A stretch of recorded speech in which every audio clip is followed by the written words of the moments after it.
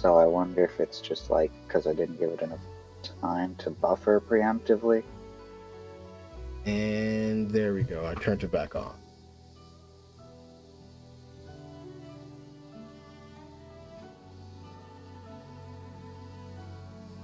Oh, instant improvement. So it was DVR that was screwing me over. It was DVR. Yeah. Oh man, huge difference. Huge. Like I'm not getting any stops in the video. DVR, it's weird because like I said, I got fucking gigabit internet over here, and DVR just made it so if I didn't give you like 20 seconds. I'm not getting audio because I'm calling you on another device. I mean, it's all just Japanese dialogue. It's not, we have no English voice actors in this game. Yeah, I wanted to know if you have copyrighted music or whatever in there anyways, you know? Other than what could be copyrighted in the background music or anything, in that opening that's in a separate VOD, no. Oh fuck.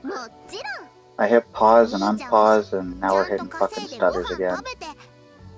Okay, that's on you. Why? Yeah, but again, like, it doesn't make any fucking sense. It may be me in my janky settings. You said you don't have high bitrate, so it shouldn't be that. Okay, going back to the OBS again. Are you still streaming?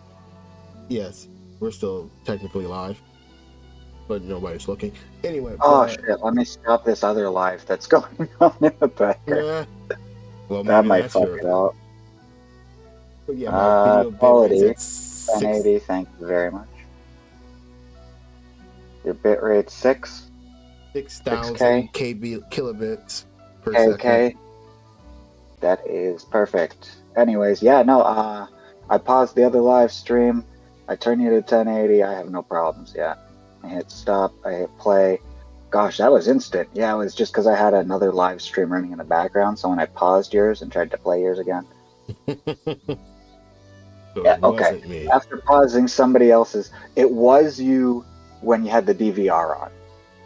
But now that you have the DVR off, it's not you at all. No, it's all me. If I play this person's live, no stutter, and if I go back to you, oh, you were playing when I played that person's live. That's funny. Yeah, and there's no stutter on your end either. That solved a lot of issues. Hey, they have a Persona screen share. That's awesome. Bro, I love the art style. They really made the childhood friend character likable. You know, that's not always the case. You know? Oh, you mean they just didn't make them like generic tsundere who just jumps at you with a flying generic tsundere who kicks you in the face when you first greet them for the first freaking time, and you're like, "Oh, you're my best friend, haha." Like, bro, I mean, Midoriya and Bakugo is a less freaking toxic relationship than that. Shit. Yeah, I don't know.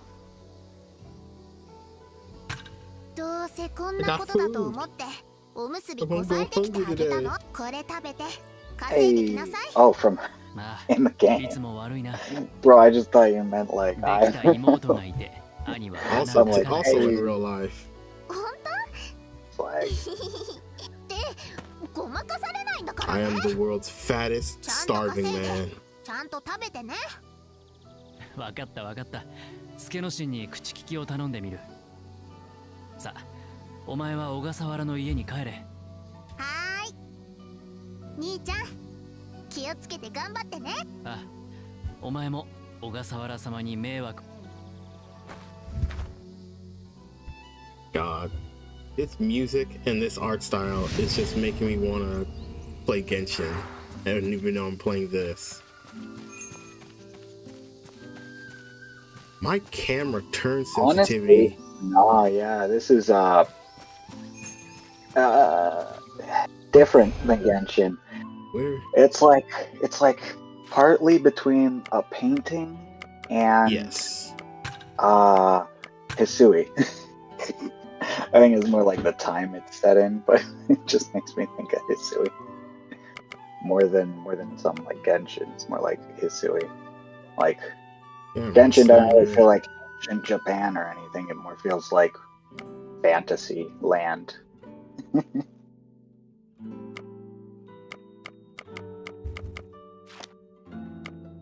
Not medieval. Like I guess Hyrule feels a little bit medieval. Okay, that's still there. The camera turns real slow. Really, but old alright, Japan. that's fine. It turns too slow even now. Yeah. I gotta say that's a good thing. I see how that could be an issue, but it's not the worst on stream because honestly, you got a bit of a frame loss or something happening.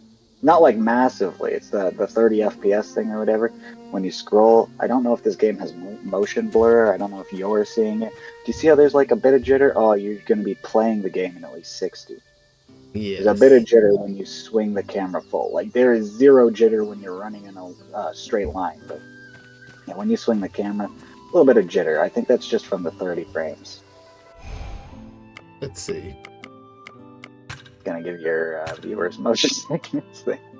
I think I might give myself motion sickness. Spinning in circles that long. Try to figure out what the heck. Juddering of the cameras. This. Oh, it's happening to. You can see that. Yes. The edges of buildings kind of jump a bit. I'm not seeing any little. motion blur options. I don't know if that's motion blur on or motion blur off or just the lack of motion blur. I think it might be a lack of motion blur because I'm not really seeing options for motion blur. Yeah, same. And here's camera. Display. Camera. Vertical, horizontal. It just... Oh, well, you could change the speed of it all. I did that. That didn't change anything. It didn't? It didn't. No. You didn't notice the difference at all? Like here, I'm going to turn feet. I'm not fighting. I'm going to change it all the way to the max. Put them both to max. There's an obvious middle notch. Okay, there we go. Now that's... It didn't do it at first. Whoa, that's fast. You still get a lot of jitters. But, you know, set it to something in the middle there. Maybe not in the middle, but to the high end specifically because then at least you're not spinning for as long. You know what I mean? Yes. Yeah, like something like that. Looks pretty good. Give her a test. Okay, that's better. Did you just hit restore default? No, I almost did, but I didn't. Almost did. Okay. I saw it get like booped for a second. I was like, oh. It's a little smoother now that you can move so fast. It's like the jitteriness just feels natural. I have to wonder if it's also part of the art style. You know, like a low frame animation or something. I highly doubt that. Especially since this game is either 60. It's either 60 frames or 120 frames. You can't go any different from that. That's wild. I also just saw somebody vanish out of thin air.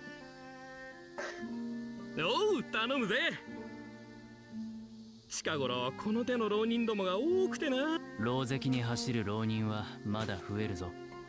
改易や取り潰しに遭う大名家が多い。おのずと。まあな。Yes, world building. But I want to get to the magic. I want to get to the servants. Right. You started us all in a fight against an army of ninjas and a giant mecha samurai.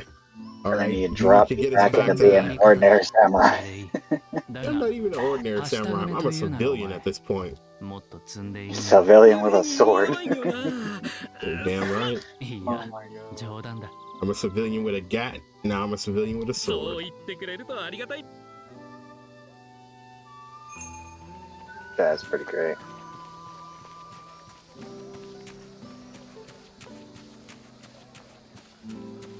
It's a nice, quaint little dirt village.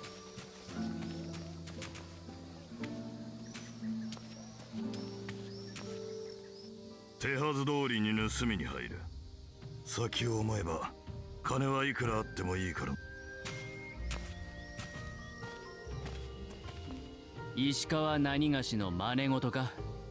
Yamete oke. Nanda kisama. Mendou da. Kese.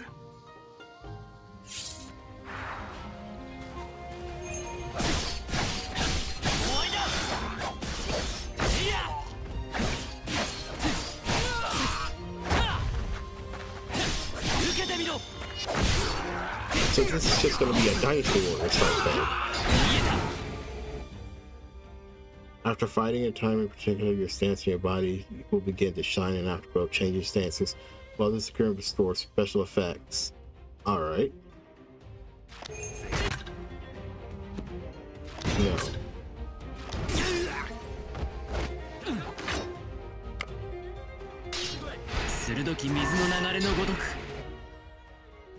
Earth stance afterglow switching.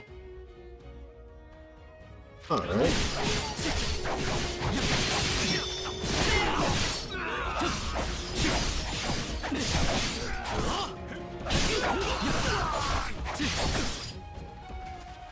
This is why I wanted to be able to turn the camera faster.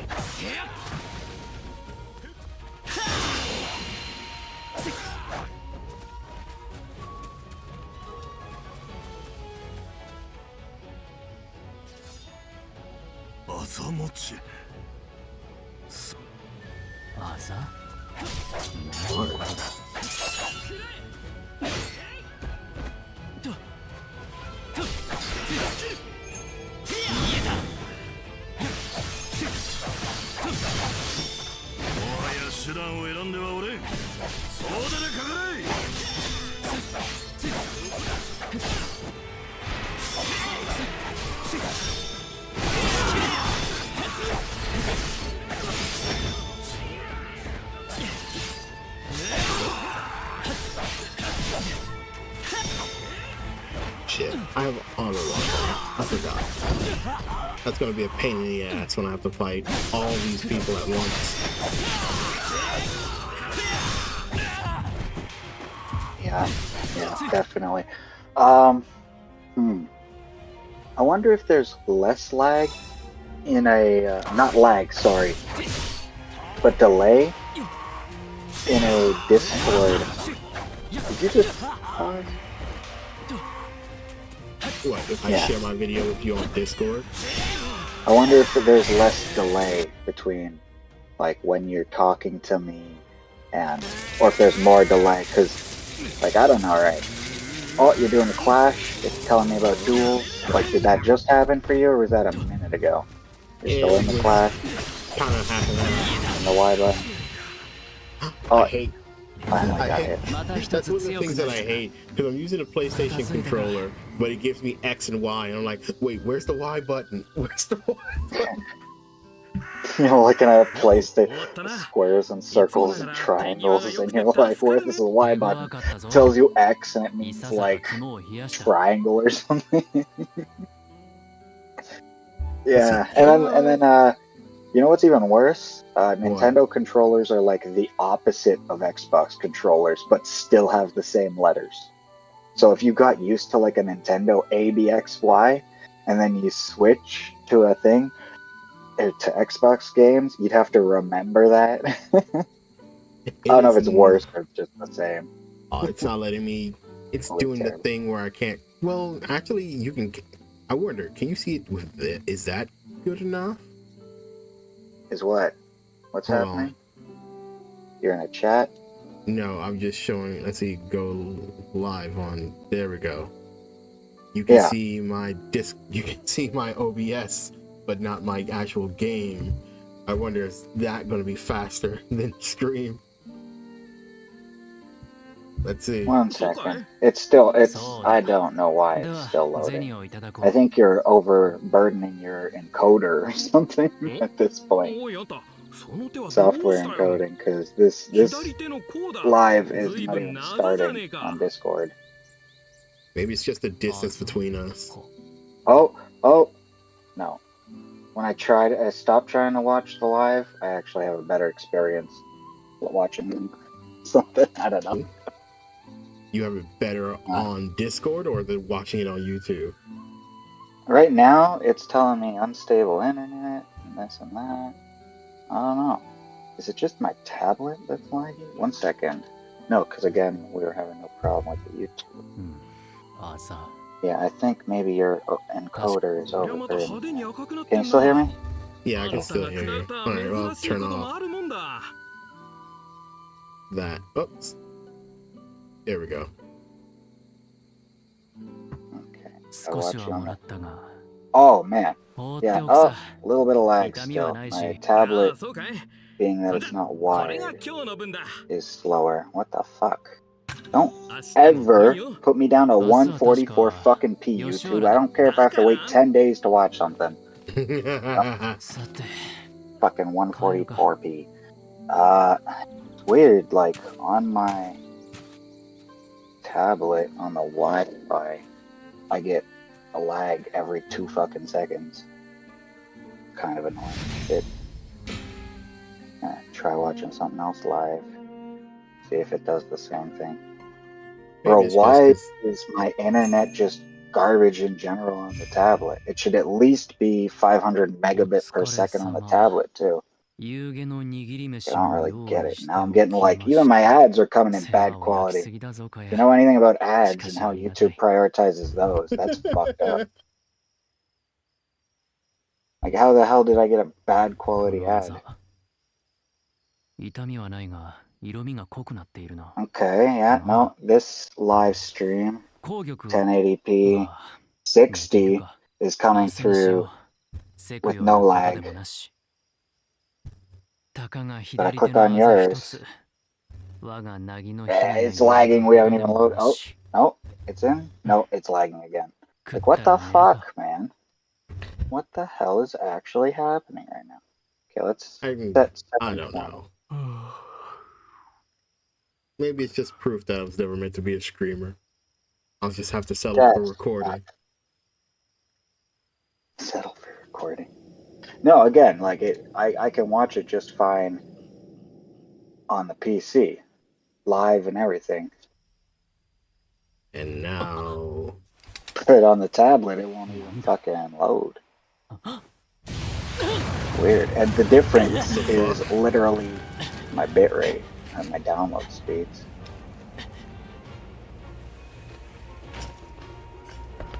Bro, I ended up so far behind. The ninja army's back. And you thought it was gonna take its time. Look at that. Right back to being whatever it is. Oh, that was a flashback. Why is it lag?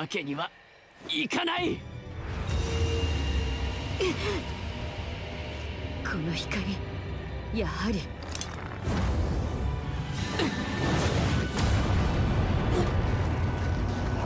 Yes, Yuki, fate's happening finally. I see that. Finally, we're playing Fate. We have our first servant.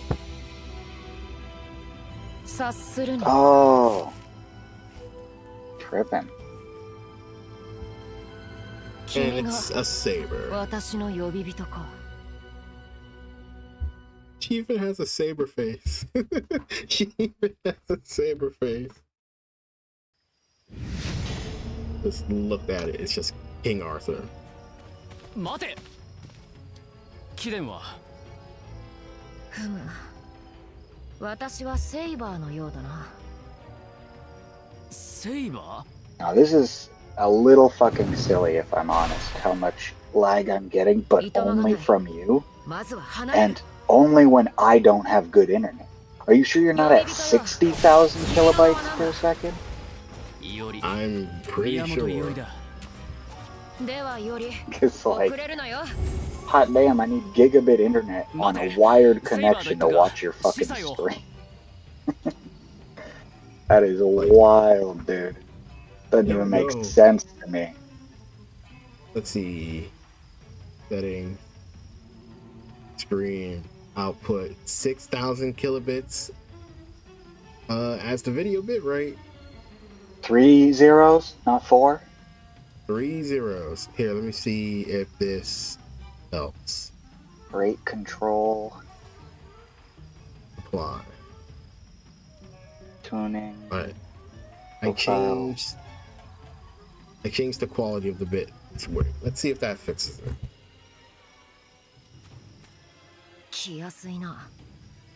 Oh, you turned it down again, or?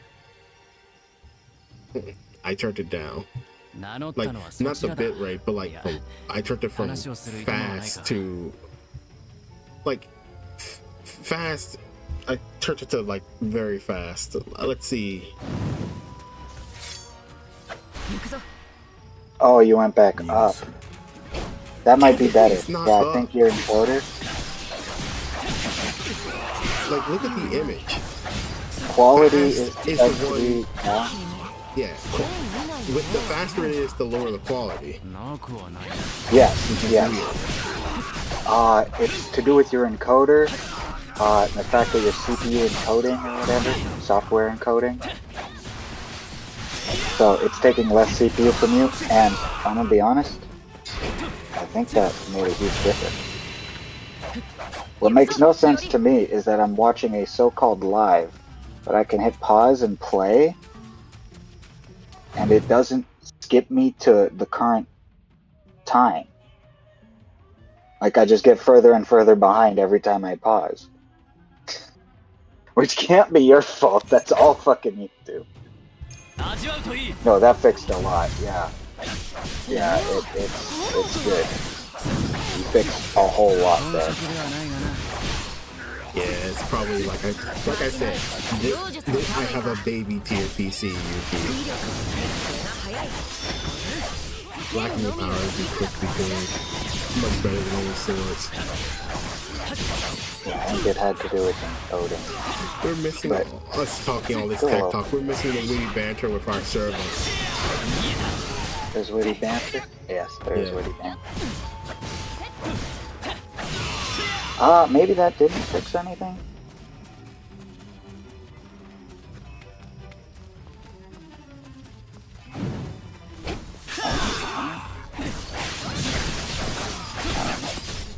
It's working now. I just had to reload it. Enemies will assume defensive posture. Enemies in this state will defend against normal attacks.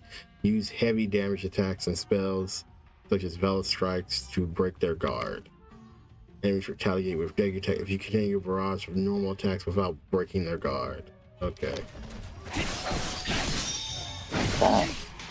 Still there?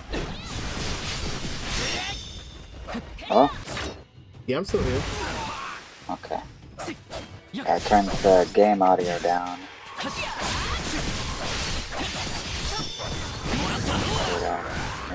Stream audio. So, I'm pretty sure the encoder settings made a huge fucking difference, because now I'm getting 0 stutters, or at the very least only 1 or 2 stutters while watching in 1080p. So the settings it had for you were great settings for you. And I fucked with it. But yeah, it was good that we figured out the DVR thing. And it's good that we figured this out too, I suppose. Well, now, right is all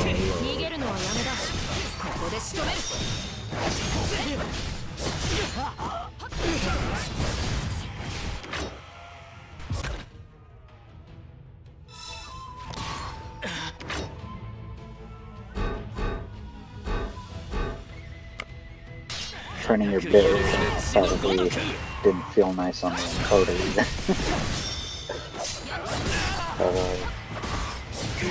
I gotta time this dog gets better. I played Dark Souls. That's funny. Yeah, it's kind of giving me a little bit of a Sekiro vibe. Which is not the same as a Dark Souls vibe, let me tell you. they are made by the same people. I know, but it's not the same vibe. I mean, giant things that like hit the entire area you're in and dodge rolling. Oh, they hit you, they phase through you versus. Ooh, shit! Look at all that. When you said yes, had you already won? Yes. That's funny. It's the lag. Yeah, no, I understand that for sure. Yeah, there it is. It's Darth Vader. That's not really Look at lag. that helmet. That's just... Look at that helmet. It's Darth Vader. That's more Oh fuck. Nightmare. The Azure Nightmare. No, Nightmare's who's coming right now.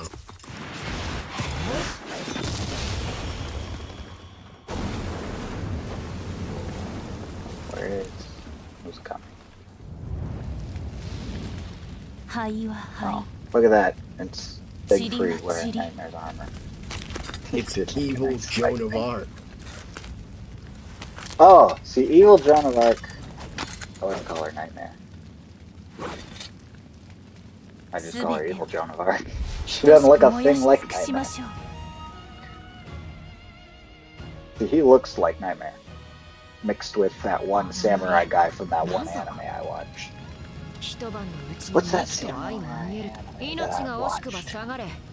The one guy had like 6 swords or something. Fuck. Lancer, the tenebrous spear wielder. Saber, the hero of boundless Azure. Okay. Ah, here we go. This guy who holds his fucking katanas like claws or something. That is so wrong. What's his name? Sengoku Basara?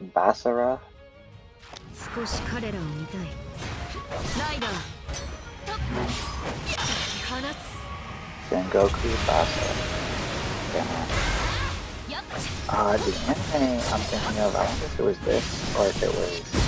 It was definitely this guy, but I'm wondering if like it was a crossover. Where's the red guy?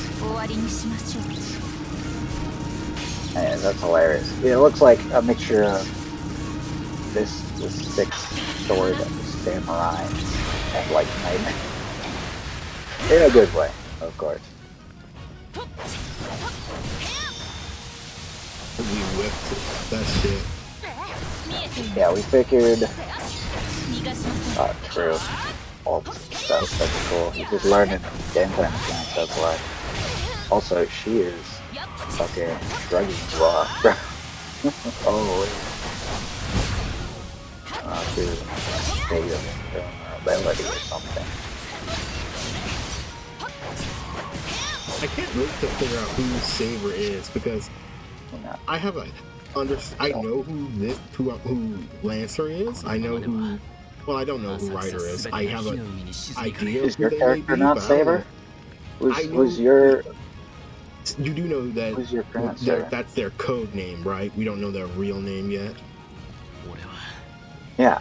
Who's no, but is your servant? I thought your servant was Saber, being that they hold a stick with a point. Oh wait, no, that's a lancer too. Sharp stick. That's more of a lancer, I guess. Yes, Joan of Arc over there is a lancer.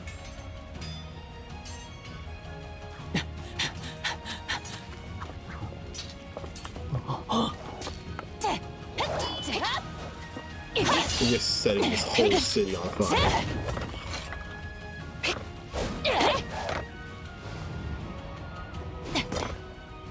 Right.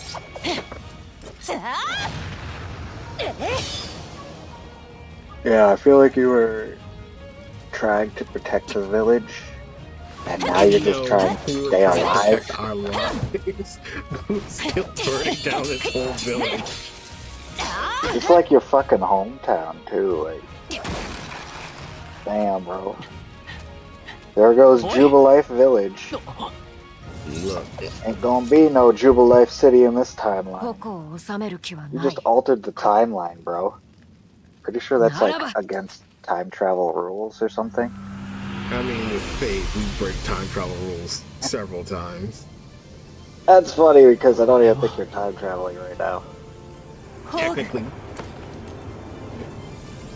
Technically, no. Technically? Oh, technically, no. The servants might be, but you yourself, no. You're just chilling. This is just where you're from.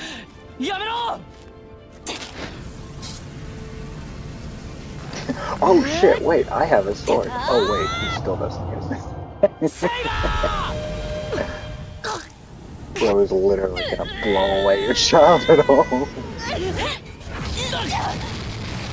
Oh no. No, none of that is good. Oh fuck.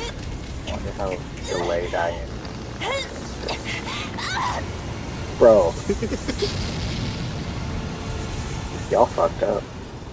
Nobody succeeded there. Look, nobody succeeded. We may have to skip town because we may have committed like 8 mass murders right now. We may have That was to a skip whole town. ass genocide, bro. What the fuck? Your childhood friend is in the stratosphere right now. Like, you literally just knocked her into space. And this is fate, so she didn't even get to die until she landed in Look space. at this edgy motherfucker with the bandages. Look at him. And Lancer just fucking teleports back without a fucking scratch. That is so silly. That's just dead ass silly at that point. Like, she's just here. Like, I get teleporting back, but you'd think she'd be like bleeding profusely or something. This guy's like, I want none of that. Let's fucking get out of here. Fuck you, bitches. That character was a rider? That character was a rider. Yes. He didn't fucking act like it.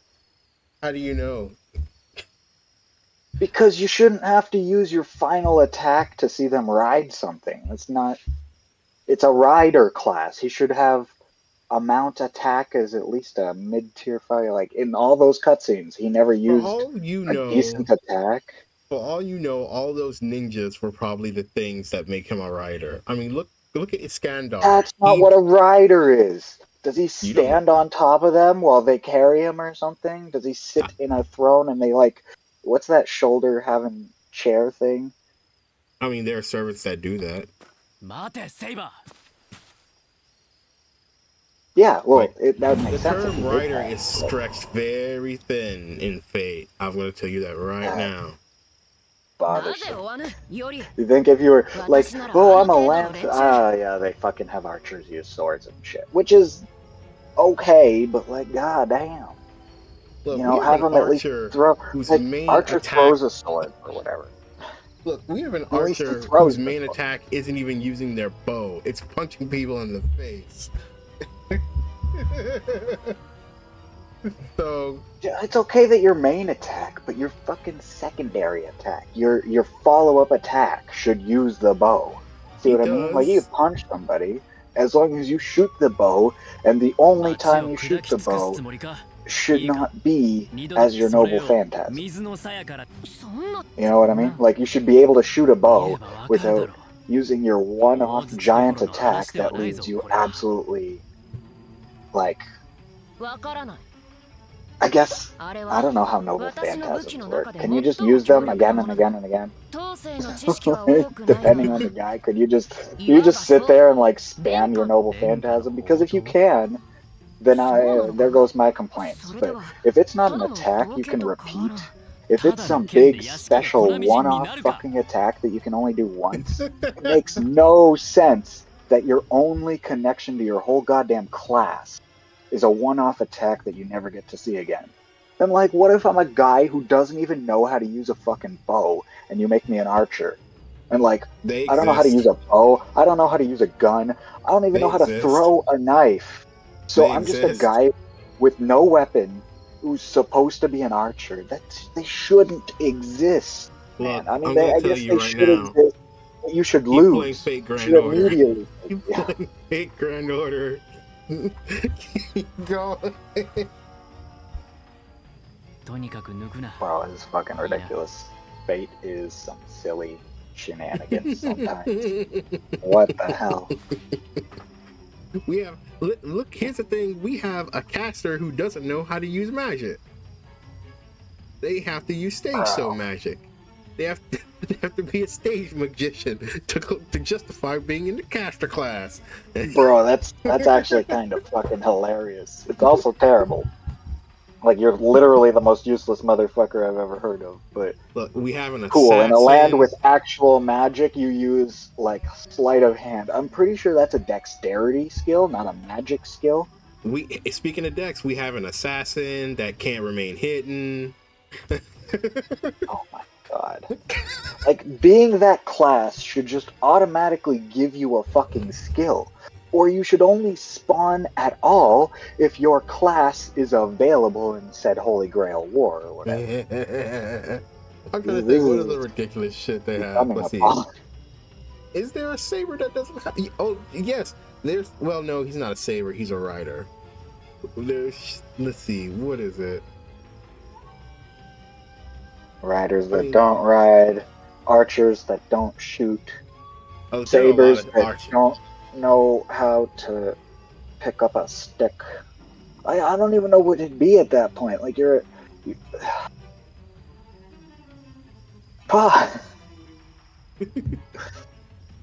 I'm starting to wonder if there's any point to classes at all. Like 90% of what happens. Technically, it's to divvy up the attributes of a person who was alive, so they don't come back with their godlike abilities when they reincarnate as a servant. It doesn't even make sense because they come back with godlike abilities and fucking possibly more godlike abilities. Some of them, it's really it's not, because we meet some servants when they were alive, and it's a whole different ball game when they're alive, when they're not divvied up into different classes. Weird. That's weird. So it nerfs just about everybody, which is goddamn terrible, because some of these people are actual gods, and others are like, your uncle who fought in Vietnam. Here's the thing, though. You're not supposed to be able to summon gods. Like, the only way a god can manifest as a servant is if they choose to lower their power level to a point where they can be one, or they take a human host, and the more compatible they are with their host determines how much powerful they are. Is that why Ishtar looks like Rin? Yes, Rin is the most compatible person with Ishtar currently that we know of. Cool. Does that mean Saber is, like, probably originally a god?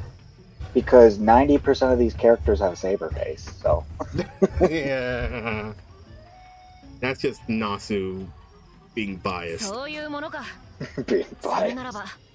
Yeah, this anime character face look. I wonder if that's just like the artist drawing what comes easily to them. Look, we say Saber face, but technically Saber face exists through all of anime. Look, here's the thing. We say Saber face, but technically that's not even true, since that face belongs to a character that came before Saber. Did it? Yes. Like in the anime, though? Or just... Remember, just like... Fate was originally a visual novel, and he made one before then, and the main character was Arkwade Brunstead. I don't know how to even pronounce that, but okay. I will send you a link later. Arc of Lightning Broomstaff. I'll keep that in mind, yeah. It's Eastern European and Japanese is all hell. Excuse me. In other words, it's like 3 different languages I can't pronounce, and I don't even know what the third one is. She becomes a servant, I believe, the year after what's after next? Like, not next year, but the year... Wait, is she next year's servant? Anniversary servant? I don't know. I forget. 宣告異国の女も言っていた。それは何だ？ひどく大掛かりな種だ。7人のマスターが最後の1人まで殺し合う生存競争。 Yes. 君を襲ったユイや顔を隠した男もマスターとなったうつしおの者たちだろう。うつしお？そう、マスターはうつしおの者。 Oh my god, get out of my fucking... No, I can't even, because it gave me a second fucking ad and stole the first ad. Bro, that's some bullshit. I literally asked my dad for a fucking Starbucks the other day. Like from a convenience store, not from a Starbucks or whatever. And they just gave me an ad for a fucking Starbucks. I've never seen that ad before in my life. Like, they dead ass listened in on my conversations with zero fucking permission just to shove ads at me. That's fucked up. That's just fucking wrong, man. I'm getting real tired of these invasive ass fucking ads, bro. It's either invasive ads, you know, I prefer invasive ads to some of the garbage ads they give you. I don't, because I don't need people knowing what I do on the internet. Yeah, but as long as it's only the algorithm that knows, who cares? Anyways, yeah, just the algorithm, and you know it. The way the data mine that. Yeah, there's always a way the data mine. Fuck, bro. No, but for real, what was I saying? What was I saying? I have no idea. Oh, ads. I have a mobile game, right? And they have given this mobile game so many shitty ads that I'm about to delete this mobile game that I've already put money into. Like, I'm about to delete it because of ads that I already... Mobile fucking Legends. Okay? It's like, I didn't hate the game. I got it. It's literally, it's a rip-off League of Legends on mobile. And the game plays okay, admittedly super unbalanced, but okay or whatever. And I'm never a fan. You know how I feel about fucking paladins having items in it. I'm never a fan of games having items in them. Well, yeah, except for the fact that you can't play that mobily, and my friend doesn't have anything to play League on. So, I was playing this because my friend has fucking a phone, and that's what he's playing on right now. So, I'm playing this fucking game anyways. And, yeah, they come out with ads that have zero to do with the... It's actually decent gameplay, but their ads are fucking scam ads. And I'm like, damn, so this game that I'm actually enjoying is just disgusting in the ads. They'd be like, oh, I'm sorry, we released on time or something. Shut the fuck up with the fucking fake apology bullshit. Like, it's so disgusting. Like, you sound like a fucking kid diddler who's apologizing on YouTube for getting caught.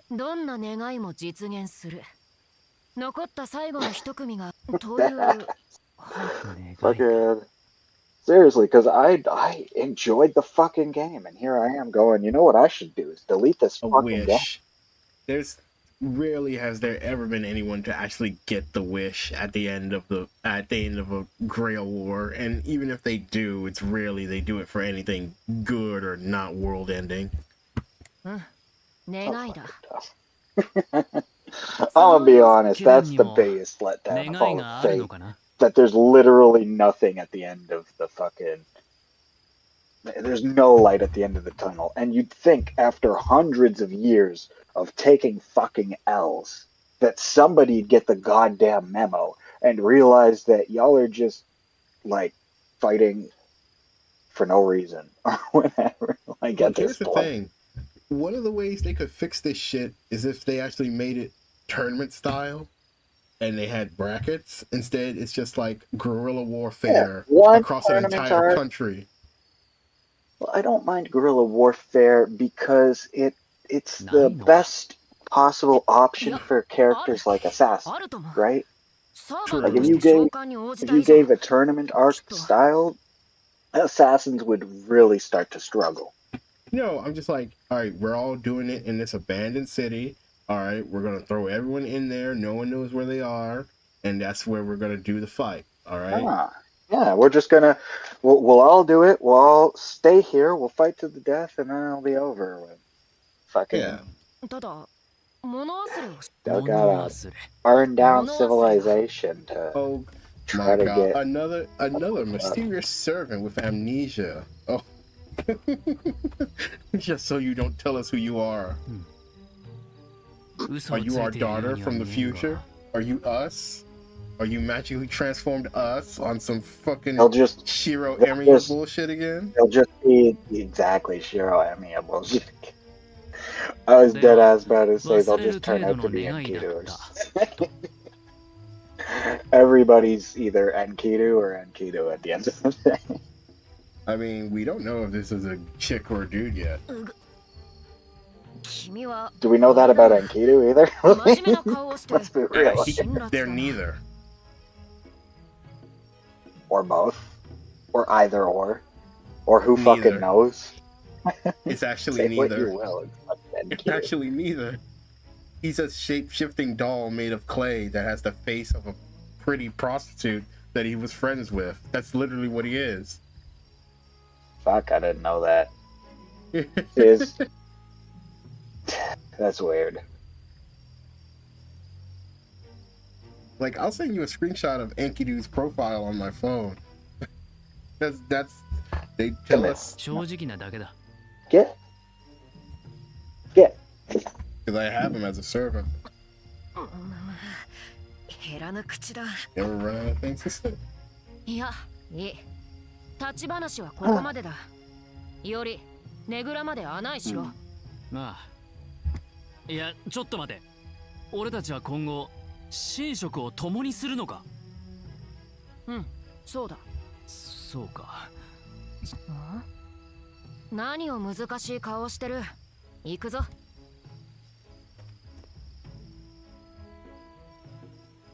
Your house is a fucking mess, isn't it? これが当世の家という。Huh? Oh, their house? Yes. Yep. So this is what a house looks like. That's why he was so cagey about taking the person back to the house. No one's ever not cagey unless their house is a mess. His house isn't a mess. His house is destroyed by the fucking war. Look, there's no roof. I called it. Bro. Normally it'd look a little better. I fucking called it. Right before you said it. Oh, liar. That's not true for me on stream. Well, if it was true for what I was doing. Okay. Who's lying? Who's lying about what? Oh. About his house not already looking like this? Mm-hmm. It's not even his house. He's a homeless vagrant who just moved into the first abandoned house on the street. Oh my god. That's fucking funny.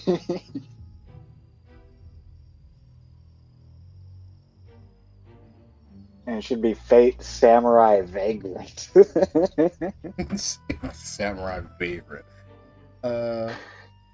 He fucking lives in a roofless house. In a van down by the river. Bro, if this were modern Fate, it would be. It would be. And it would be busted, like the front fucking cab of it would be sliced clean. Let's have a modern Fate game. They're not a modern Fate game? All the animes are modern. That's fucking weird. I mean, isn't our current Fate game modern? Yes, but I mean, like a game like this. Fate Go is future. Fate Go isn't even modern. Fate Go spans all of time. So that doesn't help. Yeah, technically Fate Go is perpetually stuck in the year 2017. Because it can't get out. Because a time-traveling disaster always comes and fucks them up. They're still stuck in 2017. They may have moved to 2018, but other than that, they didn't. I just sent you Enkidu's like description in the game on Discord. A weapon made by the gods. A sentient noble phantasm. So very interesting. Look what it says under gender. Does it? Where? Oh. Is that usually where it would say something? Is if you tell me to fight, I'll fight? I don't mind fighting, you'll see. Or is it just like a dash? It says, like, yes, it's blank. That quote. Dash it's is blank. what I'm looking at. Okay.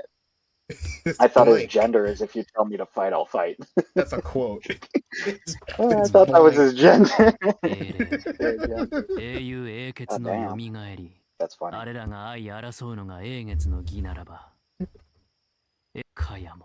And their gender should be clay. Clay gendered. Yeah, and at the bottom of the last picture I sent, they'll tell you where he's got his face from. 悪しきこと許されぬことだ。800野鳥を火の海にはできない。君はそういうのか。思うところはあるが、嘘のない良い返答だった。力不足も甚だしいが、私のマスターとして認めよう。And triple checking the stream on the tablet one more time. ではまず名を教えてほしい。I don't remember what the ID was. 英霊、かつての英雄。どんなって。わからないのか? Quick you. Yes, Yuki, they're finally going to tell us who the fuck our servant is. じゃあいい。私は名乗るほどのものではないということだ。Oh, you bitch.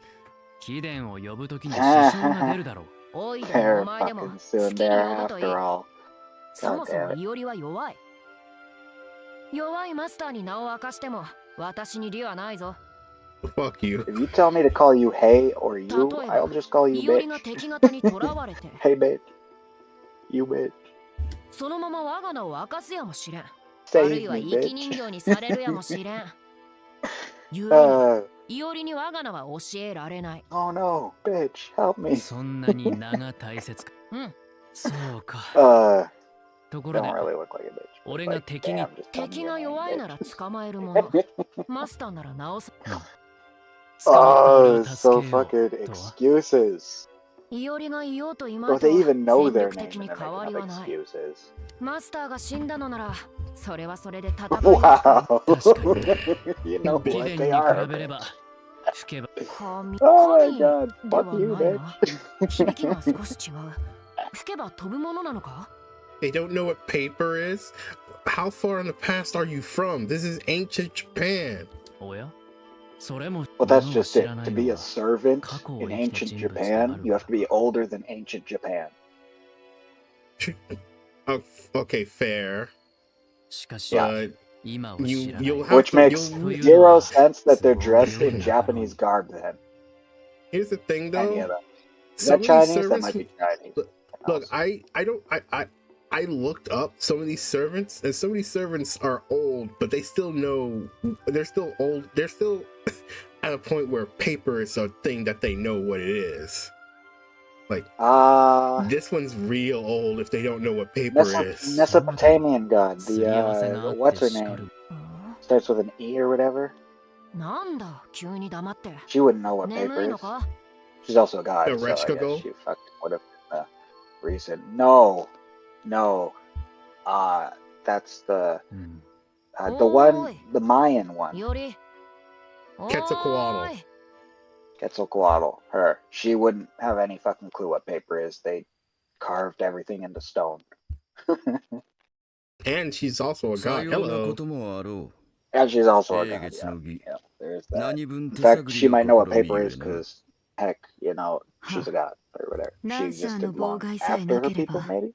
Do gods exist without the prayers of people? Or, like, how does any of that work in the Fateverse?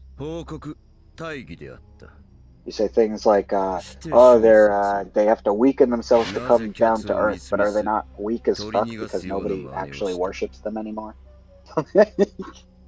Just wondering. They don't get weaker without worship. I mean, look at them. Was it something like, and that's in their servant form, where we know they're weaker, though. So, that doesn't help. Your whole statement just kind of fell apart there. Not talking shit, just still confused. I really do not know. I really do not know. I think it's something like your power would grow with your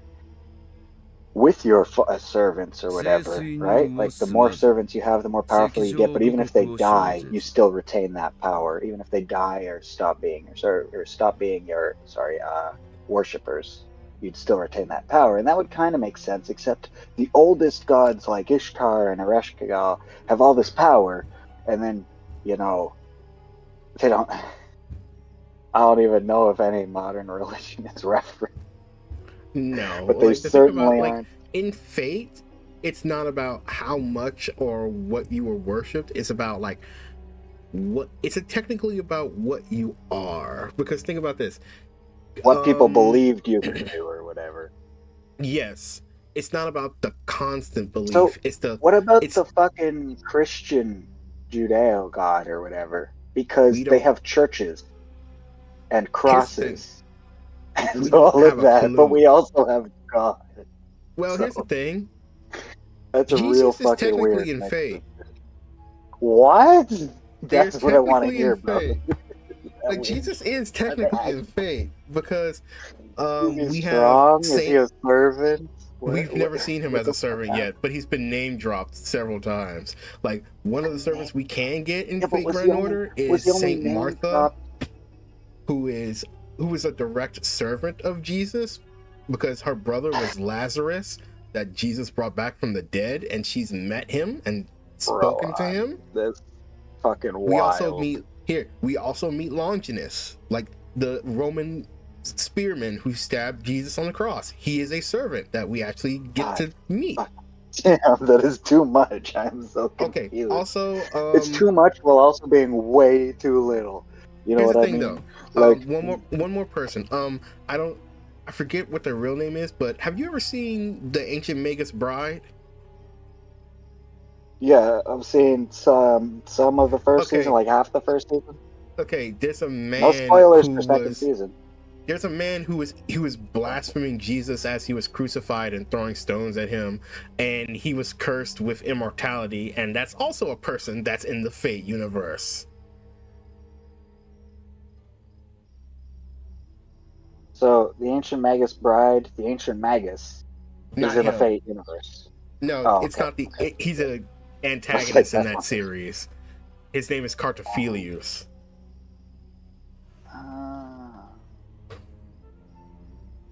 There's just so many.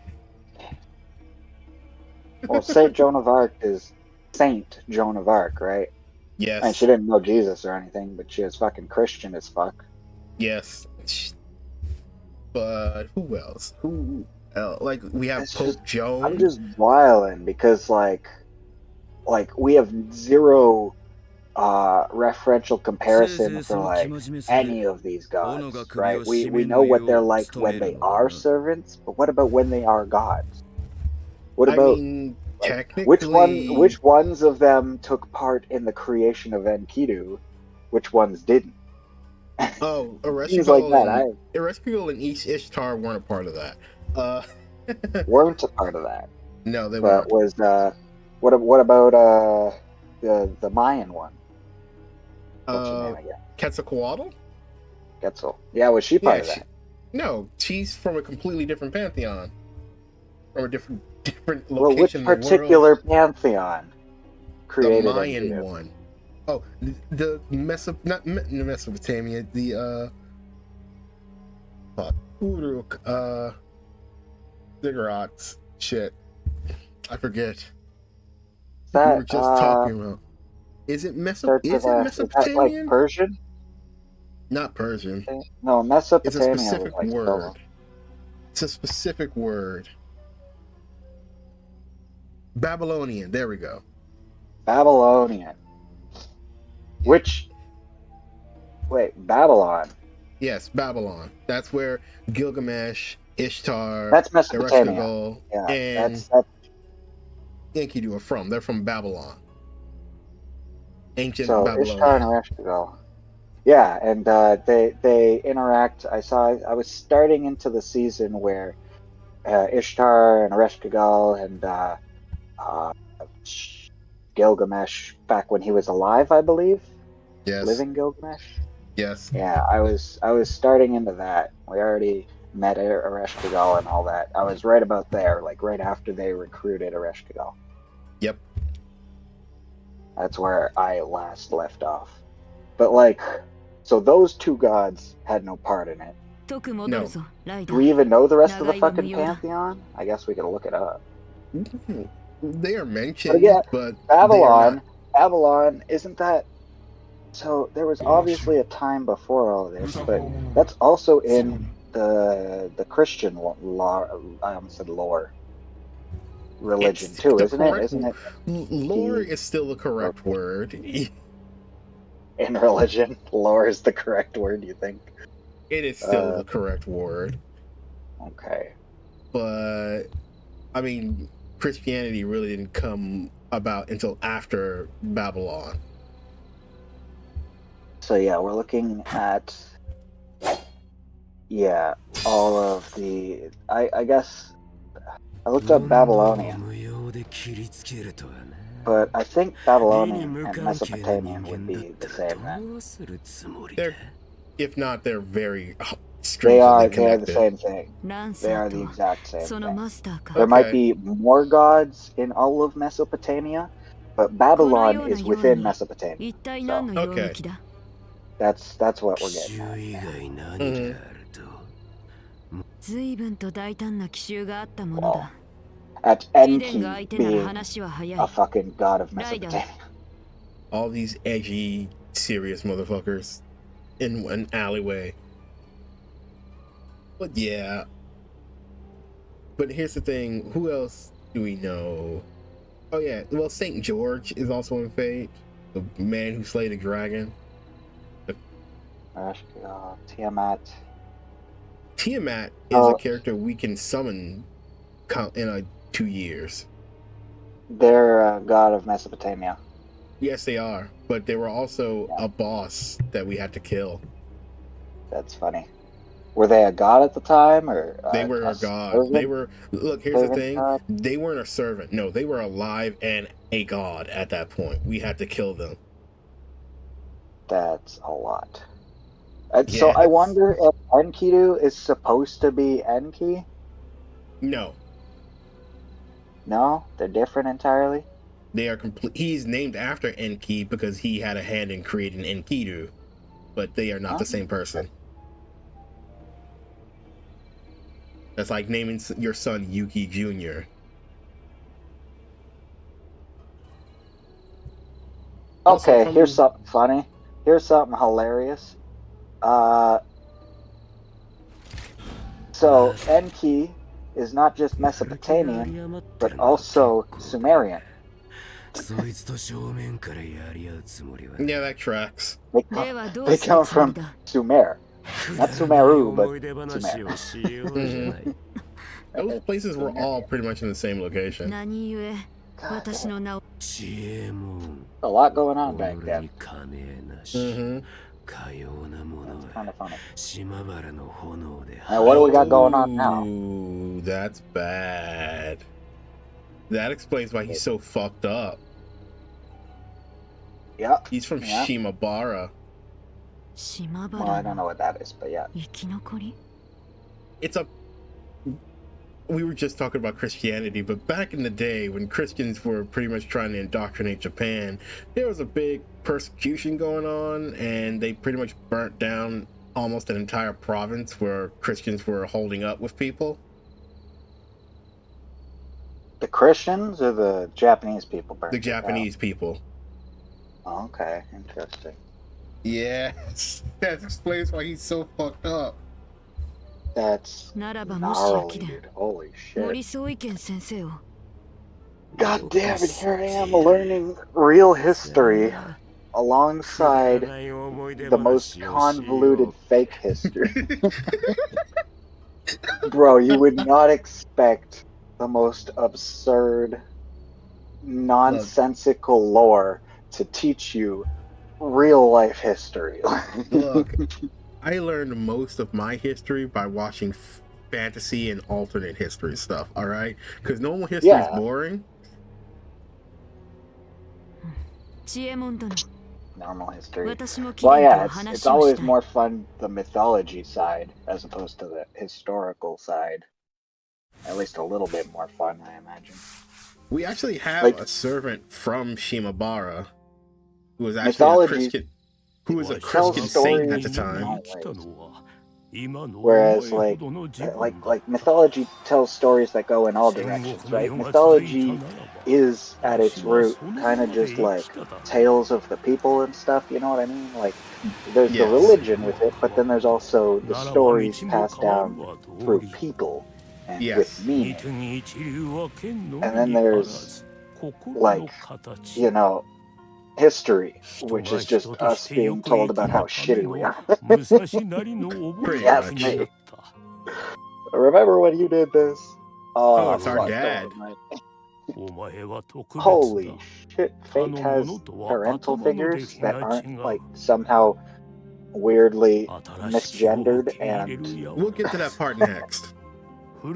Oh my god, we'll get to that at any time? I didn't know we would ever get to that. We'll get to that next. Yeah, so why is misgendered King Arthur? Why is Artoria King Arthur? Did they just pretend? Is this the Lucina wearing a mask pretending to be Narth thing all over again? No, it's just the alternate history thing they decided to do. Is it alternate history? No, I mean, like, you know what I mean. Like Fate. No, I have no idea. Like Fate. Yeah, but they say that they were the king. Yes. And they're a female. Yes. So they were a female king the whole time? Yes. But, so did they pass down the wrong name? No. King Arthur? Did they not still say King Arthur? They didn't say King Artoria. Yes, they said King Arthur because they hid the fact that they were a woman. They hid the fact, so it's the Mulan type path. Pretty much, really, with no reveal. Saber managed to hide the fact that they were a woman. They wear female armor right now. Do we ever see them wearing? Really? You're looking at Artoria Pendragon and you're not seeing a female? You got to get your eyes checked, bro. What kind? I guess you got Enkidu and a dozen other femboys throughout history in this universe. So we just thought she was a femboy, and she got away with it because there are femboys in this universe. I mean, implying that there aren't in our universe. Here's the thing, though. Not literally. I'm just saying. Here's the thing, though. No one was really able to tell. One of the reasons they say that no one was really able to tell is because when they got Excalibur and Avalon, it stopped their growth in their teenage years, so they always looked very young and small. So no one was able to tell. That's why when we get Lancer Artoria, because they didn't get Excalibur, they got the Lance, and the Lance didn't do that. They grew up, and you see how they grew. That's fucking funny. Okay. Okay. I mean, I'm still gonna be a little skeptical of our so-called King Arthur, who, you know, looks like a femboy, but okay. Name any other character that looks as girly as her, but is a boy, or ungendered or anything. Because like Enkidu is a little too ungendered. Astolfo, who is a paladin. A Chevalier Dion. Shahu? It's a French. You gotta at least pronounce for the word. It's French. They're a French spy. Chevalier something. I didn't even catch that last part. Okay. French spy. Hey, yeah, I guess Astolfo is a good example. Can't believe you had to use Astolfo as an example for why Saber would be passable as a man or as a femboy. I mean, I could go. I could find someone else. Let's see. I'm sure you could. Now that I've realized Astolfo is in this series. It fucking I literally forgot about Astolfo. Okay, so you've proven your point. You've more than killed concept of Paris, the Prince of Troy, who killed Achilles. They look like another femboy.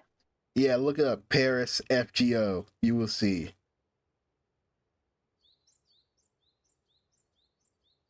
Yeah, there you go. Oh my god, they wear a fluffy dress.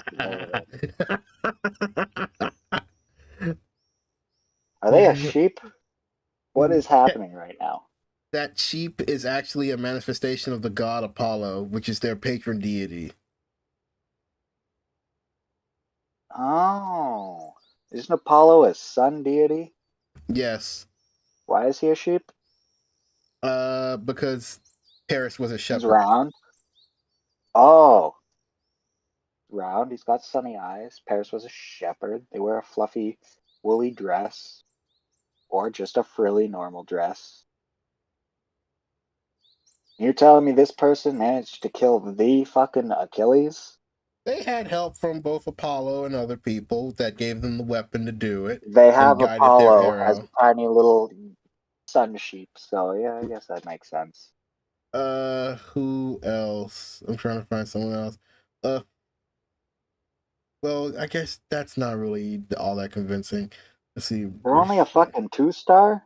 What the hell, Fate? What? They have the only thing they have going for them is the fact that they shot Achilles in the heel. With help from literal deities to help make them do it. But the literal deity is still there. The literal deity. I'm just saying, if Artemis Orion is a thing, then literal deity. Here's the thing, though. Artemis Orion is Artemis more than Orion in that spirit origin. This is Paris more than it is Apollo in that spirit origin. Yeah, but Apollo is... Oh, so it's about as useful as the tiny bear Orion, who is just a tiny bear. Mm-hmm. Wow. Fate loves to take things that are weak and make them strong, and things that are strong and make them cute and fluffy. That is the whole shebang right there. Oh, cute little girl. Oh, no, she could kill gods. Oh, it's a god. Oh, no, it's a cute, fluffy little thing. Yeah, I mean, they got to even the playing field somehow. You can't make it too easy for people. You did make it too easy for people. You're making it hard on the fucking gods. God damn. Oh, I'm sorry. We need to make it easy for gods. Look at Saber's hands. Their hands are freaking huge. What? Look at their hands. Their hands are ginormous. Bro, somebody literally took some, picture of hands, real life hands, and then just edited them in. Those hands are huge. What the fuck is happening? Gotta be the model Saber. Or her hand? Her hand is... Look, I think they just took them hands off our model and put it on this character because they're about the same size. I don't even know if our hands on our model fucking work. To be real with you. They just posed just so about dumbly. This game in hands.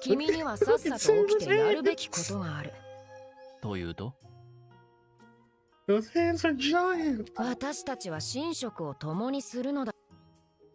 it's okay from this angle. Okay, I don't know. Yeah, my brain. Nope, that's unusual. Is this a girl? Is this a boy? I guess, it's fate. I'm pretty sure this is a girl. But Saber is the one that's up in the air, remember? Yeah, no. Kai is a girl. Hence the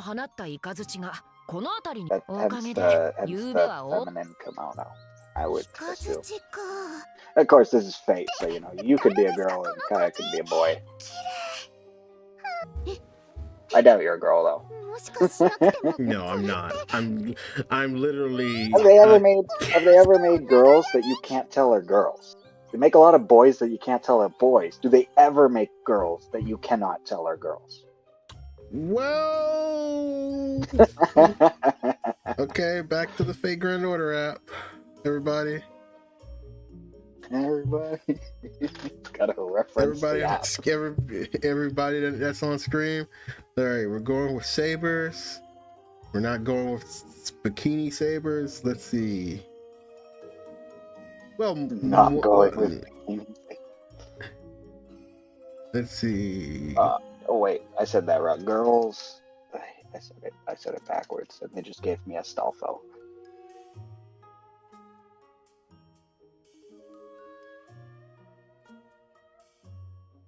There probably is. No, it still gives me Astolfo. I've tried looking it up both directions. And all it'll give me is Astolfo. Gareth from the chat. Oh my god! Oh my god! Gareth from the waist up. Because they wear a skirt. They gave me fucking Mordred. I mean, technically, if she didn't have that dumb skirt. Like, here's the thing. King Arthur has a reason for why they're the way they are. Why does Mordred have skirt armor? All right? That's like, you had a problem when I brought up petticoats. That's armored petticoat. Armored petticoat. What the fuck? I'm not wrong. You see that shit? Yeah, but it makes Mordred's armor bulkier, and she's also a literal fucking tank. Still, though, she didn't need the skirt. No, I guess no, not. She does not. She doesn't not need it either, but yeah.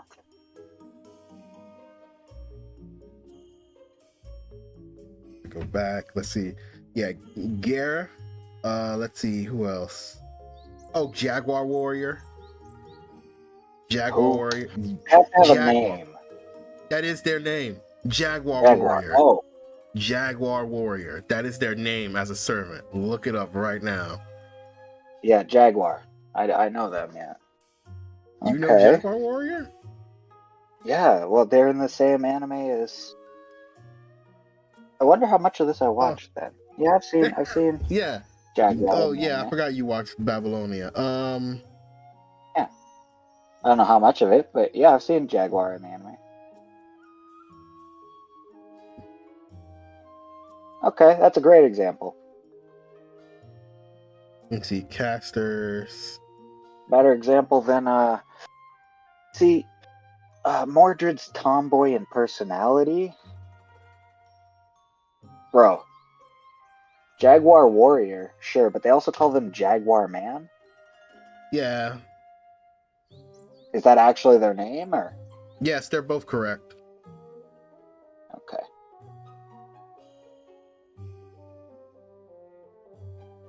Kaiga. Well, actually, Hassan of 100 Faces, technically. Who? What? An assassin. Hassan of 100 Faces, technically. Oh. Because they can be both the female or the male Hassan. But were they originally the female, or wouldn't that just be another case of, like, they appear however they feel like? They don't know. No, they don't know, and they don't know. The female one is just the main one used to communicate with other people. That is the reason why it's the main one we always talk to. Which honestly would just be Hassan choosing, the most likely to be reciprocated positively, probably. A smaller, more approachable character would also be able to do things like walk right up to you and stab you in the front. Paul Bunyan. What? You are. No, look up with Paul a name Bunyan. like that. Look up Paul Bunyan. Paul's Bunyan cream. I'm so serious. Look up Paul Bunyan.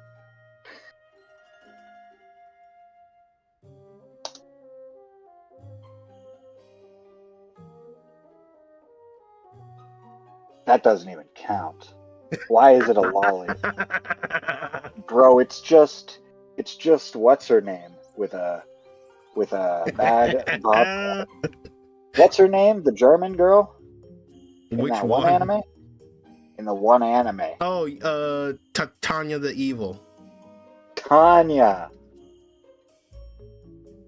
Fuck. It's just Tanya with a bob cut, bro. What the heck?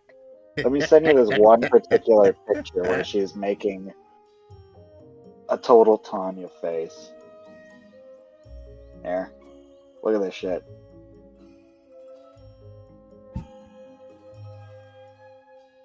Yeah, that's the original image of her. Back when we didn't even know who they were. No, because she's from a spin-off thing from Fate Grand Order, and they have called reading with manga or learning with manga, and it's like they all only go by their class names, and we didn't know who any of them were, and she was the first one we found out who they were. It's Paul Bunyan. She's a little longer, and that's cute and all, but she really looks like Tanya the Evil with a bob cut. All right, let me go through servants that I don't have as well, because I could also go through servants that aren't out, but oh, that's right, you wanted like a femboy servant. Oh, I definitely wouldn't call Paul Bunyan a tomboy. Look up. All right, here's a femboy. Look up Rama. I forgot about that one. So Paul Bunyan is a girl though in the series? Yes, it is. Okay, because I could have seen that being femboy, but that is not a tomboy. Oh, also look up Rama. That's a femboy. And then if you want to look up a girl that you can't tell is a girl, look up Nito Chris.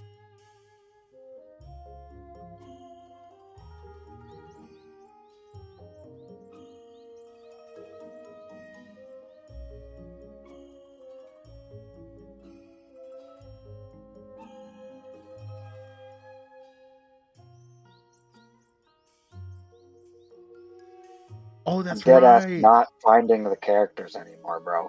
I'm finding like real people. Who are you looking up? Nito Chris. Nito Chris.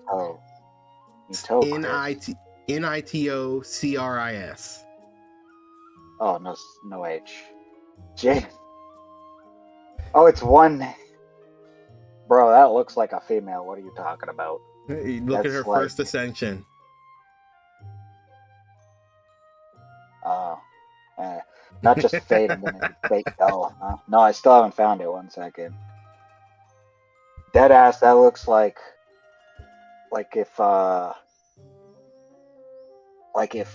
what's his name? With the white hair from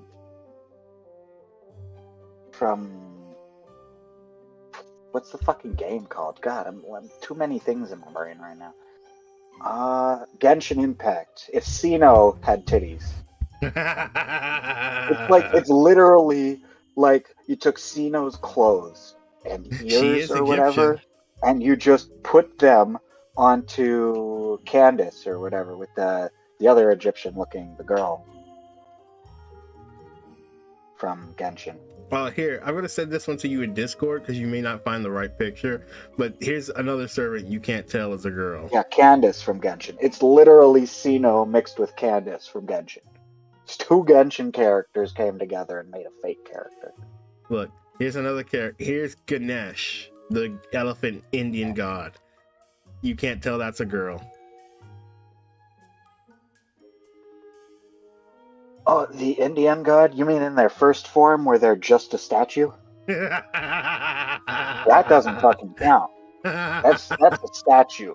That is literally called the statue god. That is not a girl. Let me tell you real quick.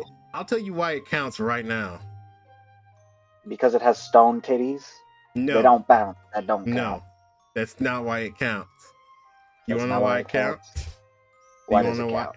Okay, it counts because it's actually used in battle when you play the game. Yeah, I'm sure it's used in battle. It's a statue, okay? No. When you have them in that form, that's what they are on the field of battle. That. Yeah, I know that. But that's a statue. It counts. I say that counts. That's People like at saying home. Enkidu counts. People at home, tell us if it counts.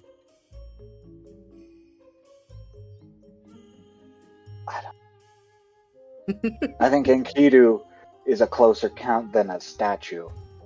I know she turns into a people or whatever. I wonder how that works according to like anime logic. She'd just be a statue. I doubt she'd fight. I don't know. I doubt she'd. And it's a statue. I like how this has confused you so much. Fuck, man. It's not confused me. It's a statue. It's not even them. That's just an avatar at that point, isn't it? No, I it's guess them. they're the statue god. Fucking weird. Imagine you keep praying to this statue and you think your prayers are going to a god, and then you find out that you've just been praying to a statue. That statue is the god, but they can't do anything because they're a god of statues. They can help you stand real still. If that's not what you're praying to them for, sorry, I can make elephant noises and stand real still. That's what I'm good at. Bro, I don't know about that one. Also, when it's in a humanoid form, it actually looks like a female. Plus, you don't know that that's not a very feminine-looking elephant. As far as elephant goes. Bro, do you know the difference between, what's the word? When there's gender differences? Gender dysmorphia. Or dimorphism, I should say. Dimorphism. That's it, dimorphism.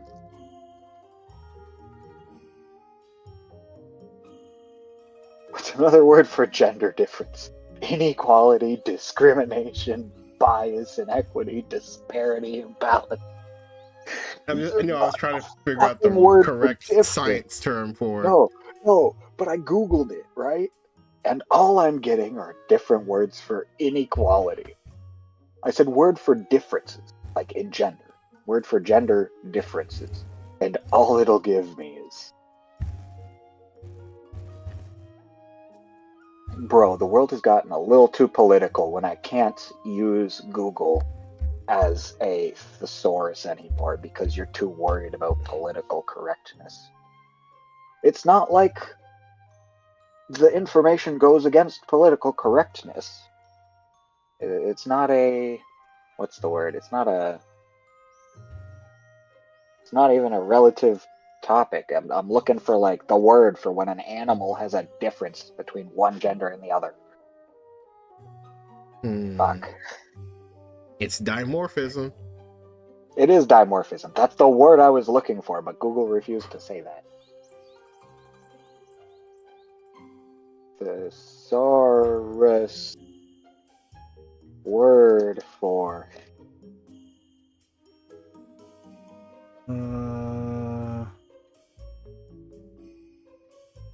No, I mean, I put in the word fucking thesaurus, and it still refused to give me the word dimorphism.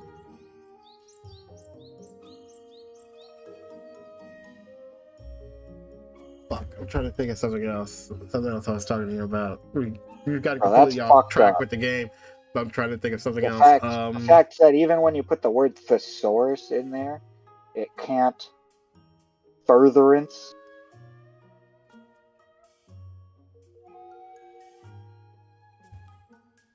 These are not. Yes, I know the character now.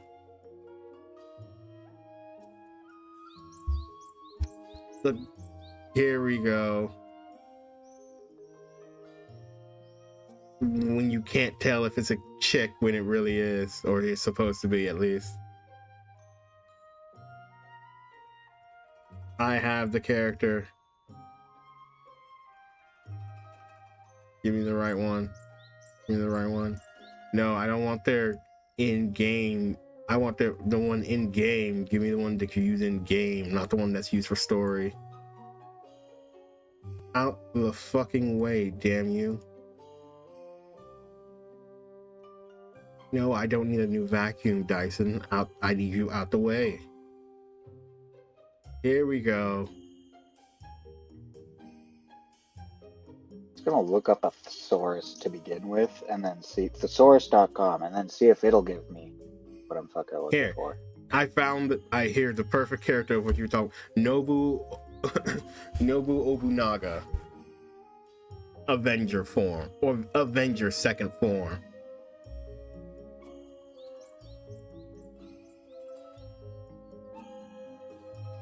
I think the thesaurus is not what I'm looking for. It's just wild that, like, had you not said dimorphism, I'd never have fucking found the word again.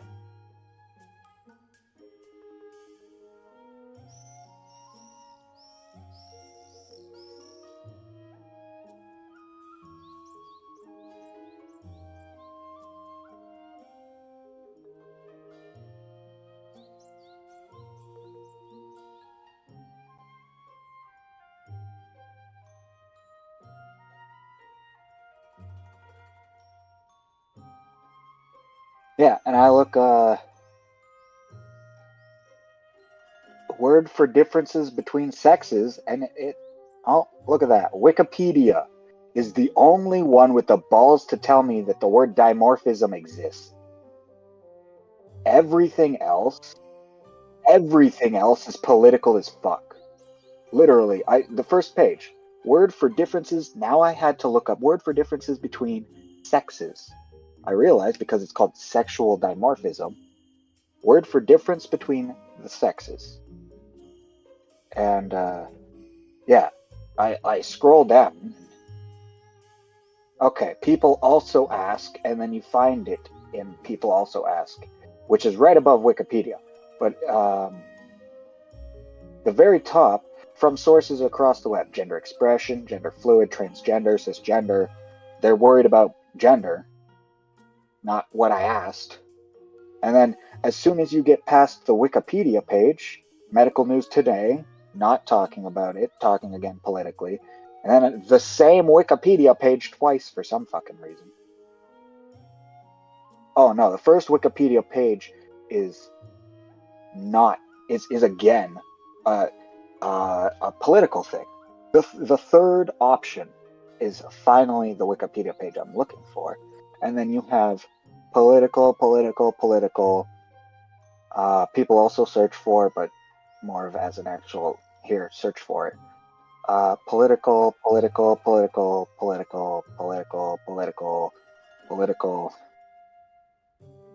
And now, keeping in mind that because I used the word gender last time, I couldn't even find what I was looking for.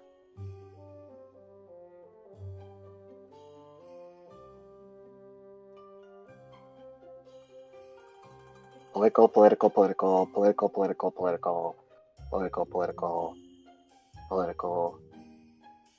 What the heck?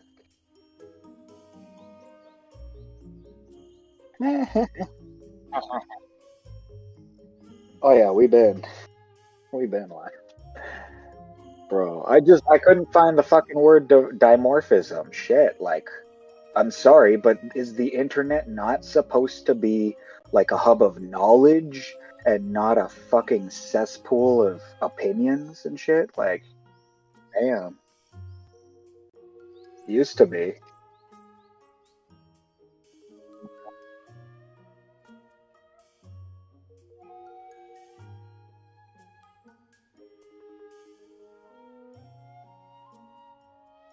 I don't know about that. Being flat-chested doesn't mean you don't look female. For the first one. And for the second one, yeah, they look, borderline between the two, I'd say. Androgynous, that's it. They look rather androgynous. Like, damn, I'm not trying to be political here. I'm just trying to talk about dimorphism. Shit, that's like a fucking fact of nature. You check the fucking ass end of a fucking chick to decide whether it goes to the slaughter or not. But I can't fucking talk about dimorphism online or people are gonna fucking boycott us.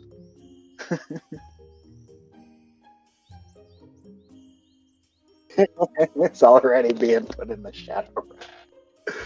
He's like, I'm not sure I'll be leaving this lineup. Oh.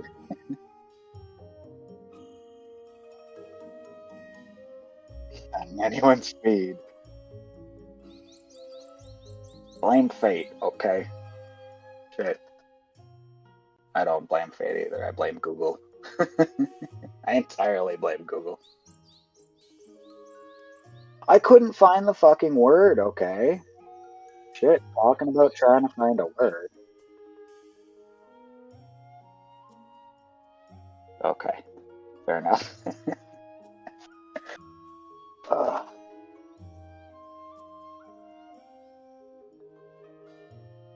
Who's that last character, anyways? The androgynous Diluc. Oh, that's Nobu? So is the other one? Oh, their hair just goes red. Okay. They change their outfit too, and they grow boobs. Funny. It's funny that they have bigger boobs. I guess they look significantly older. They look significantly older. It's not like the huge credit.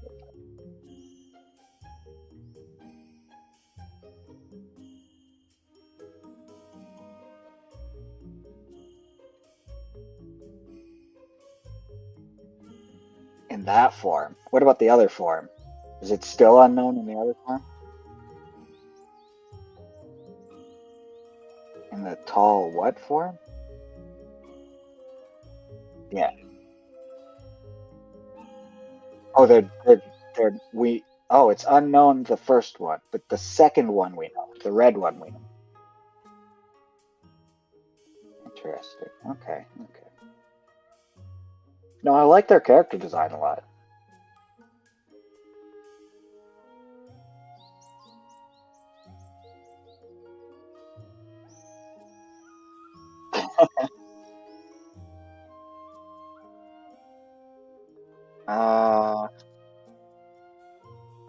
It's a 1. That's me watching.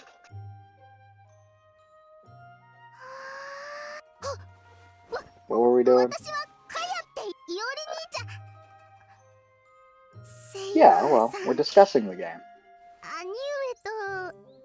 Gender dimorphism and the lack thereof, or, the switching of classical gender roles, is a very important part of Fate. Fate wouldn't be Fate without Astolfo and all the other characters we just... a lot of them. I could go to the chat. Well, Nobu.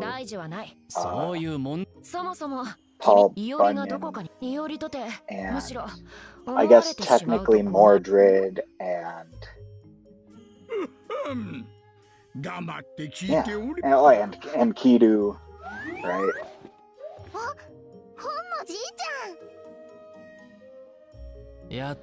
Amio. あれだけの騒ぎの後に随分とのんきだな。Yeah, I had to reload the page. I'm reloading the page, it's not even loading. That's weird. Oh, no, it loaded, just no problem. I was just impatient. Oh, it is a traditional yokai. A possessed and unloved object. 日の本の書はもっと薄いし、よく曲がる。 She didn't know paper, so she doesn't know a book. I guess that 東大では木に書くのはやめたのか。木簡か？本を知らぬとなれば、やはり相当に古き時代の人物なのだろう。こそばゆには、そう熱く見つめるでない。 まあ、わしのような書に夢中になるのは仕方ないかもしれんがの。しかし、本か。時が変われば書も口を聞き、空を飛ぶようになるとは。なんとも驚きだ。いやいや、本は飛ばないし喋らないよ、普通。On the tablet right now. このじいちゃんがおかしいだけだって。おお、ならば何がしかの。 おかしいだの怪異だの悪意のないトゲが突き刺さるわ。That should be you. 紅玉の書は父の遺産だ。Bro, stop giving me 144p video. いずこの文字で書かれたかすらもわからず、読むのを諦めていたが、ある日突然、俺に正直驚きはことの葉で。そうして俺はじいさんにいくらかを教わった。から半年の後。Promote where? Promote what? I'm very confused. ゆうべ、君の使った術だな。死が傍らにあるなら、今からでもまじないを本件よりよほど見よ。俺の本文はGrand-Deus on YouTube. Go watch Grand-Deus on YouTube. Get arrested for the after 11 at night. 兄ちゃん、家なんとかしなきゃ。埃も泥。そうだな。これでは朝げもままならん。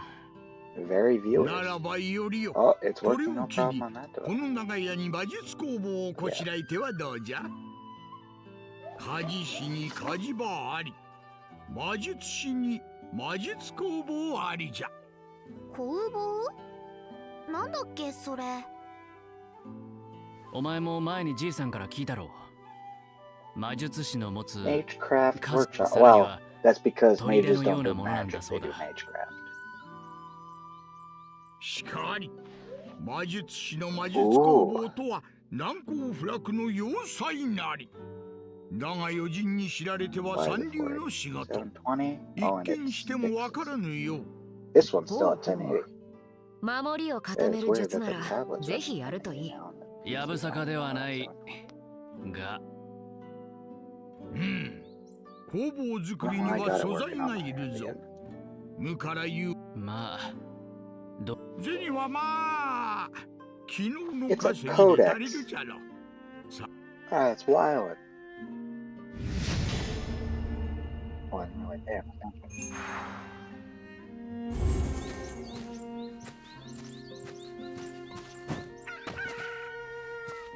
いってらっしゃい。修繕終わったら朝ご。あまり時をかけず買ってこい。Yeah, I mean, just looking at the screen and your nameless servant, who is at least somewhat androgynous. Just saying, dimorphism is an important aspect. A curious aspect, too, because, like, sometimes they don't want to tell you, you know?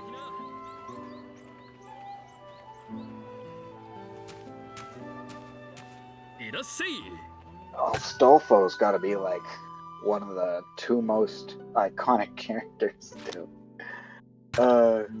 Three most, I guess. You got Saber, you got Rin / Ishtar. I'm just gonna count them as one because it's the same character's design. Clothes or no clothes. And you got Stolfo. So, yeah, I'd say because of especially Astolfo and Saber, who is in history, Arthur. Artoria, who is Arthur. Really? Like the whole, oh, I gave you that thing. Yeah. No, well, but that makes sense. You really haven't needed to. You've kind of been doing like tutorial with. Really? Have you crossed large sections of the town yet? Oh, it just dragged you around through.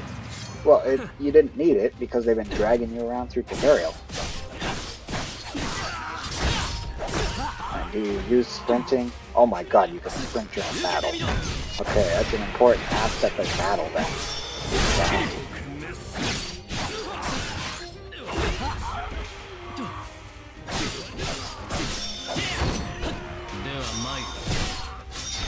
I think what happens is you're still in the stun of the last attack.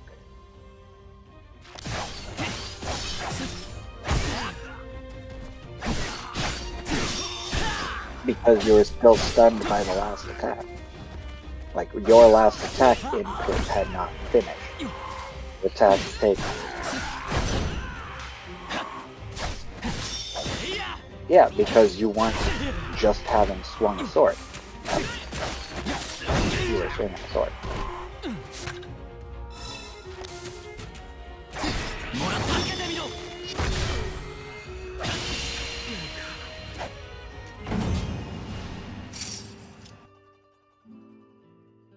Hey.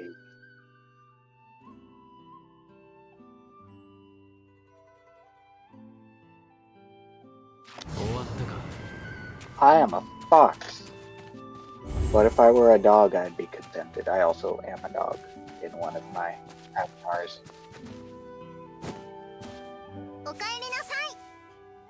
You have a child? Did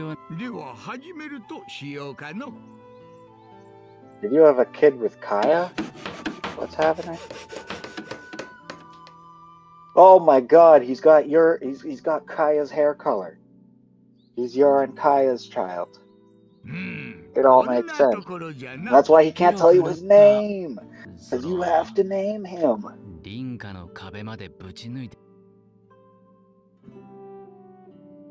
That's hilarious. Oh my god. Because it all burned. You were all dead by the time he grew up. You won't be there for it.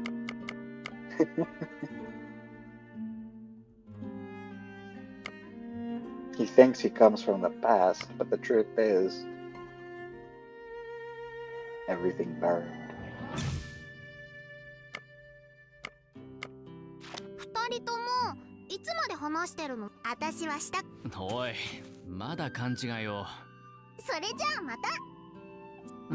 An evading perk. What did it specifically say? That it would make you dodge better?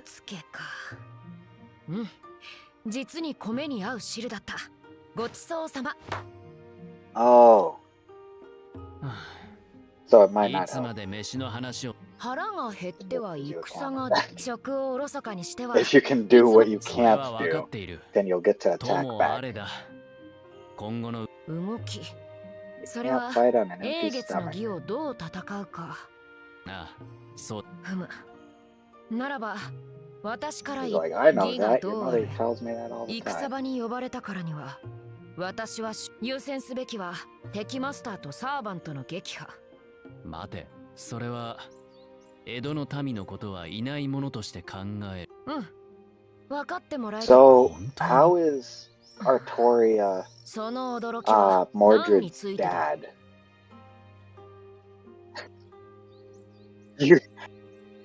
Oh, so it's not that you can't tell me. You just can't tell me on stream.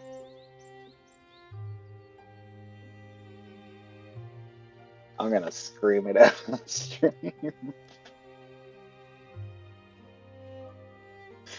Bro, we already fucking cursed this VOD. Farm now. Okay, we're gonna see why the hell. Another important part of the conversation. See, you can't even approach Fate without these topics, bro. It is like right down to the core of every character design in this fucking series.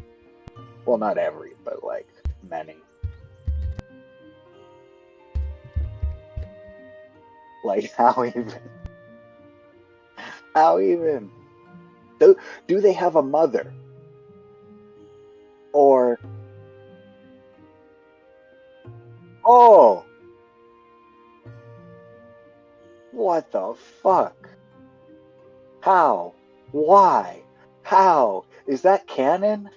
How? If that's canon, was it at least described in the anime, or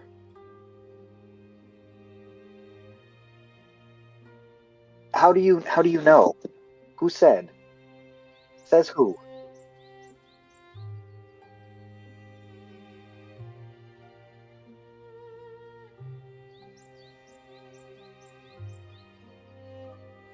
Sounds like it was excruciatingly detailed in some doujin.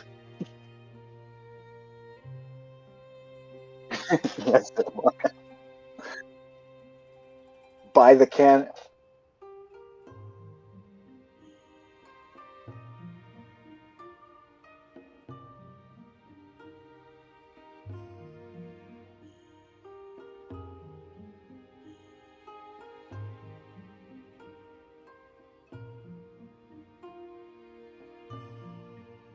non-diverse Mordred has an interesting origin story. He is the daughter, although she'd say son, born of. Bro, wait, Morgan's related to Artoria? Oh my god. What? Magic. The answer is always magic. Pseudo male thanks to Merlin's magecraft. Who's Merlin? Figure that out too. Oh, I know Merlin, but is this like Merlin from Seven Deadly Sins? So, Mordred.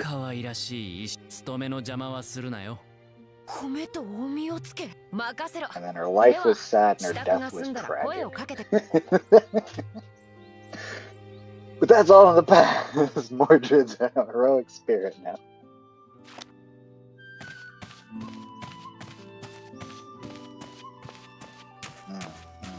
Well, yeah, I mean, it can be in the past as long as you don't bring that shit up. You know what I mean?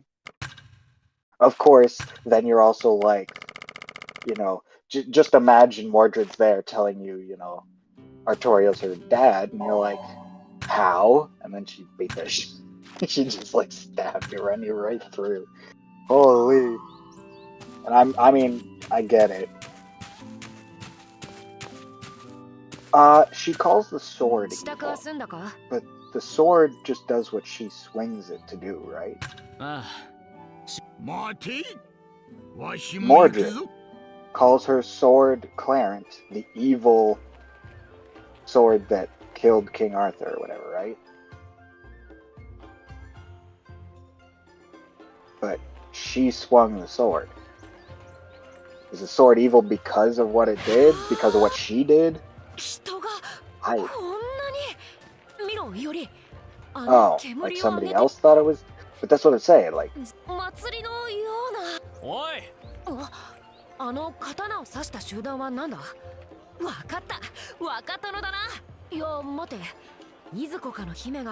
Okay, I need to see what Morgan looks like now. And Merlin.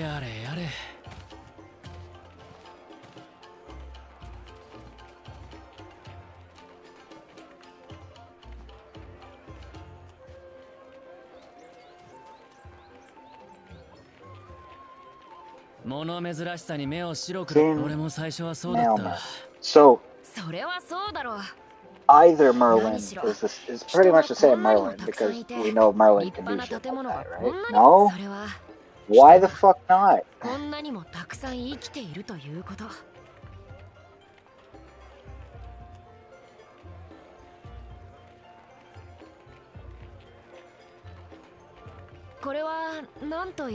Oh.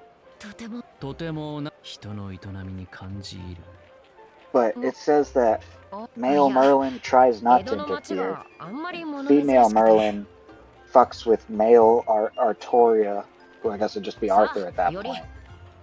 Also, there's a fucking regular male Arthur. Of course. But the male Merlin... Also, I didn't realize Merlin was succubi. Or incubi.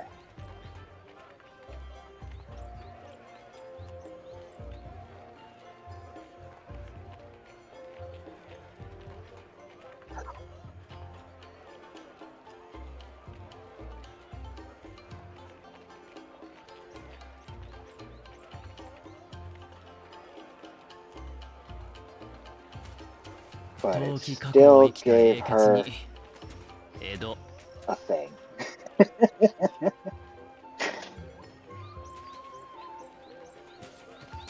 and they still gave her a thing. God damn. That's some hilarious... But Merlin... Was she on board with any of that? Like... Where's the... She must have been, huh? No, she wasn't. She wasn't on board with Mordred. No. What?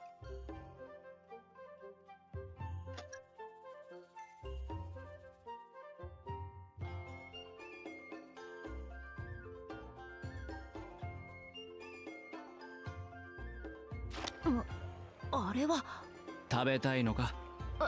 いや、少し待っていろ。口にあったようで。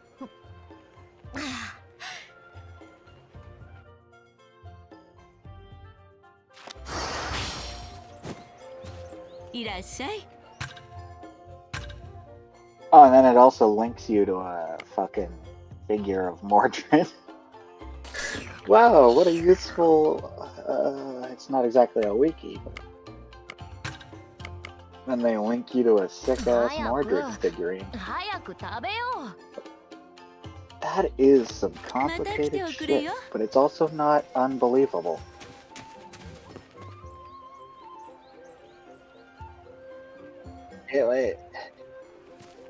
It's excessively complex. Like trying to explain it to anyone is gonna take a couple days.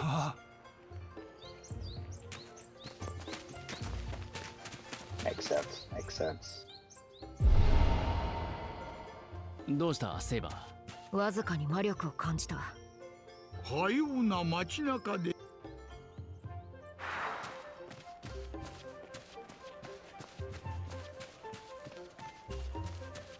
Oh, I'm sure I could think of some.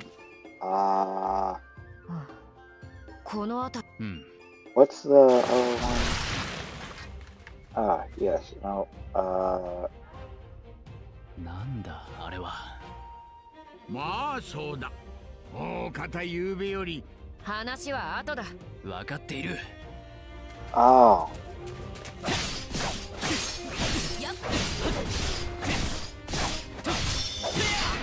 And we see only this kind of Morgan altar, is it? Or is it not really Morgan? Morgan. Morgan Le Fay. That's what Morgan actually would have looked like? Morgana? But you said that this wasn't actually Morgan.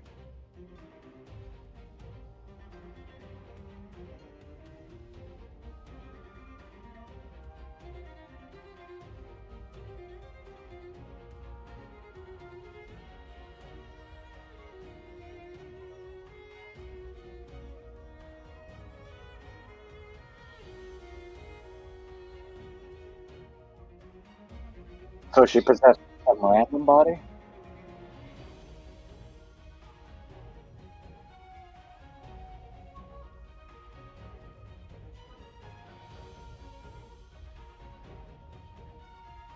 But that's her past self. Wouldn't it be essentially the same body?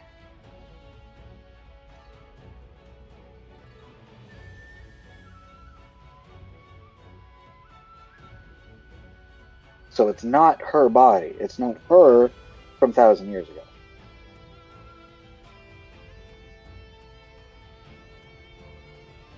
In an alternate dimension where she wasn't a human?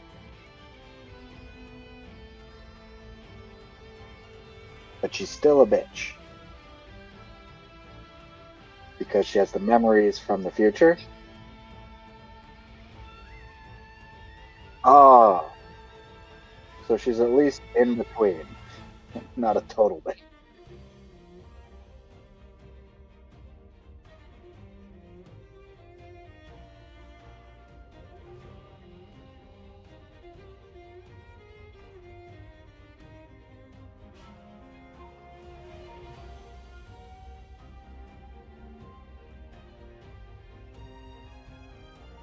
Bro's never gonna write a true villain. Holy shit. Bro doesn't know how to write a true villain. It's not pretty one.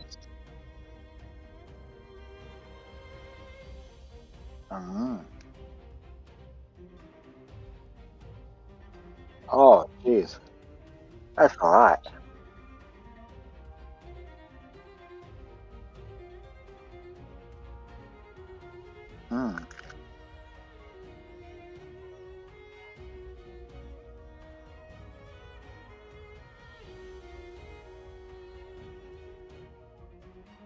He didn't He didn't really rewrite the story, right? Did he? Maybe?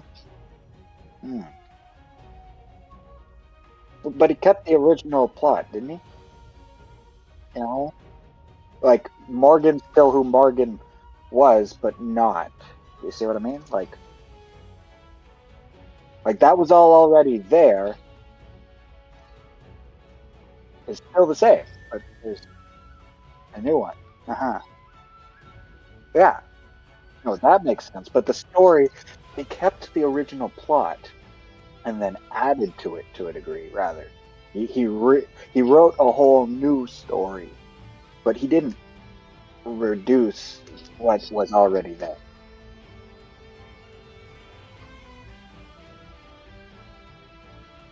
Yeah, that's fine. Wait, so the Morgan we get, she doesn't exist in the anime? Not yet?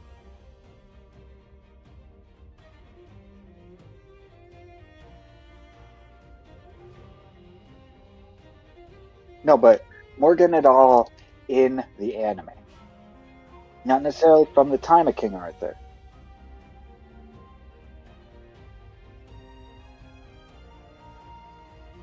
Something about one time. Posing evilly to be the bad guy for the anime at that one point. I wonder how much of this depth they go into in the anime. Like, obviously it's canon, but and again, I wonder how much canon for the game is canon for the anime. Yeah, but I wonder if like all of it or like just some of it, like.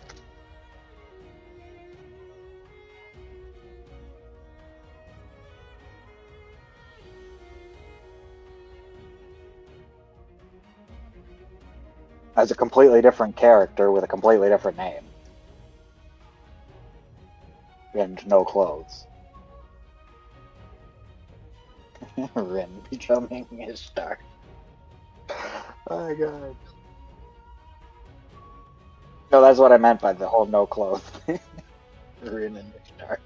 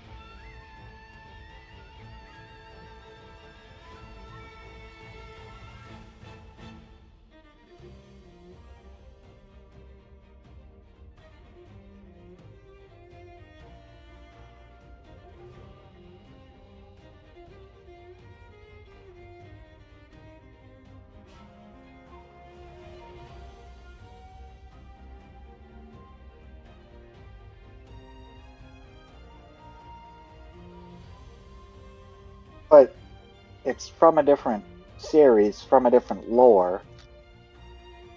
And it's still what it is from that series and that lore. Yeah, but it came here. It didn't even come here. It came to a different here to kill a different people. Did it succeed in that? How did it even get to this reality?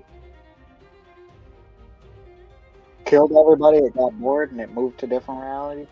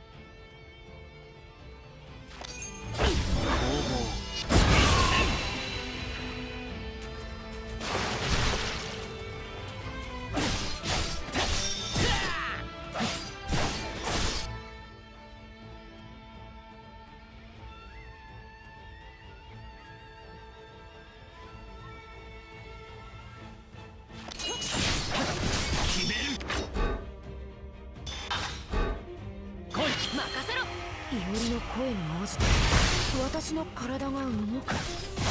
指示をつなぐ魔力の数上か。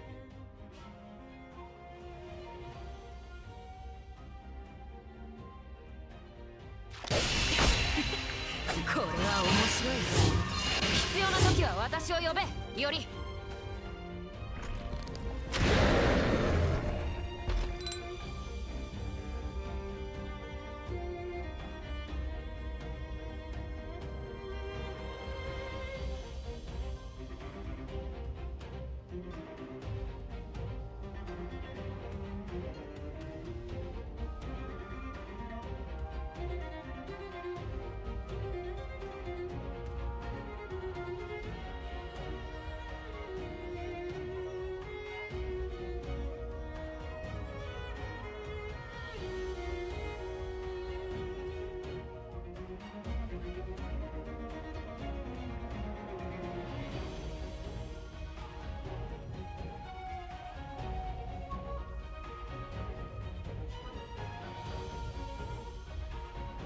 Hello.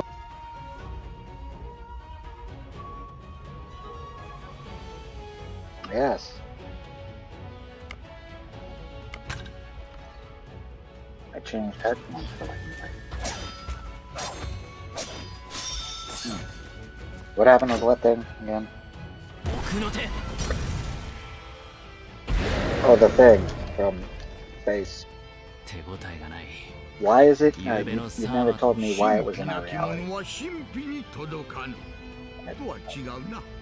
Yeah.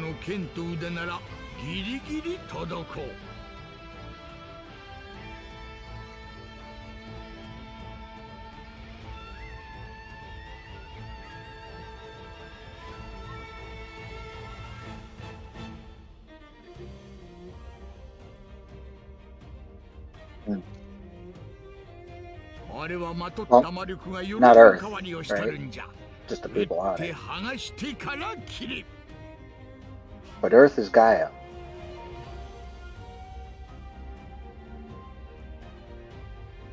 Wow. So it came here because of Gaia crying, and it doesn't even fucking give a shit if it is just as bad as the people. Kind of a dick move. Why the fuck is it even here?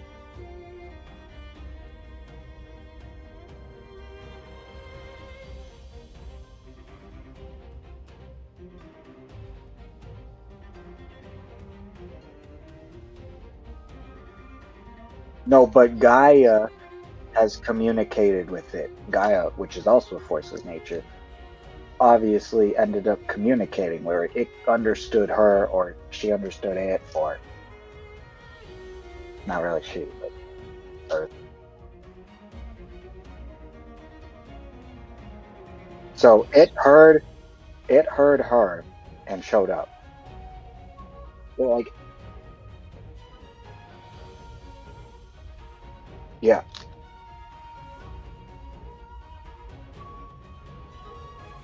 So you could argue that it just heard the sound of a dying entity and came to it, not like out of pity or anything, but God knows for what reason. Could just be a vulture or something. So, but you're also saying that universe or story or whatever is a future event in the Fate universe? A possible future of the Fate universe.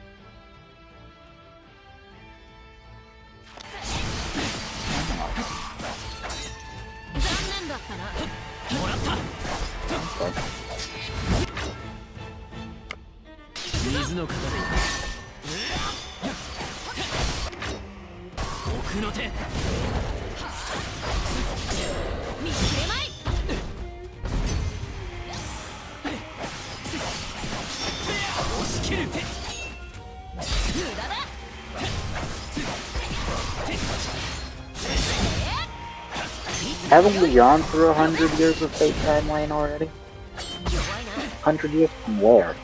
Haven't we gone through 100 years of Fate timeline already? Like, 100 years starting at modern timeline of Fate? Or Because I'm just saying, like, we go like, I don't know, thousands of years backwards.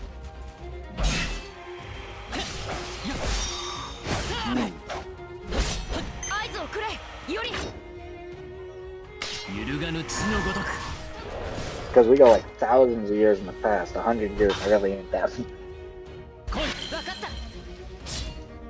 It's weird because you look at the future and you're like, I can't imagine 100 years in the future, but I mean, you look at the past, you're like, oh yeah, it's only 2,000, 10,000 years. Back when people were still swinging rocks attached to sticks. Oh, man. Fate is wild.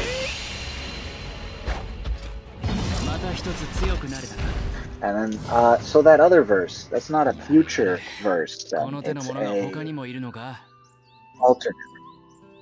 No, the one with Space-ish God. That's not a future verse. That's just an alternate verse.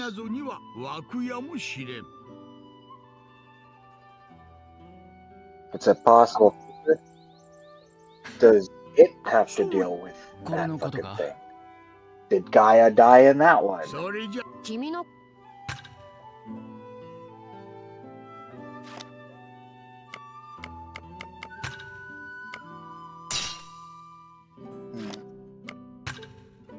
In other words, whether or not it existed, obviously it didn't wipe everybody out.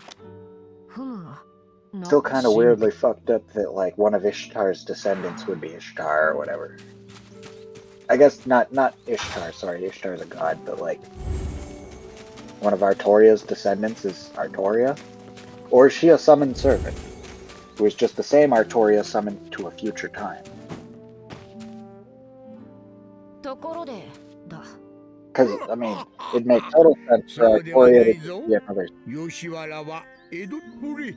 That's a servant verse. I always forget it's a servant verse. I was trying to, like... I don't even know if... All servant verse? No idea. That's wild.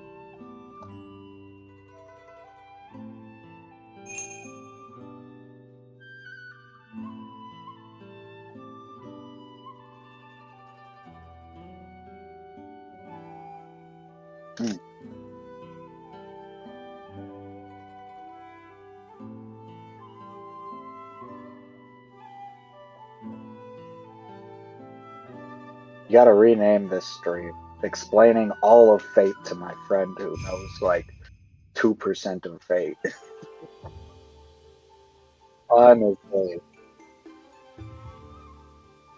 They're called what? And what is this about?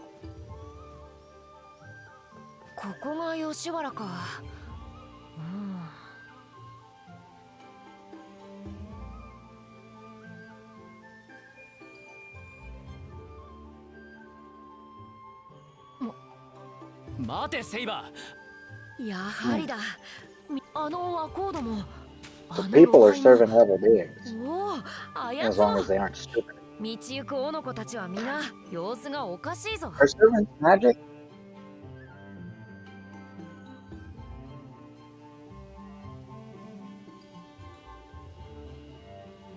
Yeah.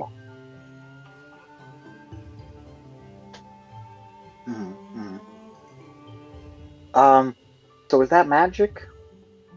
Do servants use magic? I know magic and magecraft are different, and modern times we only know magecraft.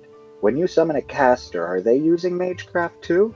Are you a magecraft mage who summoned a magecraft mage?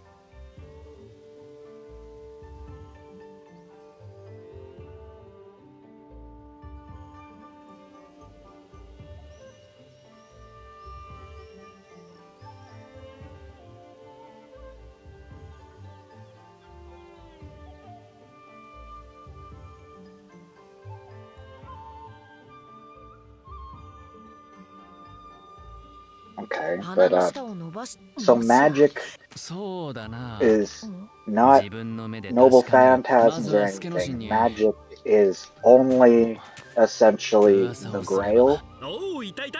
or something of equivalent power.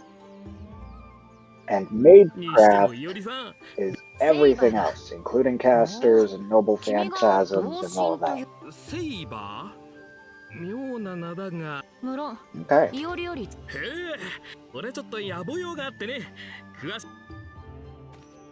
貴殿が依頼主かな。おう、あんた近頃銭をたかる連中やつら。Getting to me? つまり切ればいいのだな。The information is absorbing? ダメだ。Oh. ここでの殺しはご法度だ。この程度なら叩き伏せるだけでいい。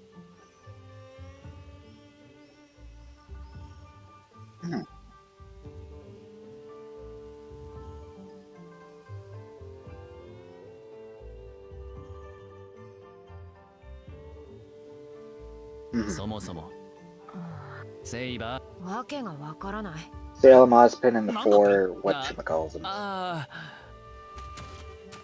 物騒なことを人前で話すな。話は別か。Seasonal ones. だがわかった。任せるがいい。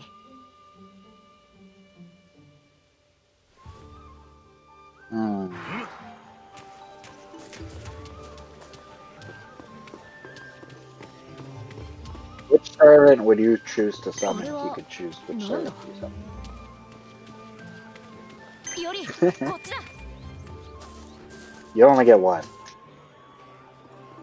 より手を振られているぞ。No. 振り返した方が良いのではないか。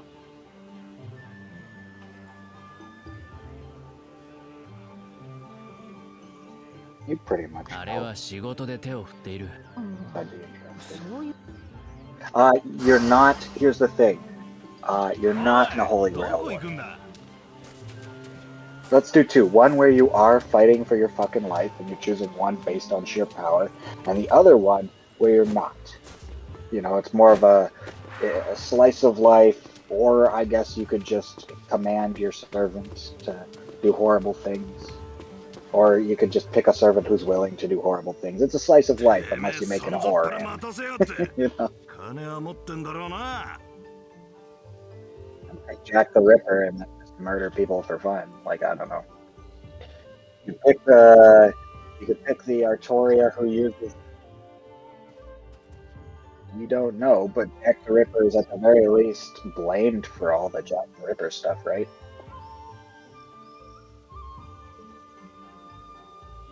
Maria. The one that I know. Yes. They wouldn't murder people if you asked them to. They're an assassin, and they're Jack the Ripper. Yeah, but they kill people. Like their whole thing. No? What's their motivation? What's their motivation?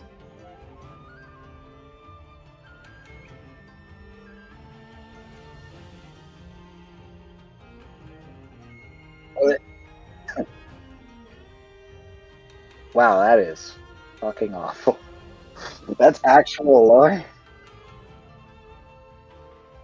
God, you'd have to have a fucking... It's a homunculus.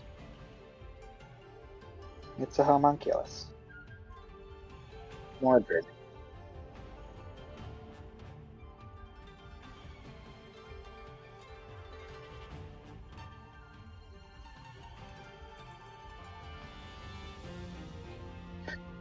They have a singular mind that works like a human's.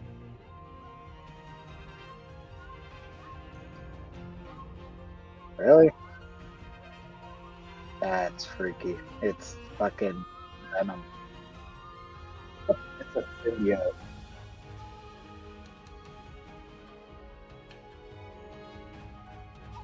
Wow, what the fuck? It's not even Jack the Ripper. That's like nothing to do with Jack the Ripper lore.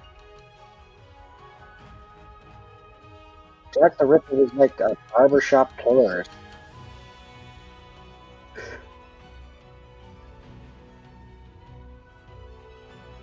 No, But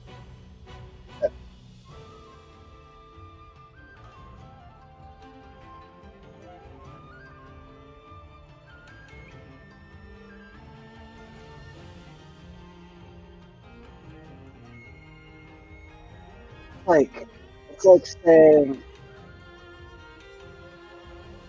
so in this verse, you're saying that there were ghost babies that were just so pissed that they were murdering people en masse, and at least some of those murders got tied to the name Jack the Ripper. You're just going about your day in ancient London, in old London, and then all of a sudden you're in a horror movie, not because you did anything or you know anyone or anything, but because ghost babies exist.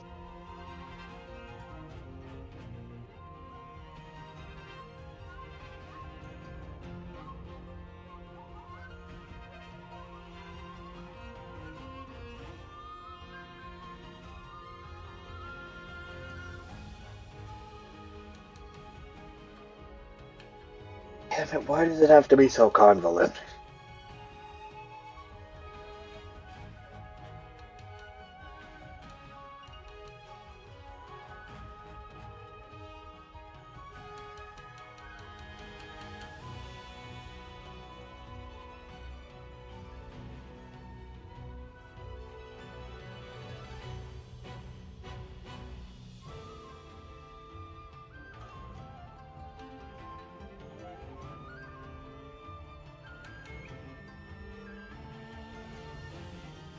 But if you summoned another assassin Jack the Ripper, it'd be the same assassin Jack the Ripper?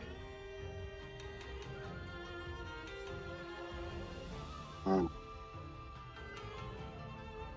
Oh, I knew that.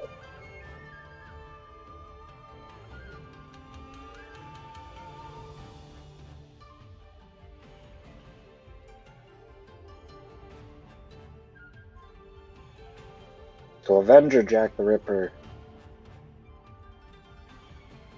when you say Avenger, they actually like looking to... No, but yeah, that's what I'm saying. Is there any tie to actually getting revenge there, or... No, with the class, the whole class. Is the class at all tied? Have we seen any other Avenger class?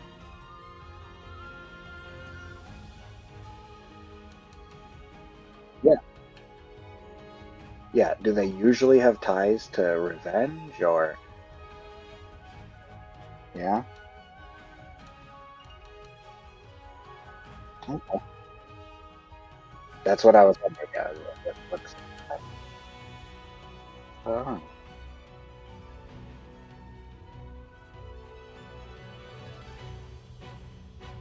What are all the classes? What are all the unique classes?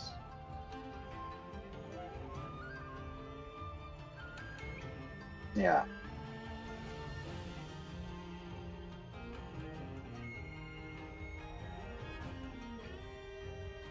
Okay, tell me about the unusual classes here.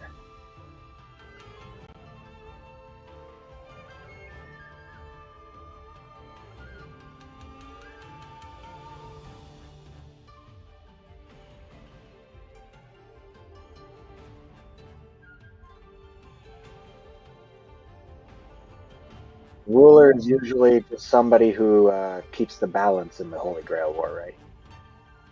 Make sure everybody's listening to rules. To make sure the Holy Grail War is more of a Holy Grail tournament rather than a Holy Grail that got stolen once, and then the war is just a bunch of people who honestly don't know what they're doing here anymore because the fucking...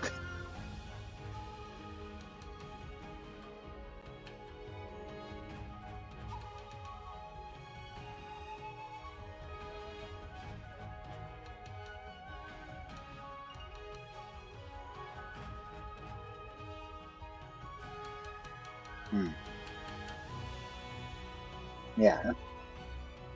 Yeah. No. Yeah. but like what about the rest? Moon Cancer. What the heck is that? I think one of my characters.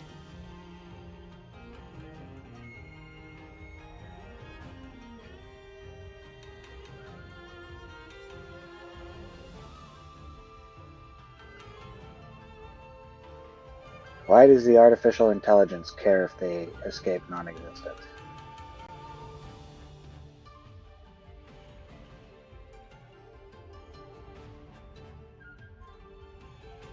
The AI was?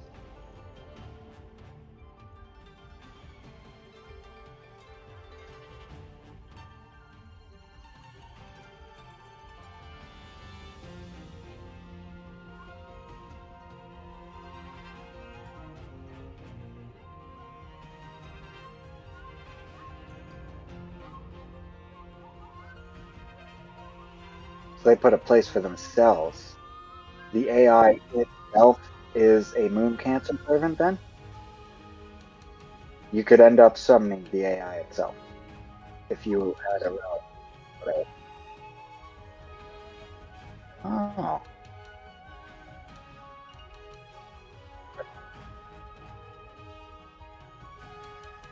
Because now it's in the system.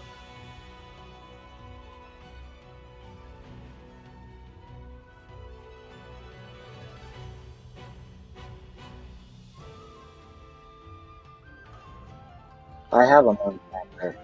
I think, yeah. She's a Moon Cancer.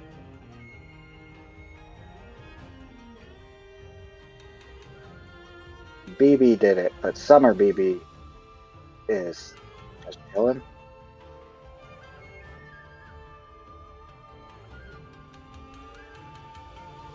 Summer BB isn't it just if normal BB stole the position of Pele?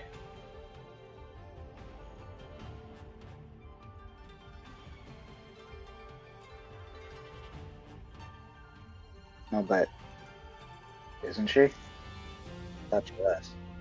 There's profile. Mysterious digital demoness. So she is still a mysterious digital demoness. And she's wearing a swimsuit in Hawaii. What the heck? Where's the more info?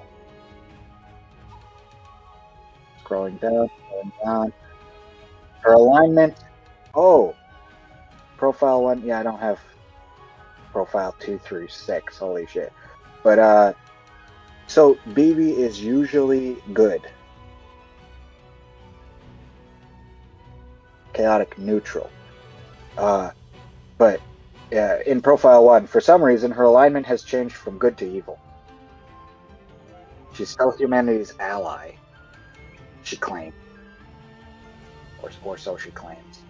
How can you be evil and be a humanity's ally? Are you just killing good people who are not humanity's allies? So-called good people? Is good on the side of humanity?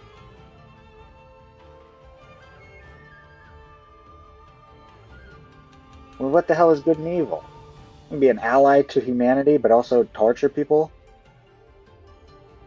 But people are part of humanity.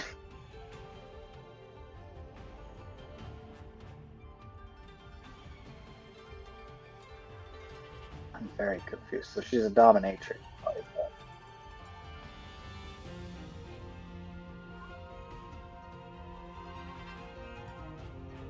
So she doesn't usually have a tan. She usually look like First Ascension, minus the bikini, but in more cold.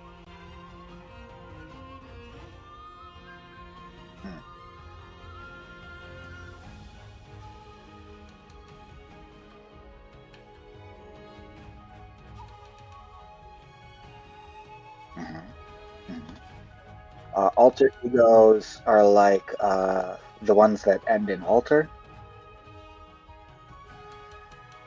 What the fuck? Because when you end in alter, you're also a fucking alter ego. What the fuck? Oh, God.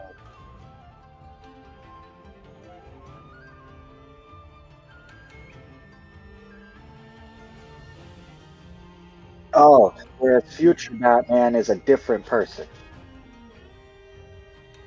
Oh, Alter is a different person? No. What?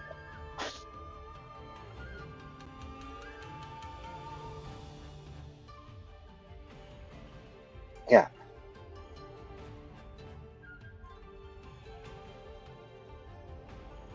Alter is just evil. How are they corrupted? Who corrupted them?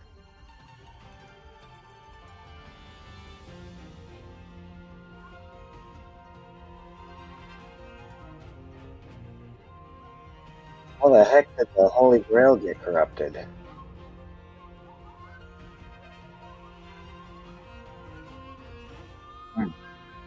A ruler did that?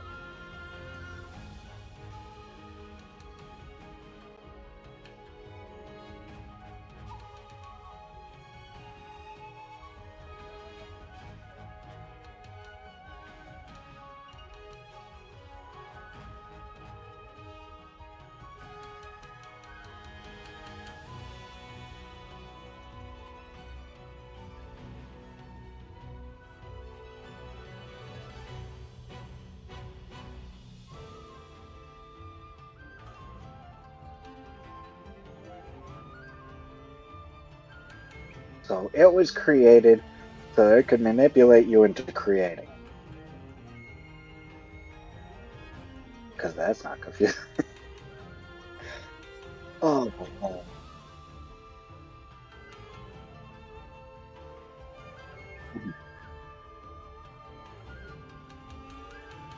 What?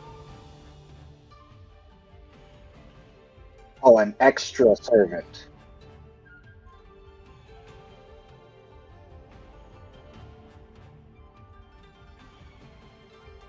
Usual.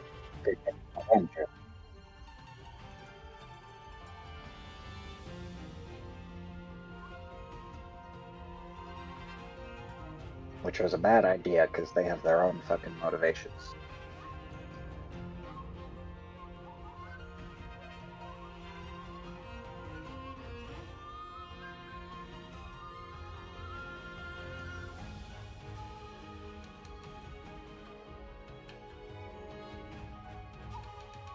Oh my god. I have Paris. Not surprising.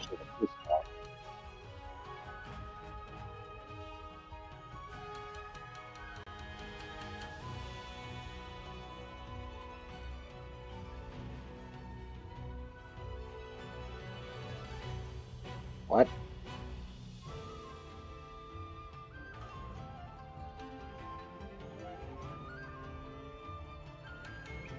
Oh,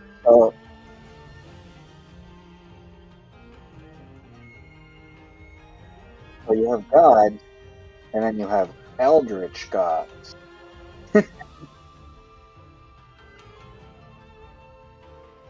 Oh.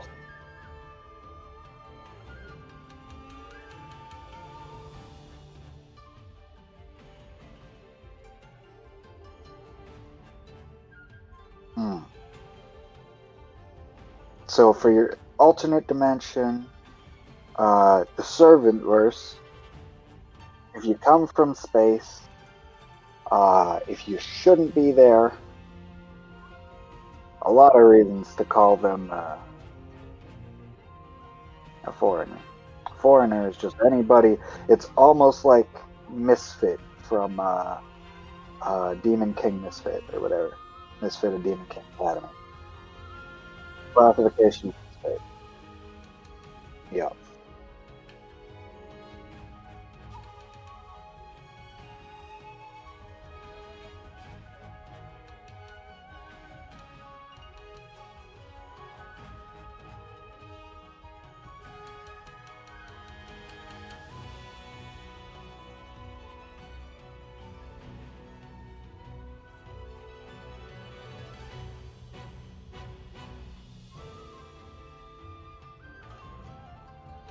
So you pretend to be, so you're Rin, and you pretend to be Ishtar,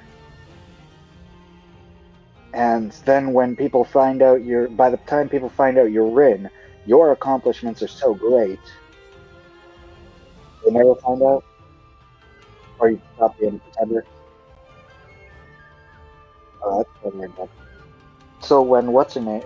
Tomoe, the fake Tamamo,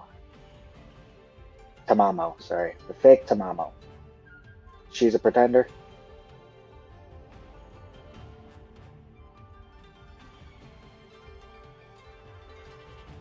But if we believed she was a Tamamo, wouldn't she be a pretender?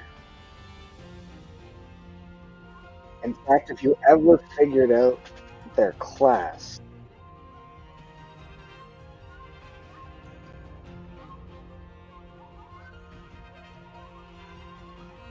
but she.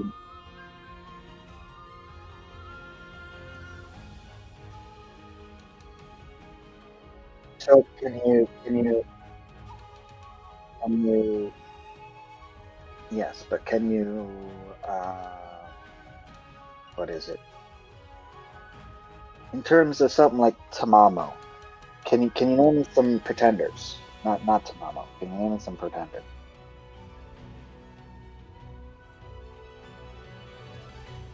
Who's pretending to be who? Who's pretending to be who?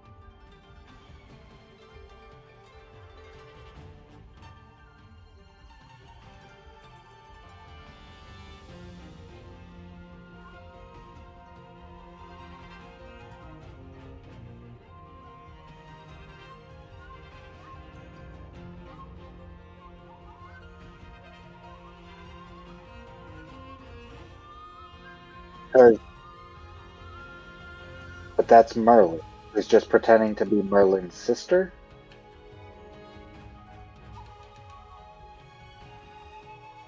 But they're pretending to be Merlin's sister. Does male Merlin know that? But pretenders don't have to. Pretenders don't have to successfully hide who they are. They just have to keep pretending. Okay. They have to keep pretending. But if they stopped pretending, would they just change classes? Or would they, like, cease to exist? That's a very big fucking question to not know.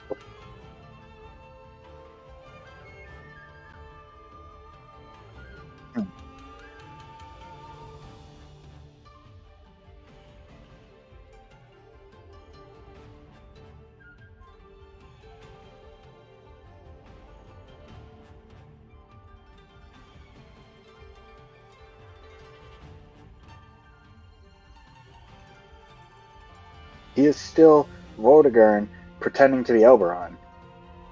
But who the Oberon pretending to be Vortigern? Wouldn't that be somebody else? Wouldn't that be a separate pretender? Or is it like it's one of those characters that are two characters in one spirit summon?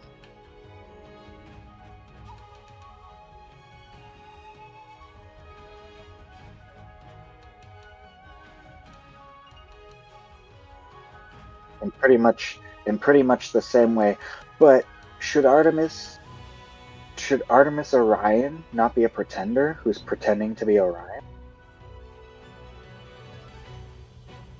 She's just like, hey, I know you tried to summon Orion, but fuck you. You got Artemis.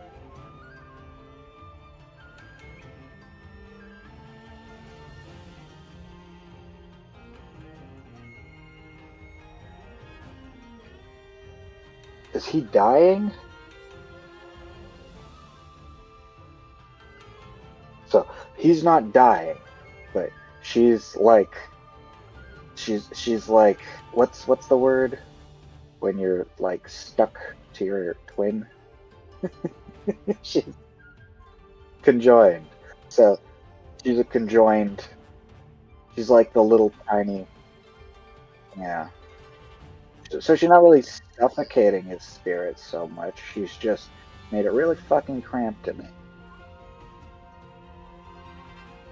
There's only enough space for one to be top at a time.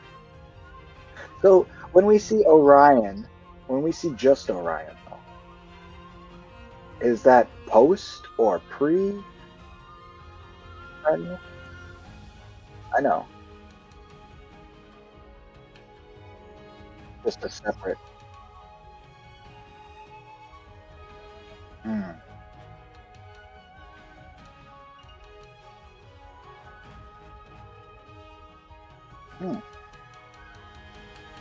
You could summon them at the same time? But there's an Orion within the Artemis Orion spirit.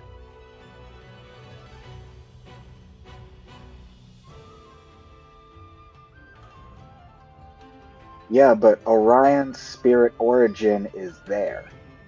That's like saying you could summon Ishtar. Oh, you know what? Ishtar and Ereshkigal. They're like the same spirit origin in different form, right? Fuck, I don't know.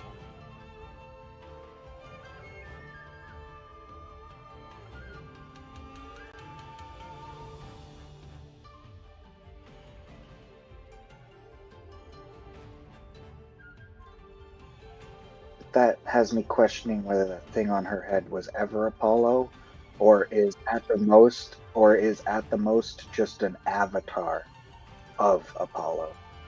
Same with Orion. Like that's not Orion's spirit origin. It's just avatar using a fragment of a spirit origin.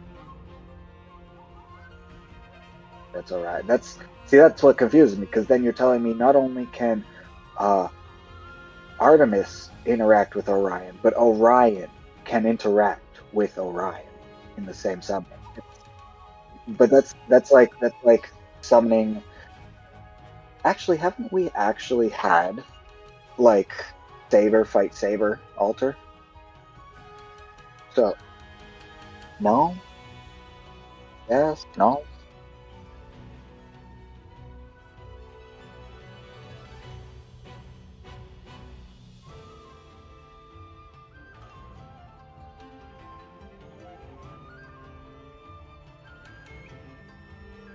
So we've never.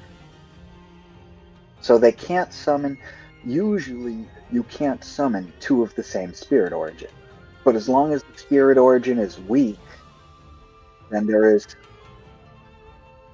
But there is. It's still the same spirit origin, right? Like Orion is still Orion. Still.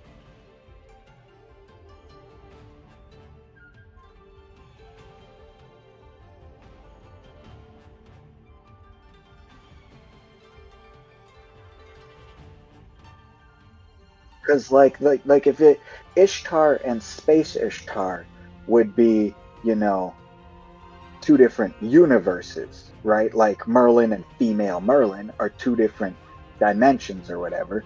But what I have to wonder is Orion and Orion, are they don't even sound like different spirit origins. It seems like one is majority and one is minority.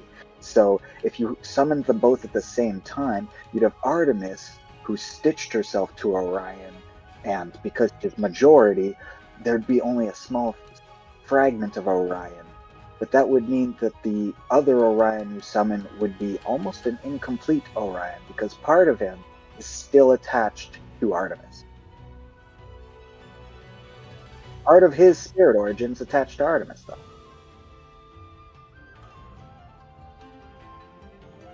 They come from different dimensions? Like what? They're summoned at the same time, you said. Both Orion spirit origin.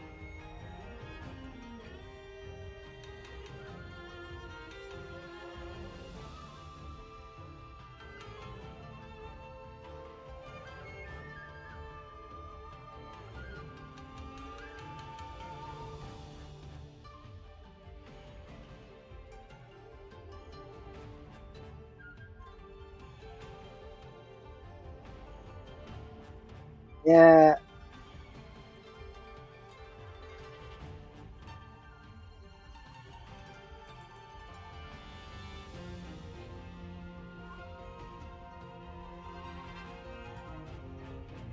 So it can't be the same. It can't be the same spirit origin, but you're saying because the data had been rewritten to be so different, it's essentially you're tricking the machine into printing a second soul.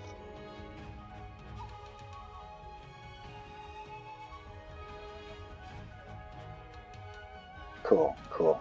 So yeah, you really are tricking the machine into printing a second copy of Orion's soul.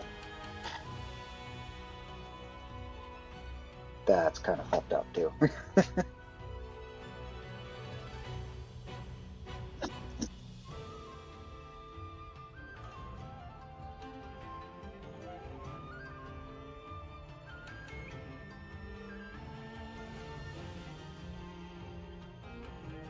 So you can have Saber and Saber Lancer?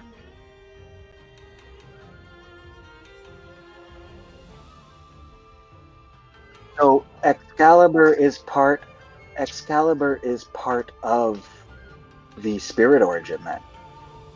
It has transformed their very spirit and is not just a fragment. Don't we see even in the anime, don't we see like Kid Gil and Real Gil side by side or something? Or is that because Real Gil was alive at the time? I don't know.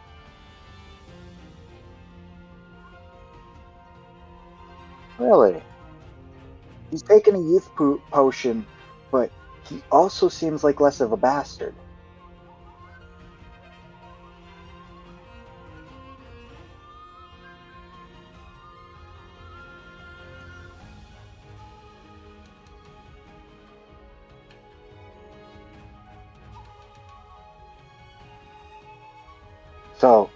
So he is a kid in one edition. And wait, so is the version of him that is a kid and the version of him that took a potion, are they different versions of him? Are they both in the game? Can you use both at the same time? No, they're just both good.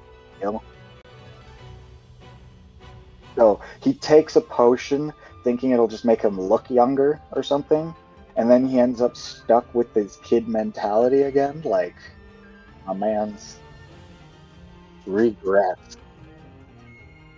That's some age regression. That is some age regression. Bro had a whole evil plan, and then he just fucks himself up and doesn't even want to do his evil plan anymore.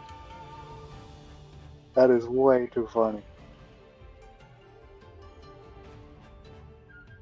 Yeah.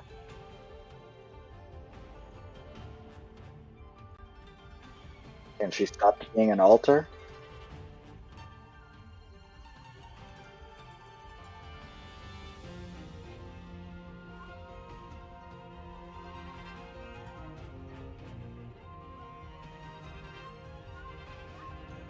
God fucking damn it. So you take the potion, but so you take the potion and you become young, and then they can summon another old you? Does she summon older herself, or does somebody else summon an older her?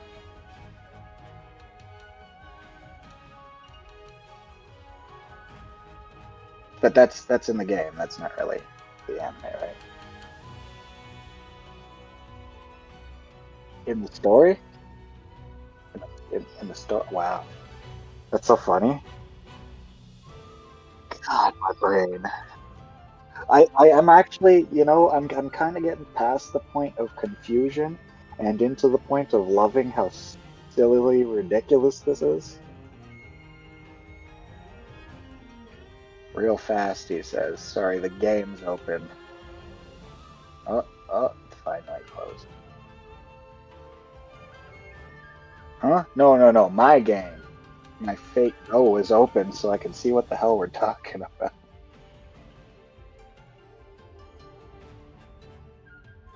Oh, no, I already seen them.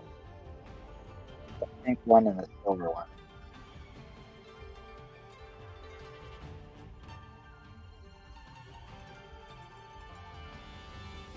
Hmm.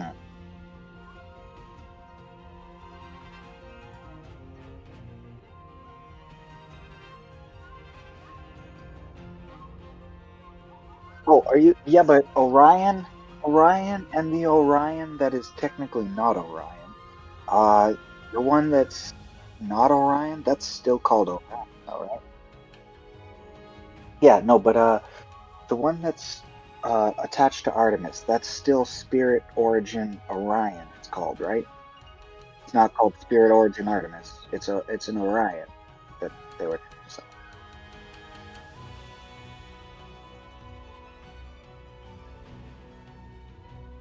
And she just pitched herself to it and took over.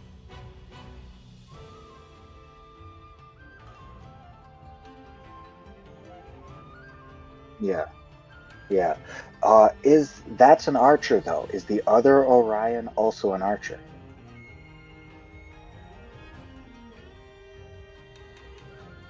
Hmm. So you can have both of them in the same place at the same time, but they're both archer class. They're both Orion. You couldn't put them both in the game. Oh, you could. You could put one of them in the extra slot, huh? In the game. You,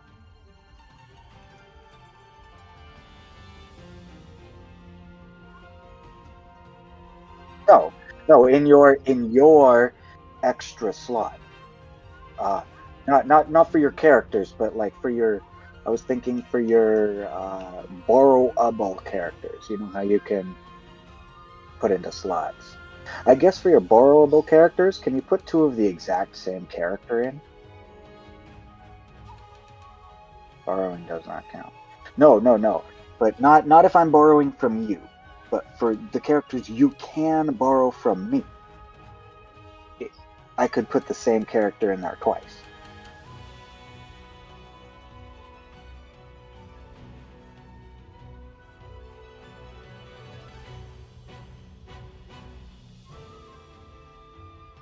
Hmm. Which, yeah. But what does the same character mean? Yeah. Is there any instance where you get like a second of that character in this game and you can't put them on the same team? For instance, like two Hassans?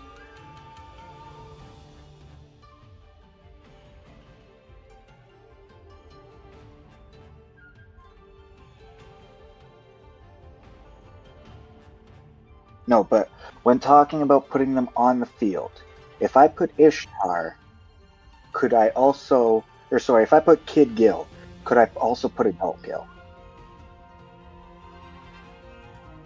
Oh, but you said they're different spirit origins or whatever. But you couldn't put. But there's only one Kid Gil, even though, like you said, one was created via youth potion and the other was actually young.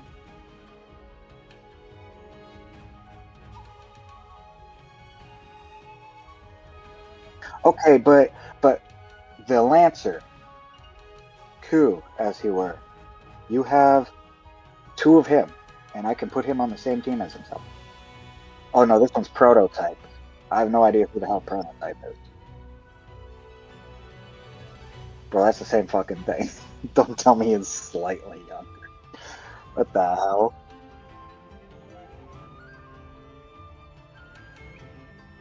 He definitely looks slightly younger. Is that how you pronounce his name? Yeah.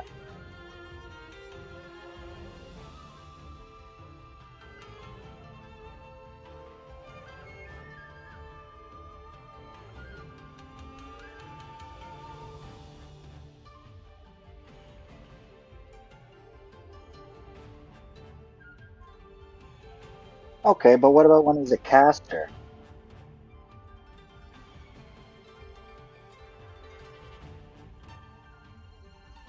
Yeah, but what if he is he a different age or from a different dimension?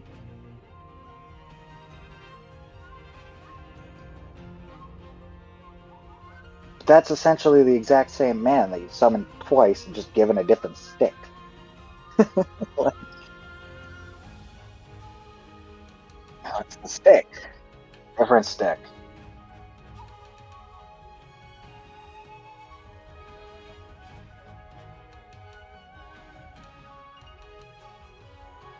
Some of them only look fractionally different. Some of them are only fractionally different. Like when one is pink and the other is silver.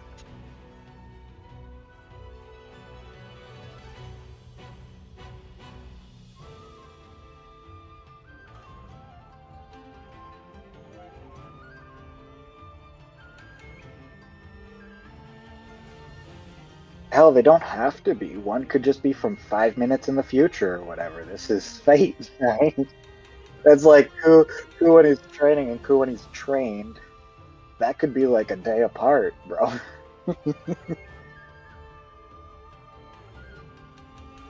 Oh my god. Nah, bro, you can literally summon the same character 7 different times and have a Holy Grail War that's just Ku Klane fighting himself. That is so silly. Oh my god. You say that, but you can... Oh.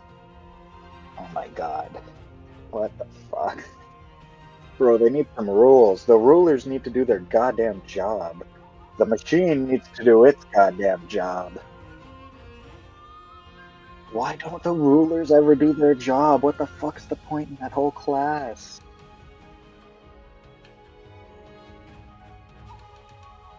God, that is so much. Every Holy Grail. In fact, half the time you get like a ruler class that's still a living human fucking being, and he's just gonna alter the fucking rules. You're telling me when Shiro Emiya was doing his whack shit, he was just a spirit? Oh, he changed bodies. He looked like fucking... Well, he wasn't even the same tone. He had like white hair. How does any of that? Doesn't he go back too? Like...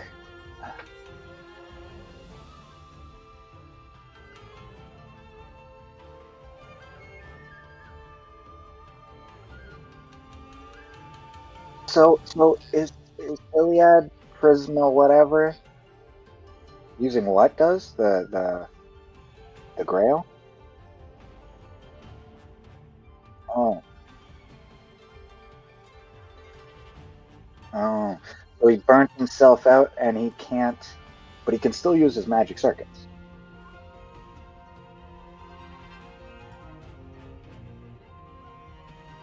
Side effect, like looking cool. Oh no. Wow, I burnt myself out one day. Guess what? I got cool ass white hair for it. Bro, he should be dead.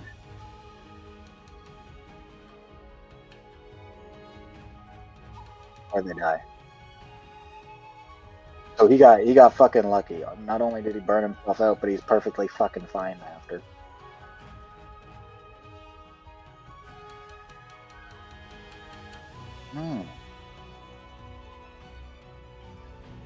And he's turned himself into a servant, which is not to do with the turning his hair white. This gave dark. That's fucking... It's why he survived it, but...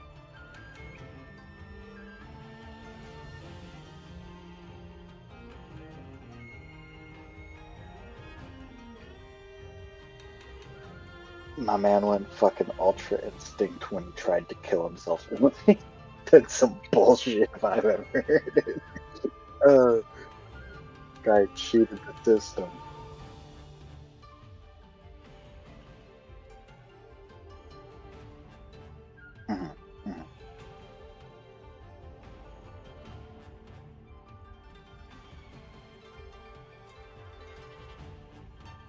Okay, so Ilya Prismid Liner or whatever, does that come before or after the main Fate series, or is it like? Adjacent. Adjacent. Okay. Okay. I thought their ability, the whole concept with the whole, like, instead of servants, you just get, like, somebody changing outfits. I thought that was pretty crazy cool, to be honest. It's like, a little bit. Keep saying real quick, but it closes the whole fucking game every time I open this other app. Because I'm on a tablet.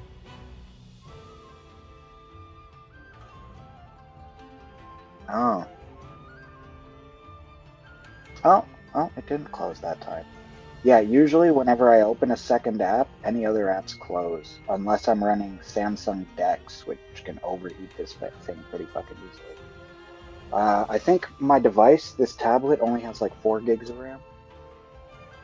I had a phone with 6 gigs of RAM. Admittedly, that phone wasn't really any faster. But, you know, I don't know. I've seen phones with 6 gigs of RAM that run way faster. And this particular tablet even could have had like up to 8 gigs or whatever. But I figured at that point you might as well buy like an S8 or something. I bought the S7 FE for its size and whatnot. Yeah, I saw the picture long ago. He is short-haired. I don't know why he's so short-haired. Did he buzz his head? Like, he's short-haired. He doesn't even have like the same facial structure.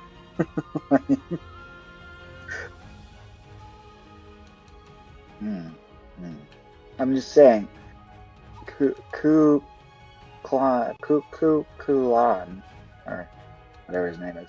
I fucking hate his last name, Kukulane. So hard for me to keep in mind. I always forget it like 2 seconds later. Kukulane. His alter looks like so much like him, but this one doesn't even look like the same human being as the already dark-skinned, light-haired SamuraiRemnant.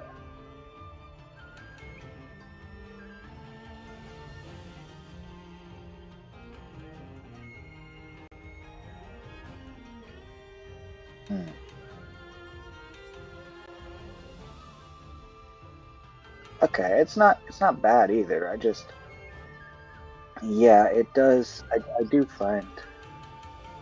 Oh, did he steal the body of that one guy? Is that?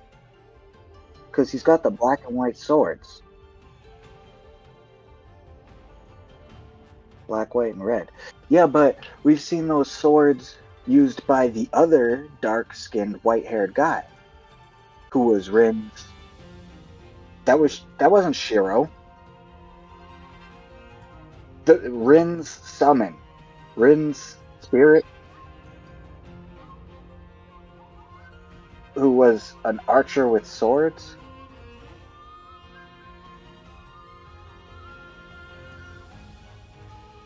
That's Shiro Emiya? What the fuck? Okay, I was talking about a different looking Shiro.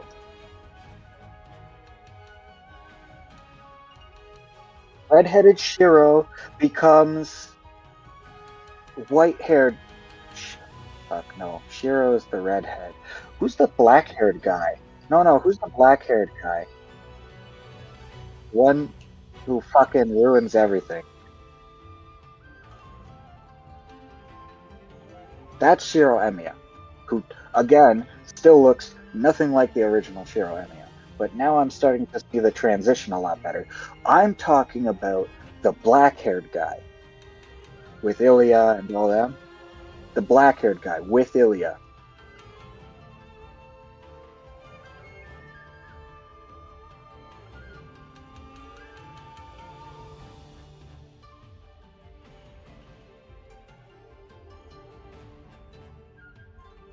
I look up Emiya, it's not showing me him. Yeah, no, I know who he is. I'm trying to look him up. How would I possibly find that character? Because you look up Emiya, and all you find is the red hair, the white hair. Kiritsugu. How is he related?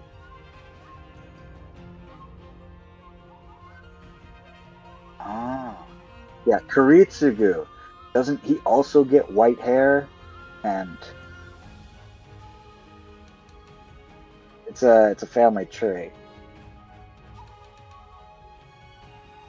So does he? That's what I'm wondering is like, does he turn himself? He turns himself into a ruler or something, doesn't he? And then fucks with the whole thing.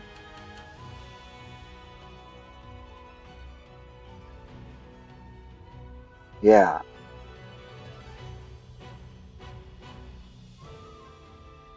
He's pretty fucking gnarly.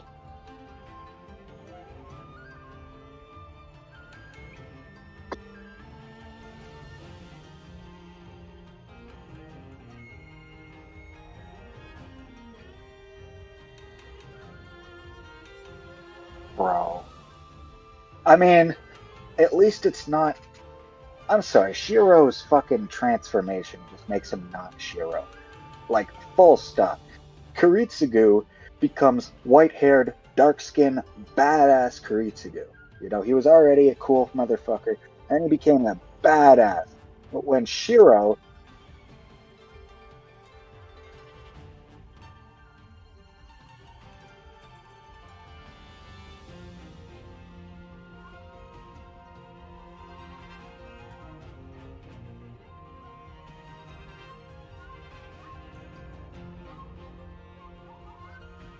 "12." Exaggeration is exaggerated, but great. Okay. When you get a close look at them, they look enough alike. His chin grew longer. He pretty much has the same fucking haircut. I never realized, except for he likes to brush it back and give himself a Vegeta.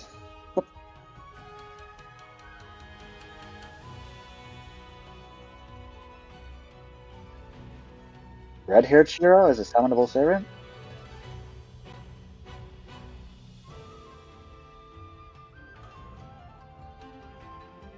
Is that the one where there's a little bit of white? No, that's just him probably partially.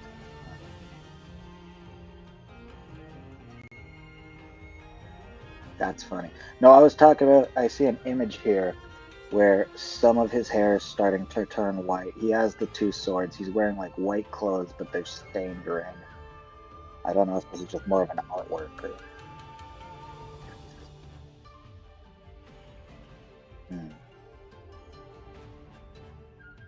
He's pretty badass. I didn't really recognize. I mean, okay, here's an instant L.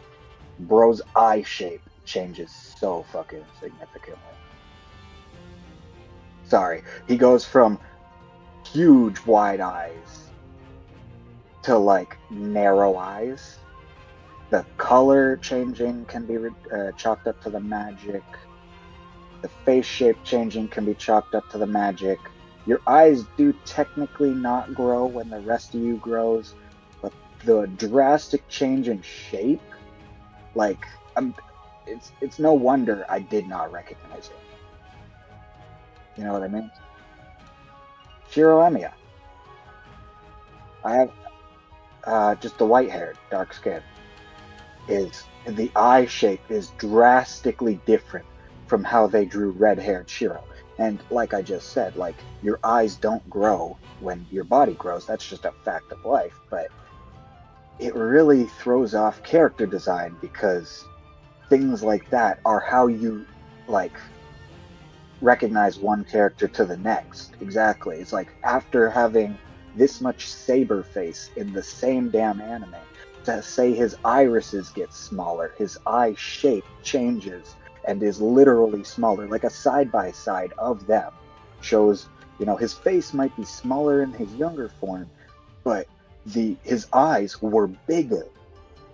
In any side-by-side photo of the two, his eyes were bigger, his pupils were bigger. You could argue the face shape, you can argue the bone structure, but the eyes are so drastically different.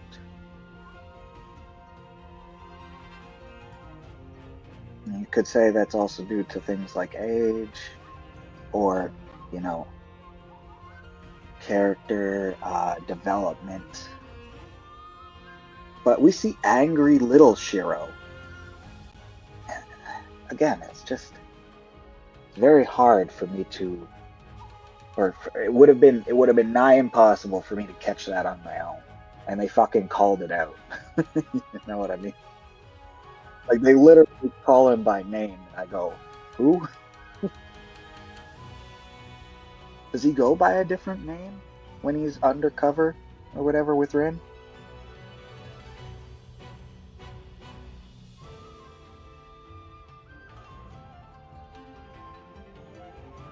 For how long? So till way late. Understandable.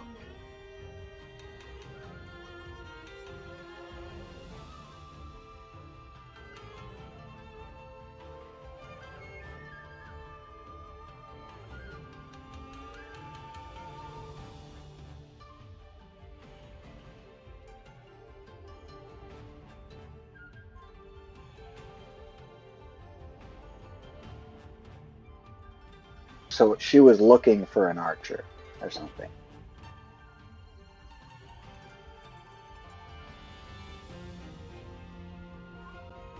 That is making less and less sense. Is she just bad at what she does? You think she'd be good at what she does? Is he more powerful for it, or?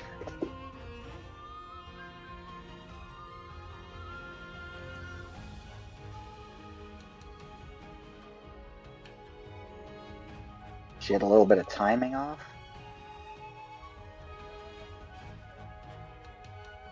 How the hell does that work? It's major crap.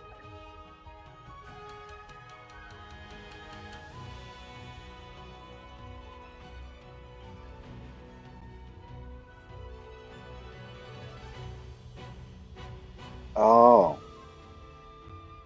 So, nearby clocks affect... In fact, the current time affects them. Oh, so she thought it was a different time than it really was. Oh man.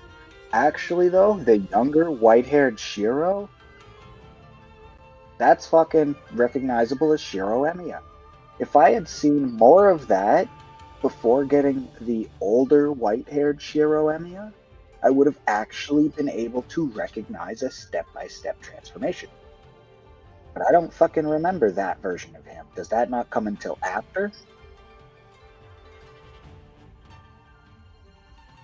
So we never see anything looking at all like that in the anime. That's the fucking missing link I've been looking for. Damn it. Not the older looking redhead one, because I kind of get how you could start to see how that would become the other one. But the white-haired, dark-skinned one that still looks like a freaking Shiro Emiya. Do we not see him blow out his magical circuits? No. Yeah. We don't see that?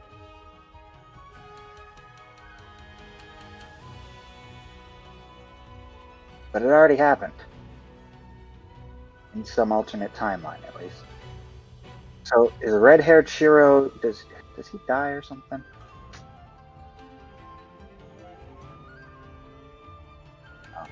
Oh, fuck. Anyway, my point being, this Shiro looks like Shiro. This Kitsugaya, Kitsurugu. This one looks like white-haired, dark-skinned Kitsurugu. Until he becomes... Oh, wait, no, that Shiro becomes this guy, who, again, doesn't look like either of the other Shiros we've come across so far.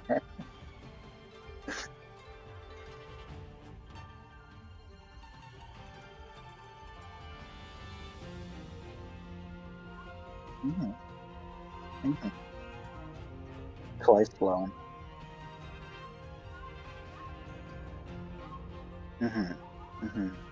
But it's still such a... It's as it's more drastic a change than this one where I didn't even recognize a main character who was on fucking screen. Which I guess was the point at that time, but then the altar being this different as well. I don't know. It's starting to get to me that these main fucking characters don't look a thing like each other, despite being the same character. Like one season later, and I watched the whole fucking anime or whatever, and I do not recognize this character.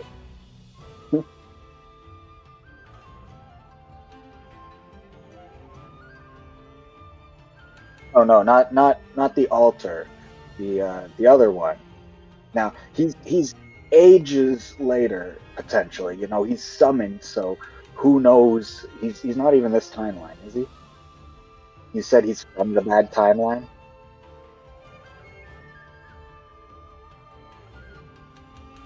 Of Shiro.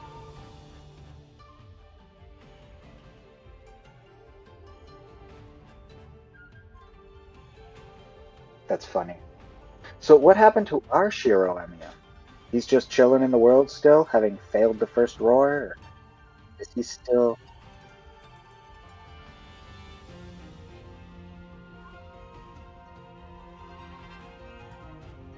Oh?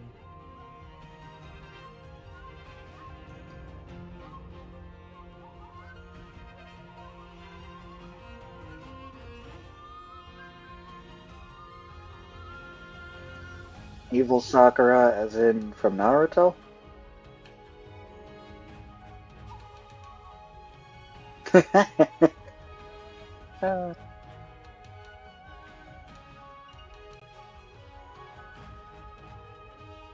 Oh my god, she lives with Shiro. But that evil...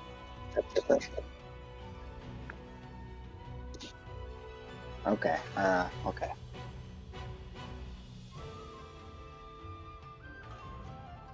Damn, I really want to see... I really want to see good Shiro blow out his magic circuits, because that guy looks like a fucking badass.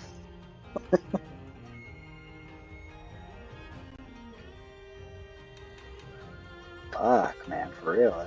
He's fucking swag when he's actually looks like the character who I thought he was.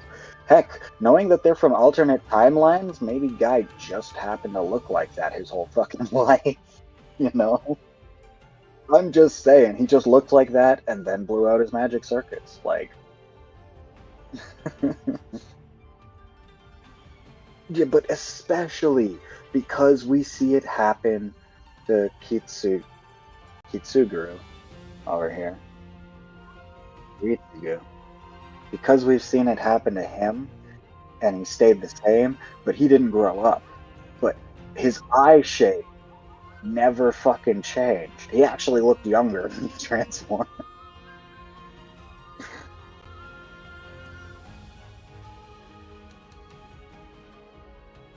Less squinty eyes, less crow's feet, less stubble. No stubble.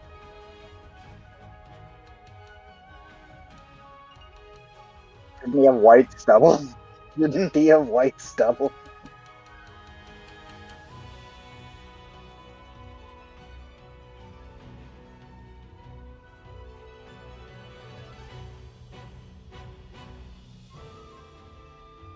With the armor, maybe. With the armor, maybe. But in the anime, the Kuritsugu we meet in the anime blows his magic circuits out and gets younger or something. Does he not? Because we see like a... Yeah, but we see like a young white-haired Kuritsugu. No, in the anime, do we not see...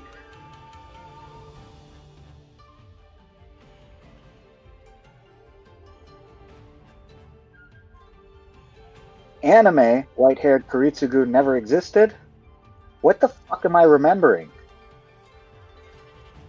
No, this one. The young... In one... Emiya Assassin exists in the anime. Does he not? And he fucks with the Grail or War. He's working with the... Does he not? Because I've never played the fucking game. How do I know that Kuritsugu... I had never played the game until now. So how the hell did I know that Kuritsugu turned white hair and looked like this? Minus the armor. He didn't have the armor. He actually just looked like a younger, white-haired Kuritsugu.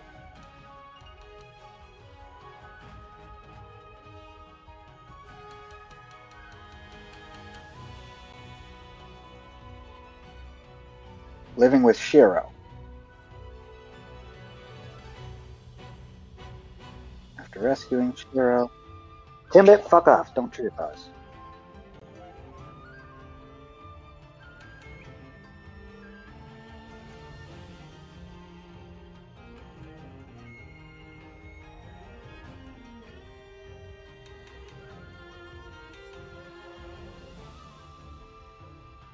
Oh, you know what? Maybe it was Kirei Karamine who blew out his magic circuits.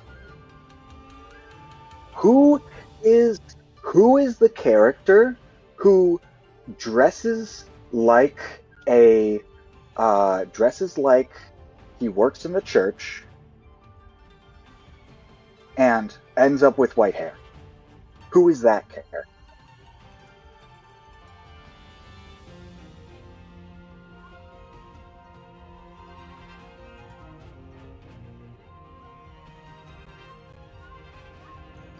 I don't know. He looks like a freaking like a father of the church.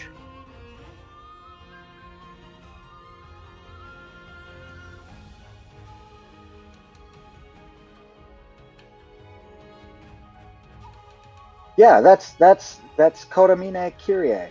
He gets white hair, doesn't he?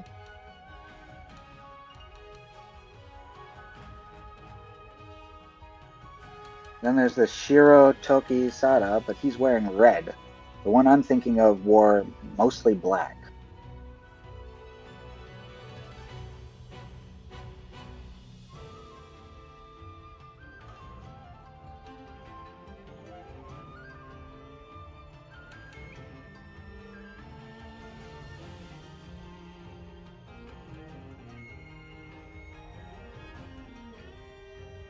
Karia Mato.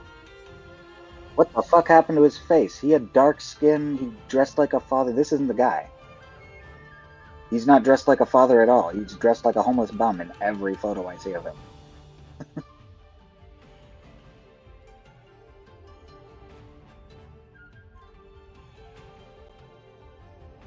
And he's with the Berserker. No, that's not the guy, because somebody... I thought it was... And he throws daggers and shit. Who throws daggers and shit? He doesn't get white hair?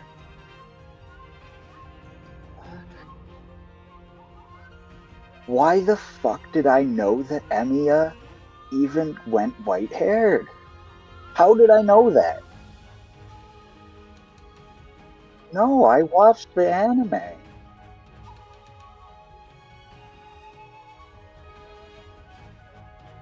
Wow, my brain is confused.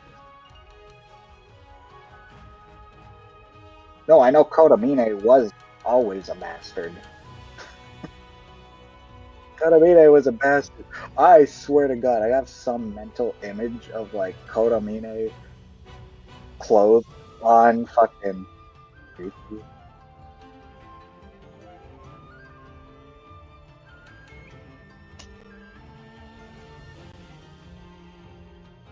Evil? No? That's a girl. That's not the same character. I'm thinking of like Faritsugu wearing that other guy's clothes or something. And he's young. He's young. It could be a different like series of Fate, but it was Fate.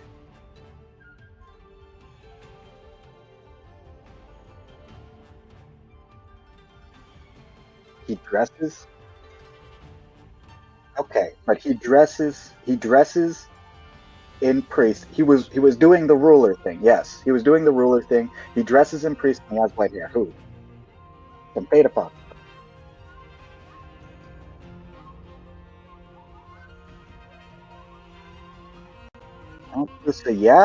Yep. I thought that was like fucking the other. his name has Shiro, but I thought it was. No, I didn't think it was Shiro. I thought it was the other Emmy or the other. I thought that was like a young white-haired Kiritsugu or something. I have no idea why.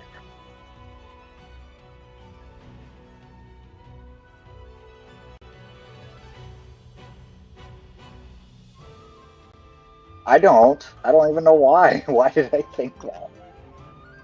Is it the hair or something? This guy. I like this guy. Story time. Yeah.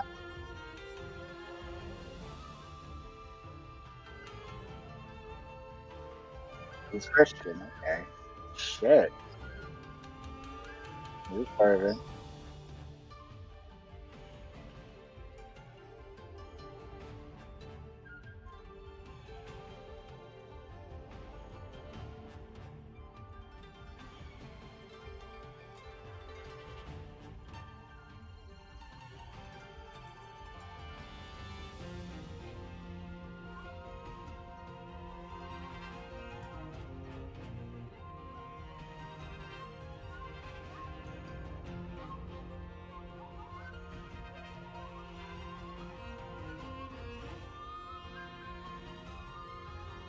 Senji Muramasa is not Shiro? What the fuck?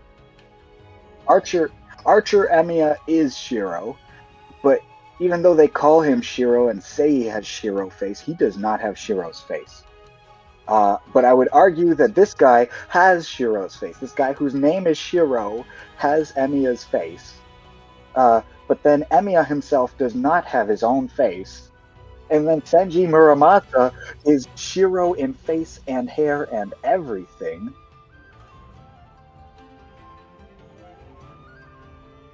Did he take over his body or something? Is he a pretender? What the fuck? No servant. Oh, takes a human pose. Okay, that's an interesting. Because I'm even looking at the lines on his body, and they remind me of the hardening magecraft that Shiro himself could fucking do. That makes a lot more sense if that's literally just Shiro's magecraft in Shiro's body. That's a lot. And then and his name is fucking Shiro too. That's too funny. And he has such a Shiro face. And I thought this was white-haired Shiro.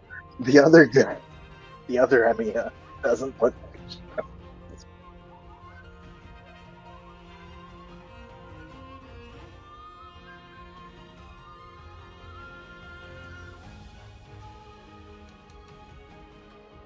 And they just can't see it.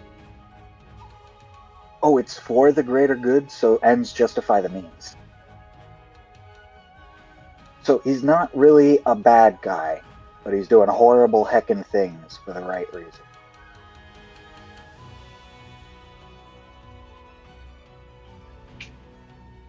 Damn. Yeah. Anti-villain. What's the difference between an anti-villain and an anti-hero?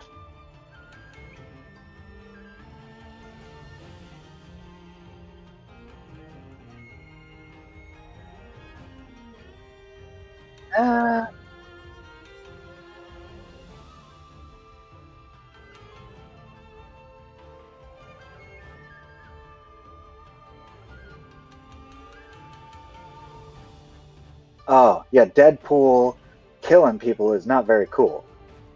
But he does it to save the world.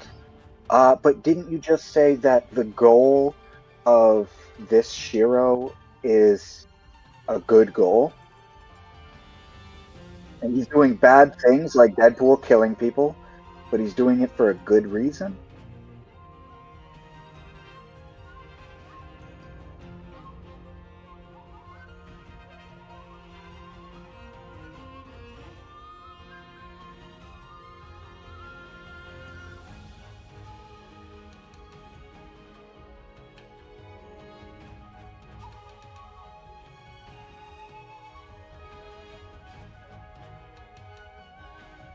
Oh shit! Yeah, because he's literally cheating with the. It's not his powers.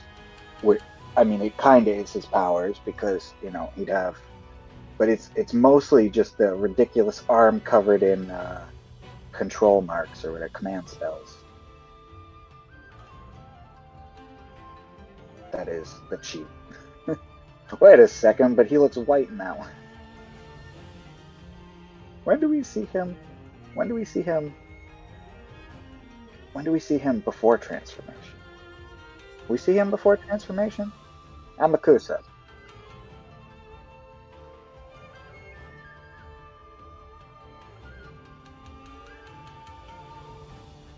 Yeah. Black hair. Oh, well, I mean, I'm trying to see him without the long hair. Do we ever see him short hair? In the, yeah, no. Yeah. No. Amakusa Shiro. And then they're giving me a picture of him with what's her name, with the girls. What's her name's mom? Ilya's mom. Yeah, that's the him I remember. Short black hair, or sorry, long. It's short compared to the longer haired him, the ponytail him, because I'm also seeing a version of the ponytail him, but with black hair and lighter skin.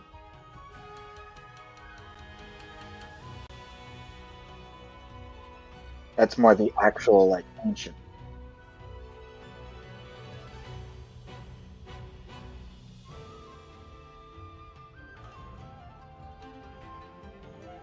What?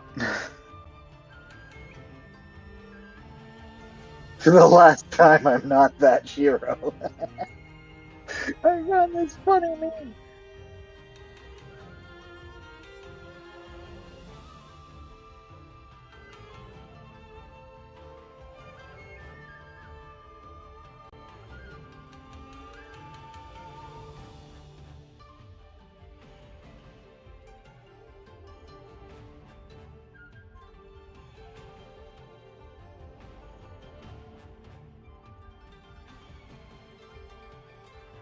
Oh, homunculi. Yeah. Yeah.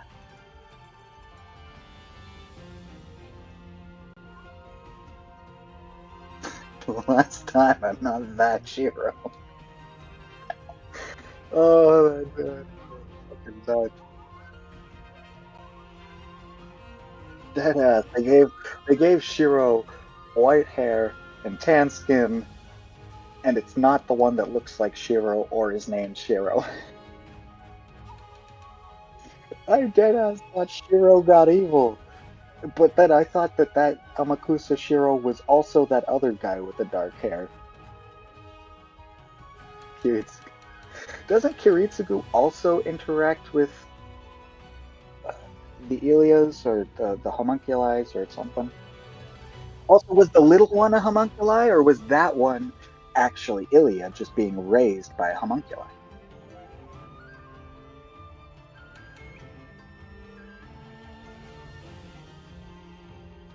Oh. And is the human she is the child of said Shiro? It's Kiritsugu. It's and is that just a homunculi who happens to be named, unlike all the other homunculi? Or like clones? And then it's not Irisville who ends up raising Ilia, it's a different one?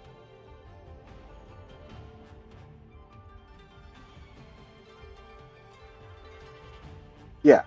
That's a different one from the other one, yeah. So you're telling me Ilya is the child of Emiya, not Shiro, but the other Emiya, Kiritsugu Emiya, and her mom get killed by Shiro, not Emiya.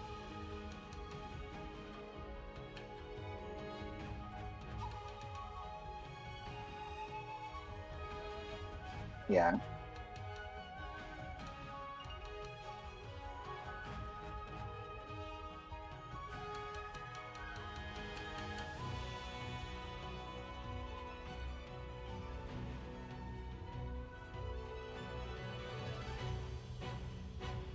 Mm.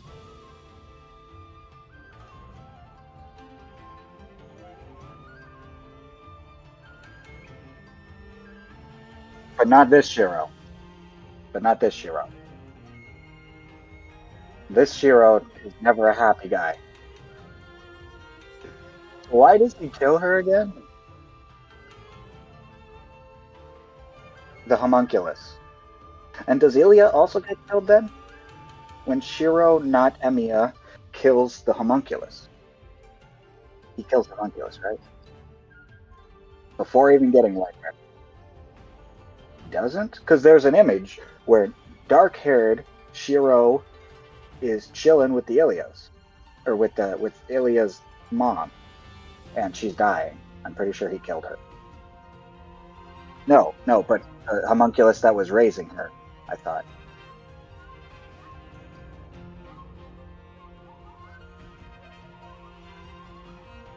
And he didn't kill her?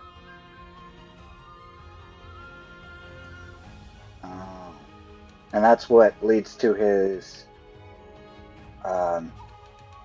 whole goal and whatnot, right?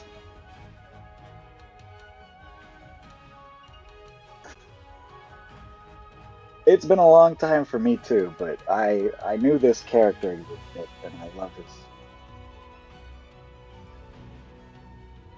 ability.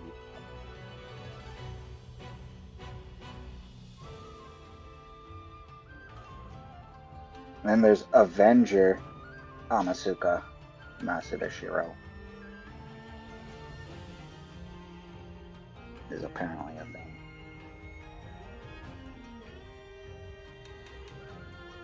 Damn it. Capture any pause, would you?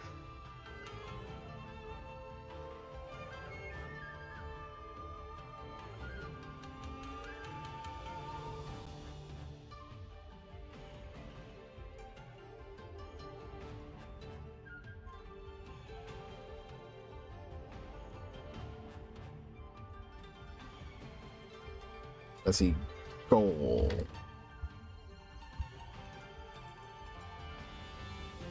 And objectives.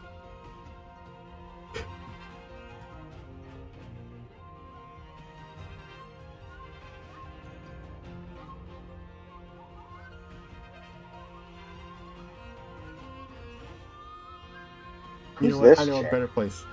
I know a better place to look at. Why is Tiny Jean d'Arc? Tiny and Amakusa Shiro in this comic. Oh fuck, I lost my comic.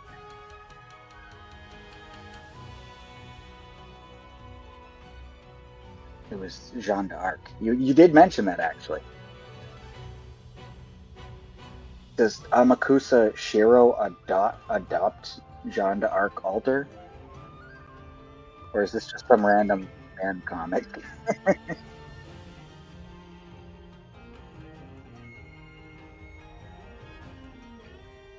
Oh my god. So what kind of horrible things does he do? How horrible are the things he do? Yeah. Does he do terrible things? Yeah, I mean, talking anime here. Talking anime here. Trying to put together the anime here.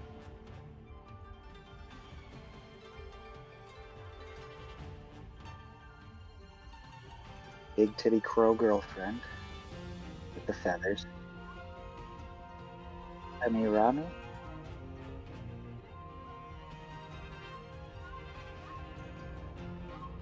Is Rami?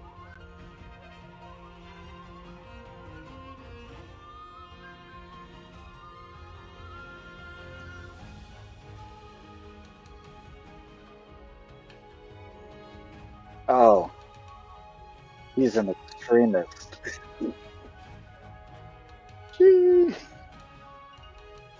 Bro is trying to wish for a bit too much.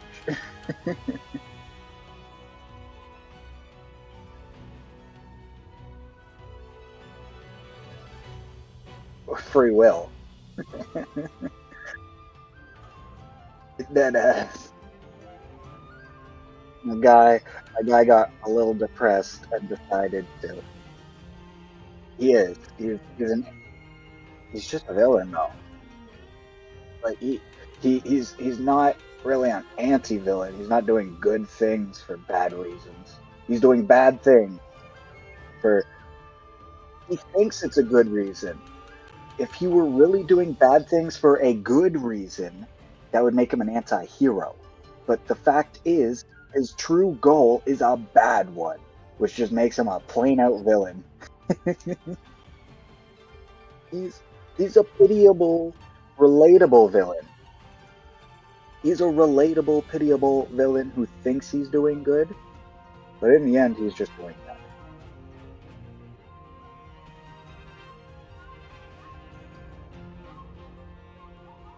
Anti-villainous. Well, priest being just what he is, right? But they have him categorized as anti-villain. I'd still argue, like he's not right. It's like if an anti-villain were really the opposite of an anti-hero.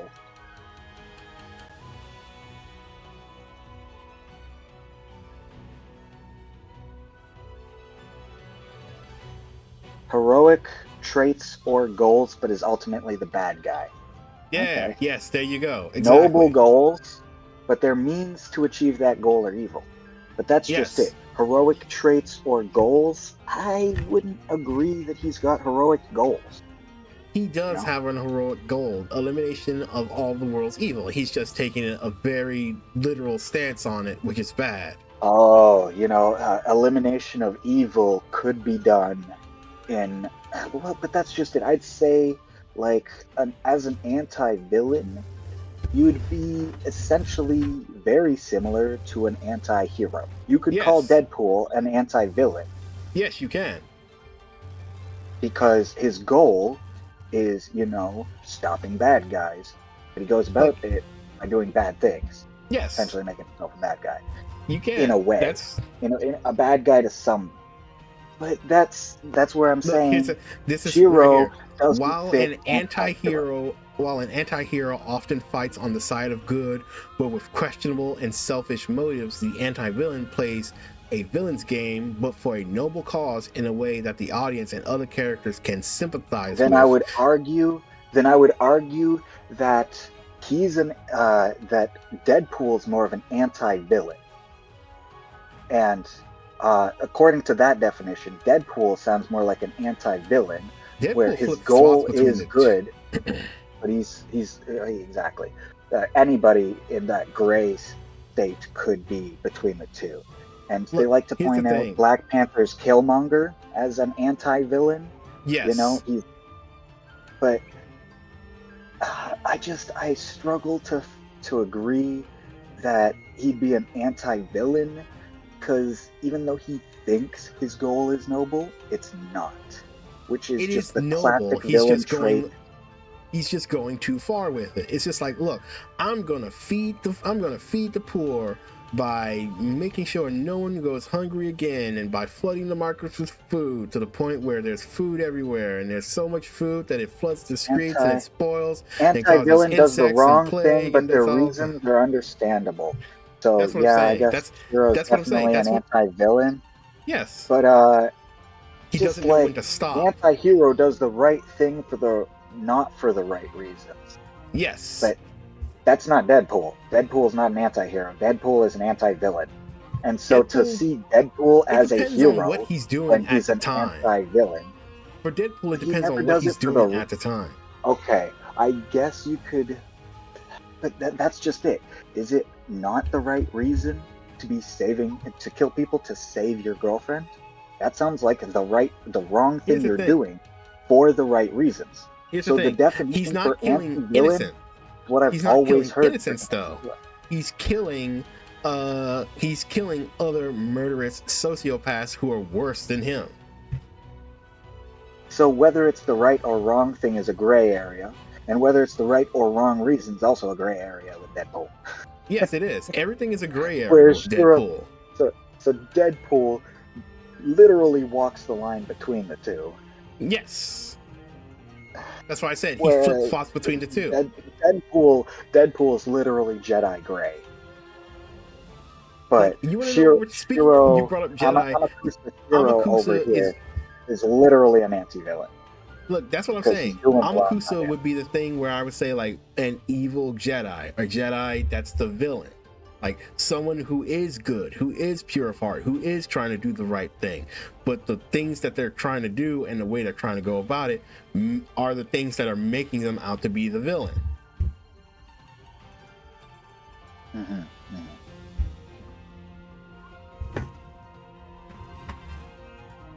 Yeah. Well, it's like, heck, most heroes could fall into anti-hero category because anybody is going to need a strong personal reason to be a hero. So you're fighting on the side of good, but you're doing well, it. Here's the thing. Look at Batman. Batman is not an anti-hero. Batman is still technically a hero, but he has like he technically has a selfish motive because of what happened with his parents. But but he's still not an anti-hero for it.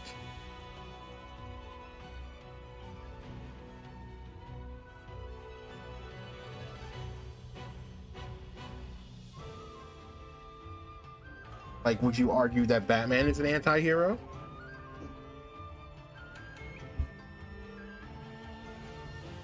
Anti-heroes are good people, but their approach is different than what might be deemed acceptable. Yes, I would argue that Batman beating people up because, or as a vigilante, instead of, I don't know, using the police, all right, could be an anti-hero. By that classification, what about Superman? They're also anti-heroes. Superman, that's what I said. Most heroes tend to fall into this anti-hero category. Whereas as long as you're doing something that anybody in the whole fucking world can question, yeah, sometimes Superman is an anti-hero. Other times, I'd say Superman is one of the few heroes who doesn't fall into anti-hero category. You know what I mean? Kind of like you could definitely say early Thor, probably more of an anti-hero. Late Thor, just kind of a hero. Like early Thor, saving realms and whatnot. You could even call him an anti-villain when he's accidentally starting wars with the ice giants. That's anti-villain behavior. And he's not starting wars. He's doing that because his dad told him to. Only because, he wants a girlfriend. Only because he wants his hammer back. Only because, yeah, he sacrifices himself and becomes worthy. Maybe then he's just a hero. But until that point, whether he's an anti-hero or an anti-villain, he is not purebred hero. Hence, he is not worthy. Well, I'm just like, it's all very wishy-washy. Like it all depends on what. Any story should have some morally gray area. Not always. Like some stories, yes. Not all stories need to be morally gray. Right. Sometimes the demon lord is just the bad guy, and the hero is just the hero. I mean, one of them can be morally gray, but I'm just like, everything doesn't need to be morally gray all the time. Yeah, but if you look at it, most things are morally gray most of the time. Yeah. Name a character. Frieza from Dragon Ball. Not, but no, he's just a prick, man. What the fuck? Ryomen Sukuna. I don't know about that one. Like, obviously he's a dick. He could be an anything good about this. He's not. Name one good reason he has to be doing anything he's doing. He was an anti-hero when he saved Itadori's life. He was never an anti. Listen to the definition of anti-hero. It's doing the right thing for the wrong reason.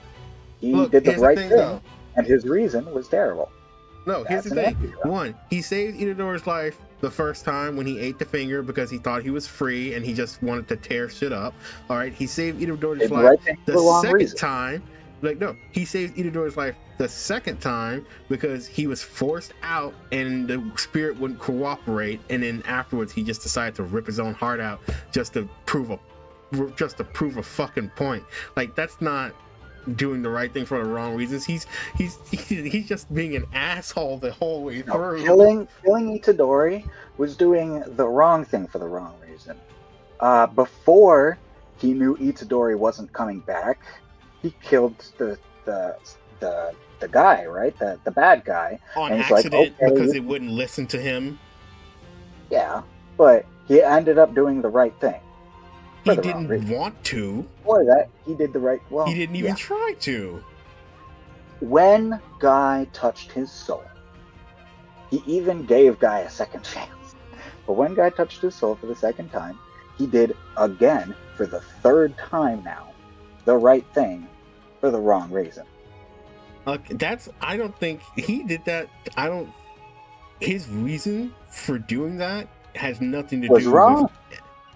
Like, his reason, it was the wrong reason. For doing it. Oh, you touched my soul. I told you not to. You know, it's a selfish reason. Like, here's the thing: his reason for doing it was the wrong, but just because it. But he did the right Mahito, thing. Like, just because it hurt Mahito doesn't make it the right thing. He just did it hurting because Mahito it's just like was the right fucking thing at this point. Okay. It was all right. I'm saying, like, hurting Mahito was the right thing at that point, but I'm just like, he didn't do it because it was the right thing. He just did it because he was sick of. Anti-heroes don't do it because it's the right thing. Anti-heroes don't do it. The definition of anti-hero is that they don't do it because it's the right thing. And again, we're looking at those definitions. And Deadpool falls far more into the anti-villain category than anti-hero. Yes, I'm looking at the villains wiki right now for Ryomen Sukuna, and I can tell you right now they have him at type of villain sadistic thrill seeker, and that fits more than anti-villain. It does, but by definition, there are instances where he acts as an anti-villain. Anyways, going back to, I wasn't saying name any fucking character, but name heroic characters. Name any good character. Go ahead. Sora from Kingdom Hearts. Bro doesn't understand balance. He keeps fucking locking doors. He destroys Heartless without considering. He kills nobody he's unsure. All right, hold on. What do you mean destroy Heartless without considering? Considering what? Heartless are literally a plague. There is no... the only good Heartless was himself. Don't Heartless come from nobodies? Or don't nobodies come from Heartless or whatever? Heartless come from people, and nobodies come from people. Anyways, my point being, my man's is fucking with the entire verse without knowing what the hell he's doing. He has no choice. He doesn't even, by the end of it, he doesn't even understand the concept of the balance that he is looking for. He is doing everything for the right reasons, but sometimes he's doing the wrong thing. You can't say Sora's never morally gray. I can. He's never trying to be morally gray. Okay, yes. Sora has always done the thing that was right, regardless of the consequences of his actions. And that's not saying, like, what he thought was right. No, the thing that was objectively right.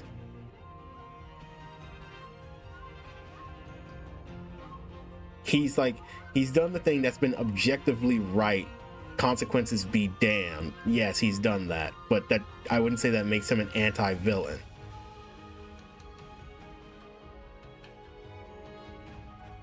Yeah, but it's still, right? Roxas, or even Shion. Now, they're not his fault, but they are of his being. They are a result of his actions. All of it is a result of his actions. Here's the thing. A direct result of his actions. All right. Roxas is a direct result of his actions. Correct. Shion is not a direct result of his actions. It's a direct result. Yes, it is. Yes, it is, because Organization 13 would have never done none of that shit without Sora. Here's the thing. He didn't give them his memories. They stole them from him. Yeah, because he's Sora. Yeah, but if Sora wasn't Sora, Shion wouldn't exist. If I didn't exist, you wouldn't exist. I'd exist. Shion is made of Sora.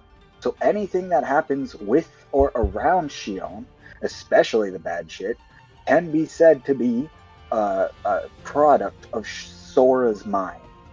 No, because can it not? It's his memories. Shion's memories are Sora's memories. Might not be his heart or his soul, but it's his memory. All right, here's the thing. Shion isn't a clone. His memories here's the thing. Shion is a clone made from magic, not biology. Shion isn't implanted with Sora's memories.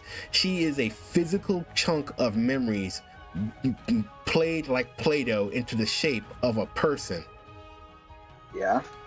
I think that's what she is. Memories of Kairi or whatever. Yes, right? Pretty much. She is the culmination of memories of Kairi. Anyways, point being, you can probably find some instances where I don't know if he does the right thing or if he even knows why he's doing anything, but there are some instances in which even Mr. Fucking Perfect is at least somewhat questionable, isn't he? No. Okay, going through all of Kingdom Hearts with everything that deals with Sora from Kingdom Hearts 1. Let me go through it in my mind real quick because I've played the games a couple times. Not in Kingdom Hearts 1. All right, let's Chain of Memories.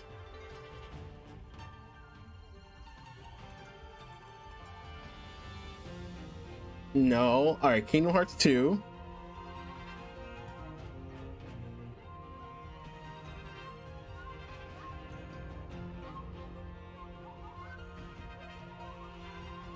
No.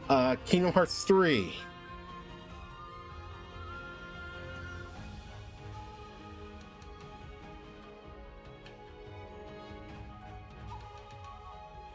Anyways, point being, he beats people up at the very least.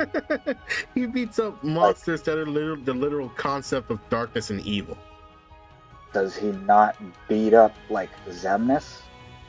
Xemnas is literally... Does he not beat up all of Organization 13? Does he not, at some point, fight Axel or Roxas?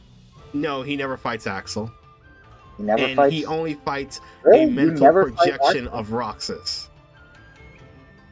Anyways, you're literally picking the only fucking character I can possibly imagine who is supposed to be Mr. Light.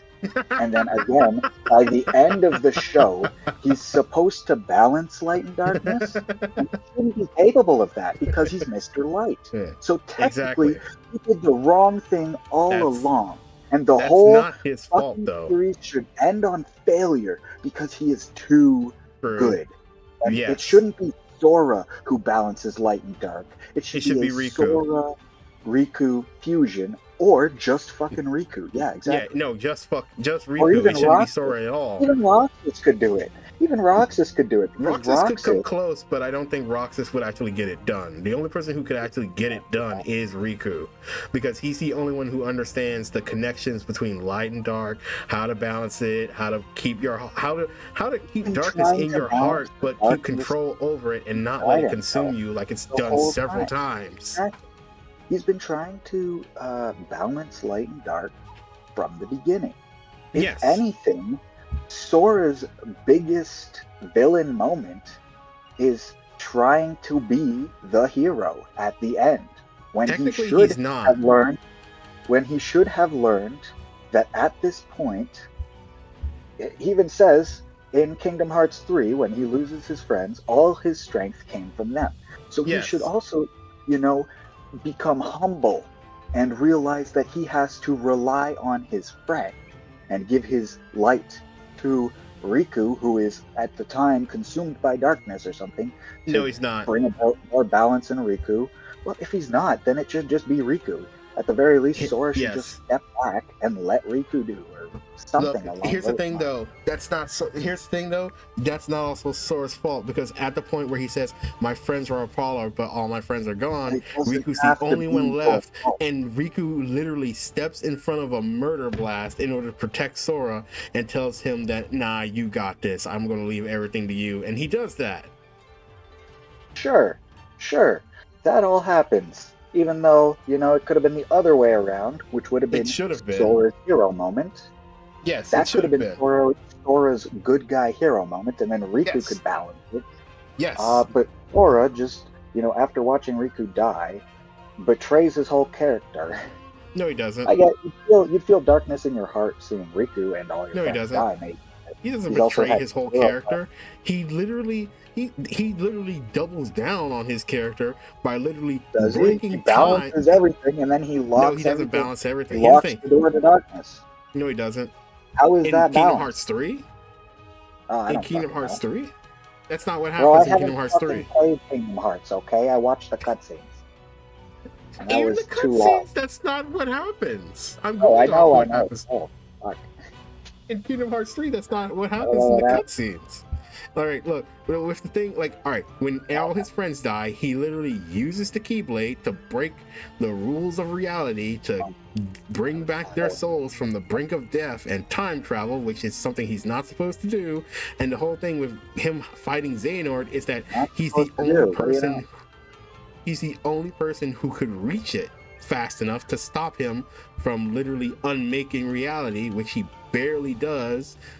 But the keys are already in the ignition, and you can't stop from turning them at all at this point, and so it's too late. And so he does everything the best he can, so he doesn't he doesn't remake reality. He just uses the magic. He just tells the magic to make everything as it already is and leave everything be, and that's what it does. I feel like you wouldn't have to tell it that. If nobody was there to talk, wouldn't the universe play out as it already did? No. If he didn't do it, then it was already set for Armageddon. What do you mean Armageddon? Oh, it was set for Armageddon. It was set for nothingness. Yeah, it was, yeah. So, but that's like saying that the system was built to, not to reset, but to turn off. That's what Xehanort did. That's what Xehanort did.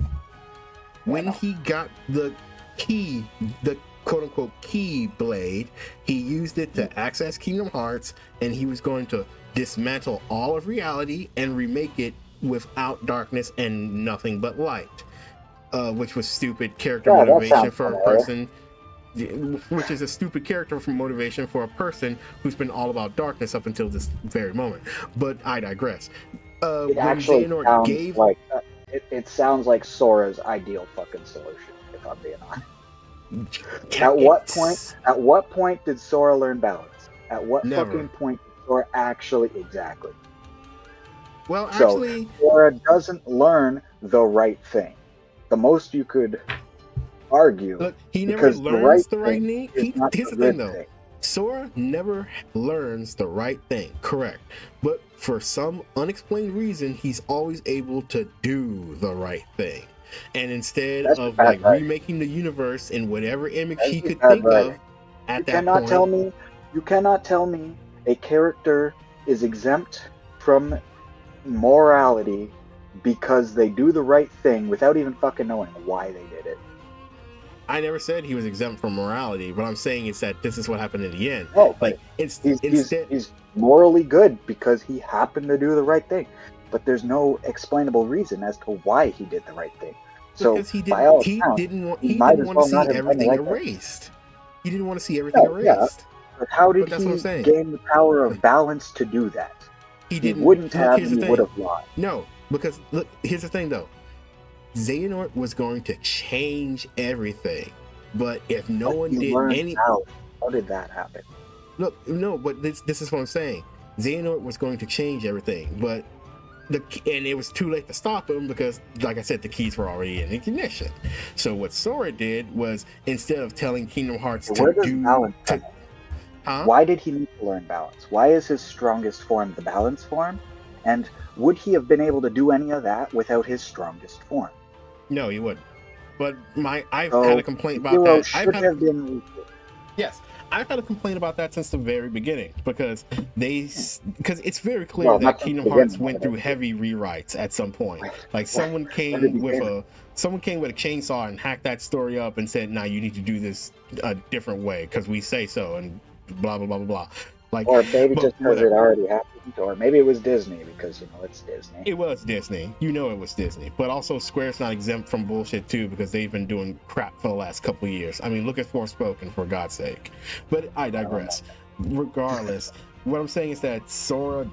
Here's the thing: Sora didn't let everything reset to nothingness, and he didn't remake the world in his image. Sora never turns bad. What the hell is Dark Sora?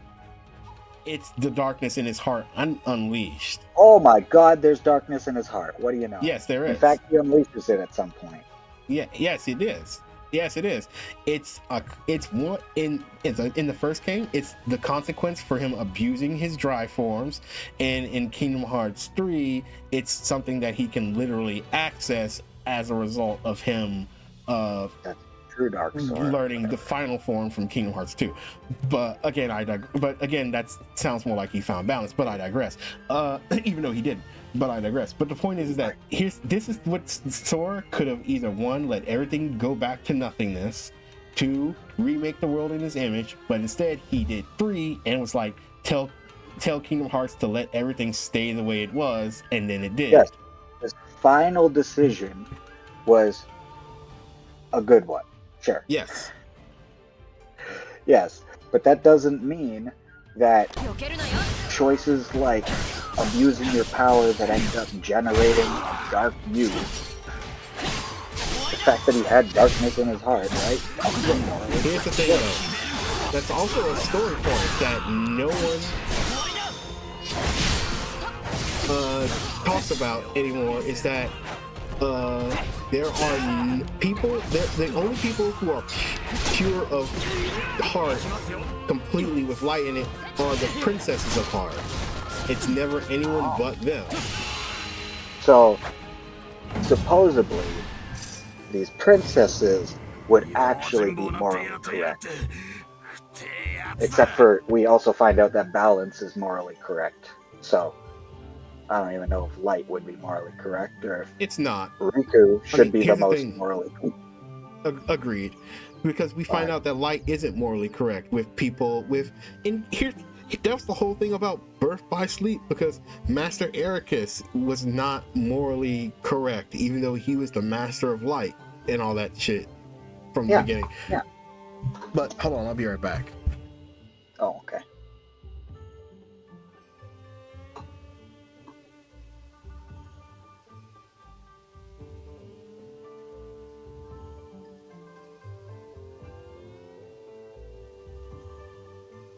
Sounded like a dozen reasons we can't necessarily call Sora exempt from his own.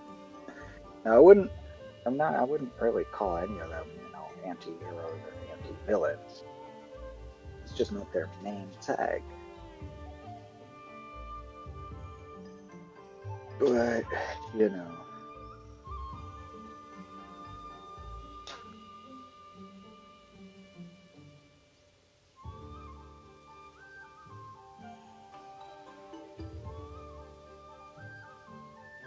Guys, he doesn't intentionally go around slaughtering people either.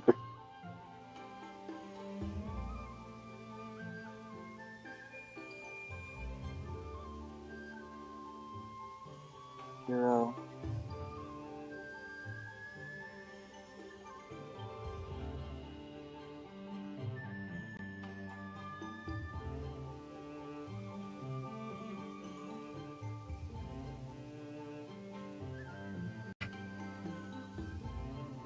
Yeah, there's other Shiro too.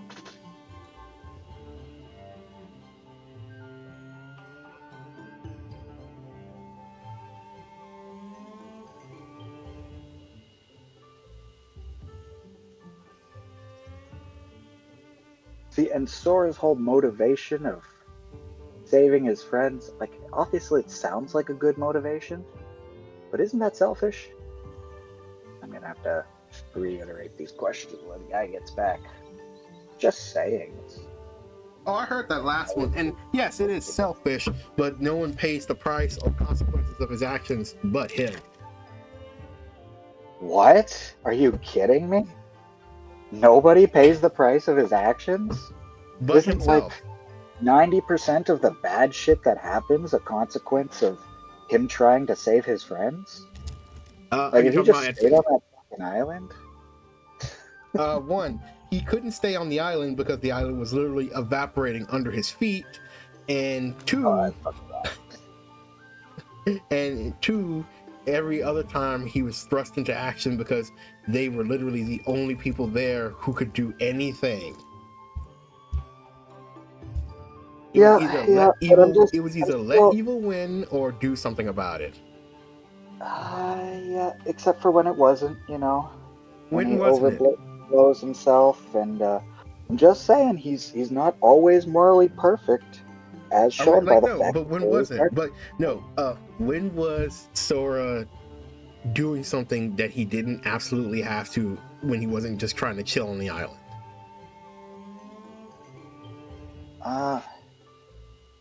When was Sora doing what? I don't know. It's not about whether he's doing what he has to. It's about whether it's morally right to do it.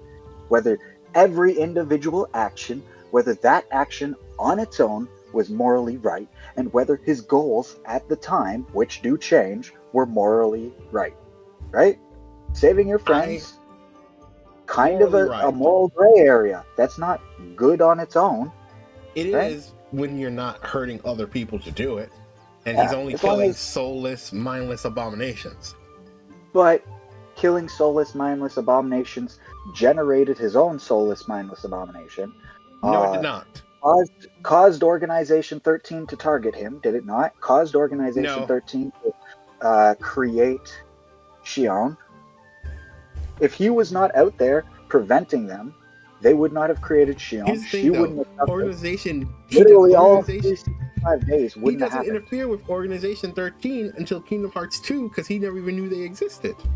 But they interfered with him because he was doing what he was already doing.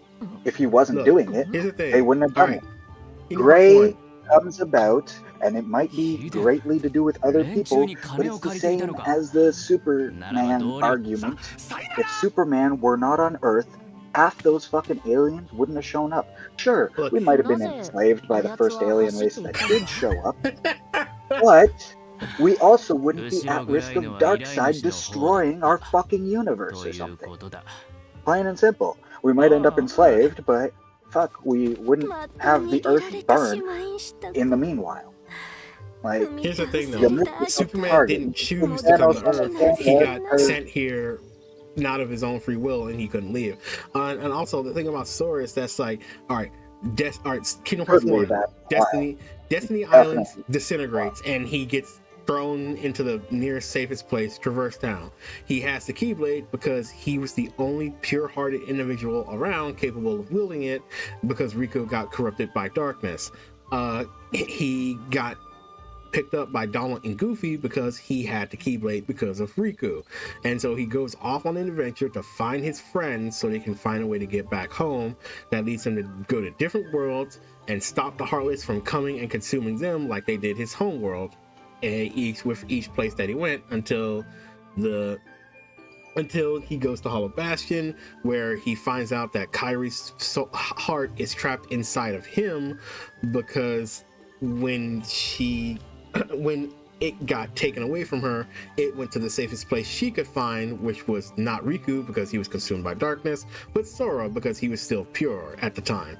Yes, he does still have some darkness in him, like the bottom of a cup much, but Riku was overflowing with it at the time, which is a very stark difference between the two. And so to literally save Kairi, to literally stop her from dying, he had to separate his heart and body so her heart could leave and go back to her normal body. And then he turns into a heartless because of the little droplet of darkness that's left in his heart forms that, and then Kyrie turns that back into a human somehow, which is never really explained. He's literally just a human-shaped heartless for the rest of the game.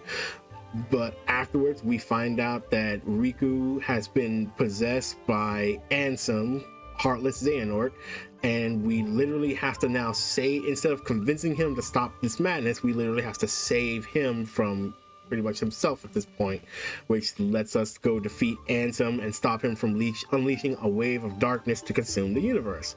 And we end up getting separated think she's from... doing the right thing, but so does any villain. Ansem doesn't care about doing the right thing. Literally, Ansem doesn't care about doing the right thing. He wants what he wants, and so does any relatable villain, okay? This is the least relatable man I've ever fucking heard of. I just want everything to end because I hate everything. Bro is a child throwing a tantrum. Show me a relatable villain. Really? So what is relatable? It? What? A relatable what villain? Relatable villain in Kingdom Hearts? Master Xehanort before they changed his story in Kingdom Hearts 3. Before they warped the whole story. Yes. Literally, he saw that light and darkness needed to be balanced, and the fact that they weren't is what was causing a disturbance in the world, and so he sought to fix it. But does Sora kill Organization 13 members to prevent them from achieving their goals? Does he not destroy Organization 13 members who are thought to be attack him first? Roxas's friends, but he ends them. Because there's literally no way of stopping them unless he does. But he has literally no choice. He kills for the right reasons. Here's the thing. Okay, but Batman, Superman, they don't kill typically, and when they do, they're seen as the bad guy. Here's the thing, though. Okay, Deadpool's an anti-hero because he kills. So Sora gets a free pass because they're bad guys, or because they're made of darkness? You want to know? No, Sora gets a free pass because they're not real people. Literally, that's some bullshit. Yes, no, it's not. It's literally stated in the lore. They are literally empty vessels. And that's destroying them that's just a cruel reunites. And destroying them literally reunites them with the rest of their body and makes them a whole person again. All of them. Every single one. We meet them in Birth by Sleep before they separate, and we see them in Kingdom Hearts 3 when they get reunited. They are not dead. He literally I killed a zombie so that the human that it once was could come back to life. That's pretty much what he did. Still don't know how he ever found balance, but yeah, sure. He never did. I never said he did. So, what he should have done in the end, then, is let Riku be the main character and sacrificed himself, and he didn't do that, which means he made the wrong choice. Collapsing because for the wrong reasons. For the wrong reasons, too, because he was depressed about his friends, even though his best friend is standing in front of him. He goes, oh, well, I guess I'm too depressed to do anything about it, and then collapsing because he literally sees everyone he cares about get murdered in front of him one by one, regardless of who's standing next to you. And Riku is right fucking there. Also, here's the thing, though. Here's something that I always found disturbing that never got addressed in Kingdom Hearts. Sora is probably like 17, 18 years old in Kingdom Hearts 3, but he's still technically. Yeah, I think he's because he was like 10 or 12 in Kingdom Hearts 1, and how many years did he spend in that pod? Technically, he still has the mind of a preteen, while everyone's almost a adult/young adult. Sora literally has the mind of a child because he spent most of his formative years in hyperbolic stasis. Anyway, sounds like you picked Disney's most light element character. I did. And he's still kind of mid when it comes to whether or not he's good or not for me. Yes. Agreed. I agree. He's also mid. I did all those things on purpose to spark this conversation.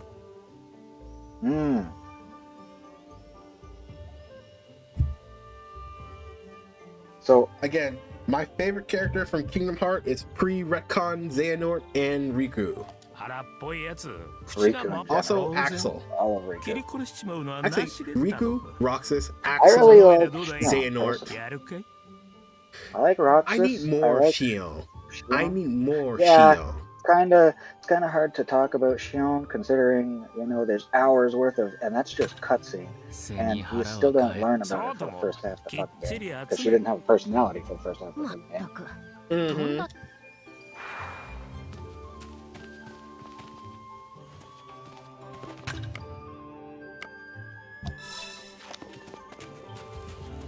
But anyway, I'm back to playing the game again. Do you know how long we spent talking about that? Yuki? How long? Like 2.5 hours. I believe you. But we also started on just characters in general. Usually, it's fucking impossible to write at least an interesting, morally right character. I think the best I've ever seen a morally correct character written was Luke from Star Wars. And that's not perfect, but like of the most morally correct characters written, and a decently interesting one, I'd say Luke from Star Wars, who actually wants to be the good guy, you know? Yeah, he'll actually sacrifice himself, he'll throw his weapon down to be the good guy. Now, I don't always agree with it, but at the very least I think he's the closest to morally correct without being something of an inept character. I like, and don't get me wrong, I like Sora's character. Well, I like some of Sora's character. I like a lot of what Kingdom Hearts has to offer, which is why I am invested in this conversation. Yes. But for the most part, hero or villain, there's always a moral grayness to it.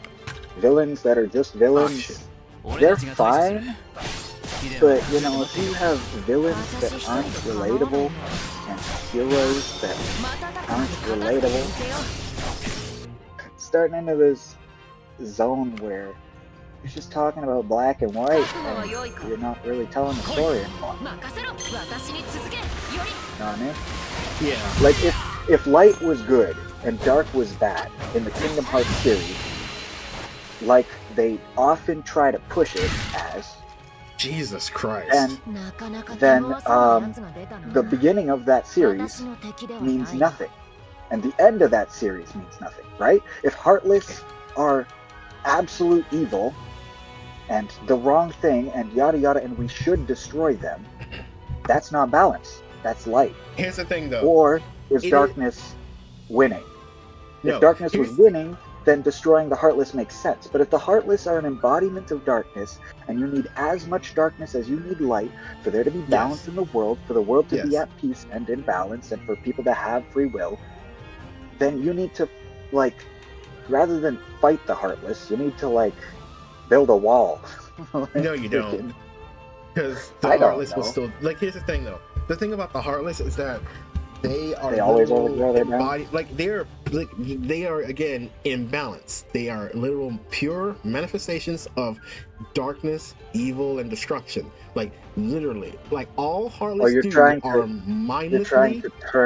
You're trying to turn the Heartless...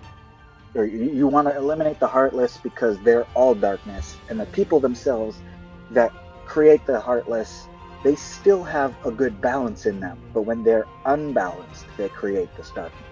Yes. When the world is dark, they create this darkness. The darkness has to be destroyed.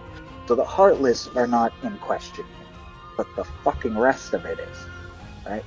The Heartless, the Heartless are not the source of the problem. They are a symptom that must be taken care of as you deal with the source. Like, here's the thing: you have a tumor, all right?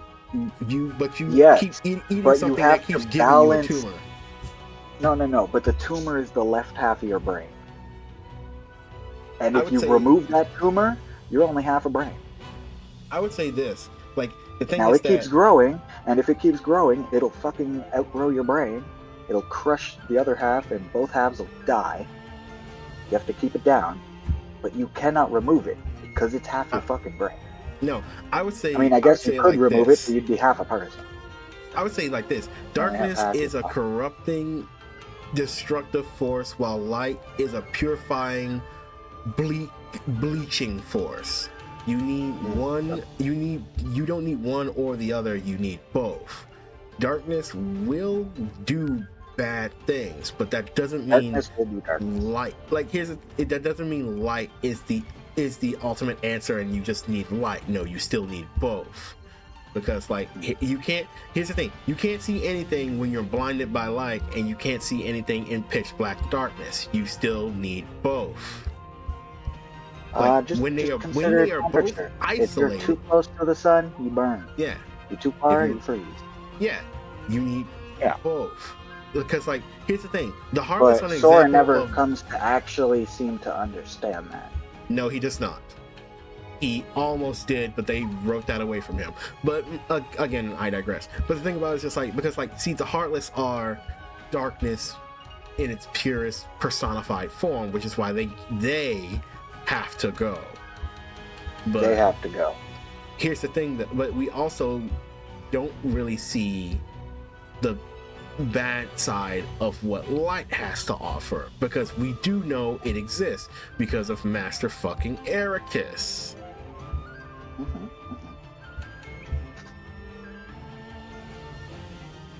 That's my main issue.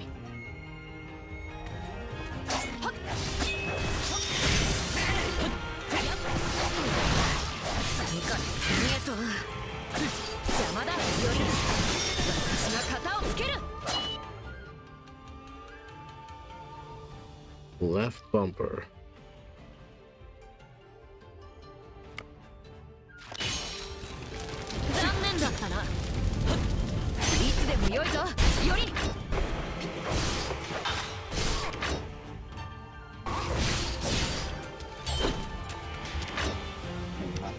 I don't know. And example though, like the reason it is so hard to even discuss half of it is because they make the characters flat. Yes, they make them very flat and one-dimensional. Except for, the morally great character. The character of Light was a bad guy. The character of In the Way, he did the wrong thing. The character of Dark is a bad guy. He did the wrong thing. Sora is a good guy. He always does the right thing for no fucking reason. Literally, he could have no motivation to do the right thing. He's still gonna do the right thing. Right? He's always gonna, always has a motivation to do the right thing. But when you always have a motivation to do the right thing, or you always somehow know how to do the right thing, it feels very much so like you have no reason. Well, it's not you have no reason. There's no reason for it to be you. Sora didn't have to be Sora. Sora could have been any other fucking character in the series. In fact, it would have made a lot more sense by Kingdom Hearts 3 for Sora to be anybody else. Period. Because Sora doesn't understand balance. Every other character might have some concept of balance. Right? Yes. Kairi, who resided as a soul for a while, might understand balance because she was a soul. Riku has balanced light and dark. Roxas was part of frickin' Organization 13. Ventus at least has experience, right? Look, Sora is the only character who doesn't fit Sora's role by Final Fantasy or by Kingdom Hearts. Ventus is proof that there's a problem, that I would say. Ventus, that whole arc is proof that there are still underlying issues. Yes, because Ventus is an artificial heart of pure light, and Vanitas is an artificial heart of pure darkness. They are mirrors of each other, and that to me shows that there is a problem right there. Because even when they came back together, they still fought each other and killed each other to separate again. Yeah. You could argue that that essentially there is zero saving the verse. It is going to be a constant war until one side wins and the other side is obliterated and life can no longer exist. Or neither side will ever win and it'll just be an eternal war. Those are the two options I see here. One side wins, eternal war. And that literally comes down to the physics of it. Is it an actual battle with actual winnings and losings, or is it more an imagined battle where every Heartless that Sora kills just means another one spawns further away? And when you think about how you could probably just infinitely kill Heartless in Kingdom Hearts games, I'm sure one of the games just has a space where you could find Heartless as long as you keep walking around. If not multiple of them. Technically. By technicality. So that's what I'm saying.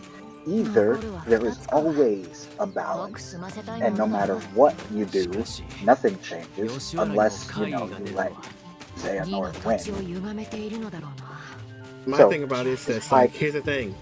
There is proof that balance can be achieved, but they wrote it out of the story, and that's Sora with his final form. Sora with his final form is no longer canon?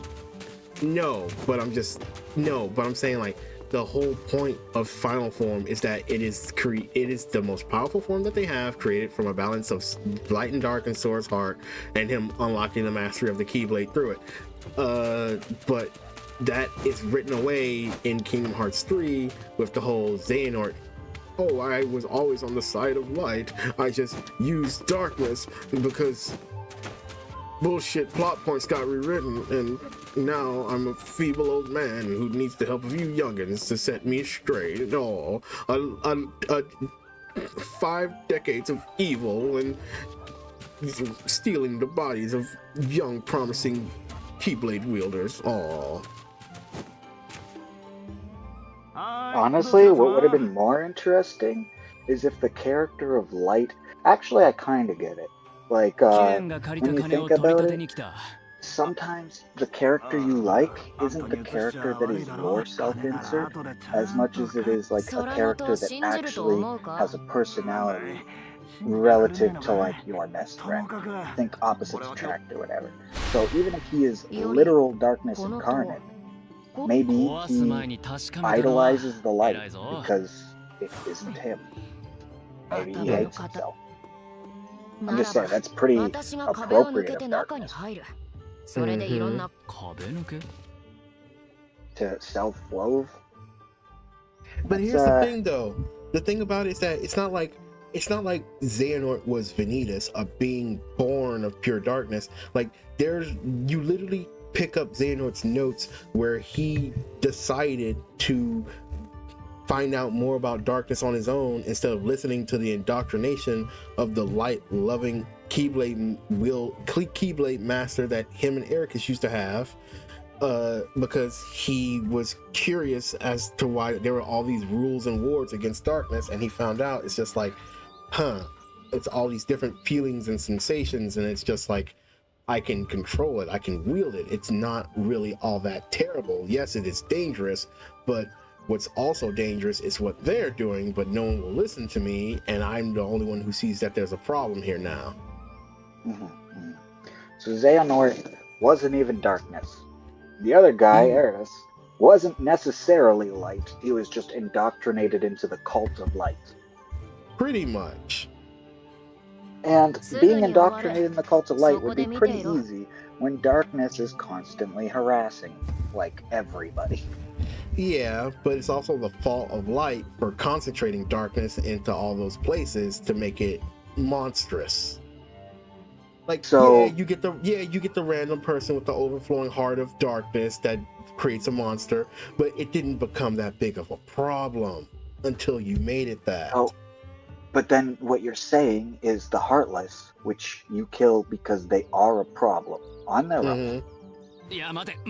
But by killing that Heartless, it respawns in a dark corner of the universe. No. Or world. No? No. When because a there has to be darkness, right? Balance of light and darkness? Here's the thing, you said it was light's fault. How? How could light possibly be at fault here? By overwhelming and suffocating the darkness. But here's the thing, though. Yeah. The thing by about killing things like Heartless. No, because here's the thing, though. Heartless, that's the most direct way that light interacts with darkness. There is pure darkness, and then you get something like a Keyblade. There's a pure light, and you smack it. Keyblades are pure light. There's literally a Keyblade. There's literally several Keyblades of darkness. Keyblades are very strict. Riku's Keyblade, true. Yeah, Mickey's Keyblade. The balanced Keyblade at the end. No, here's the thing. Sora's Kingdom Key is the key for the realm of light. Mickey's Kingdom Key is the key for the realm of darkness. Keyblades aren't stringent between darkness and light like that. That's proof right there that there's supposed to be a balance. And also, Heartless only remanifest when they're killed by normal means, like a gun or a man with a really big sword. When you kill a Heartless with a Keyblade, the darkness is purified from the ravaging monster, and the heart is freed, and it doesn't respawn. So it sounds to me, though, you just said that the Keyblade is the weapon that can actually wield light. Like, it might, on its own, be capable of balance. It can wield both, but you use it because darkness is causing issues, not light. Darkness is causing issues. Here's the thing, though. We haven't seen them. This is the thing. We haven't seen a manifestation of an evil or monster from light yet, which is what I was hoping was going to happen. Zero fucking sense. Unless, again, the Keyblade wielders who are indoctrinated, like you said, into this cult of frickin' light, done by a Keyblade wielder, Keyblade master wielder, is teaching new Keyblade wielders that the right thing to do is to use light to smite darkness. That itself is light doing light's thing on light's side of the war.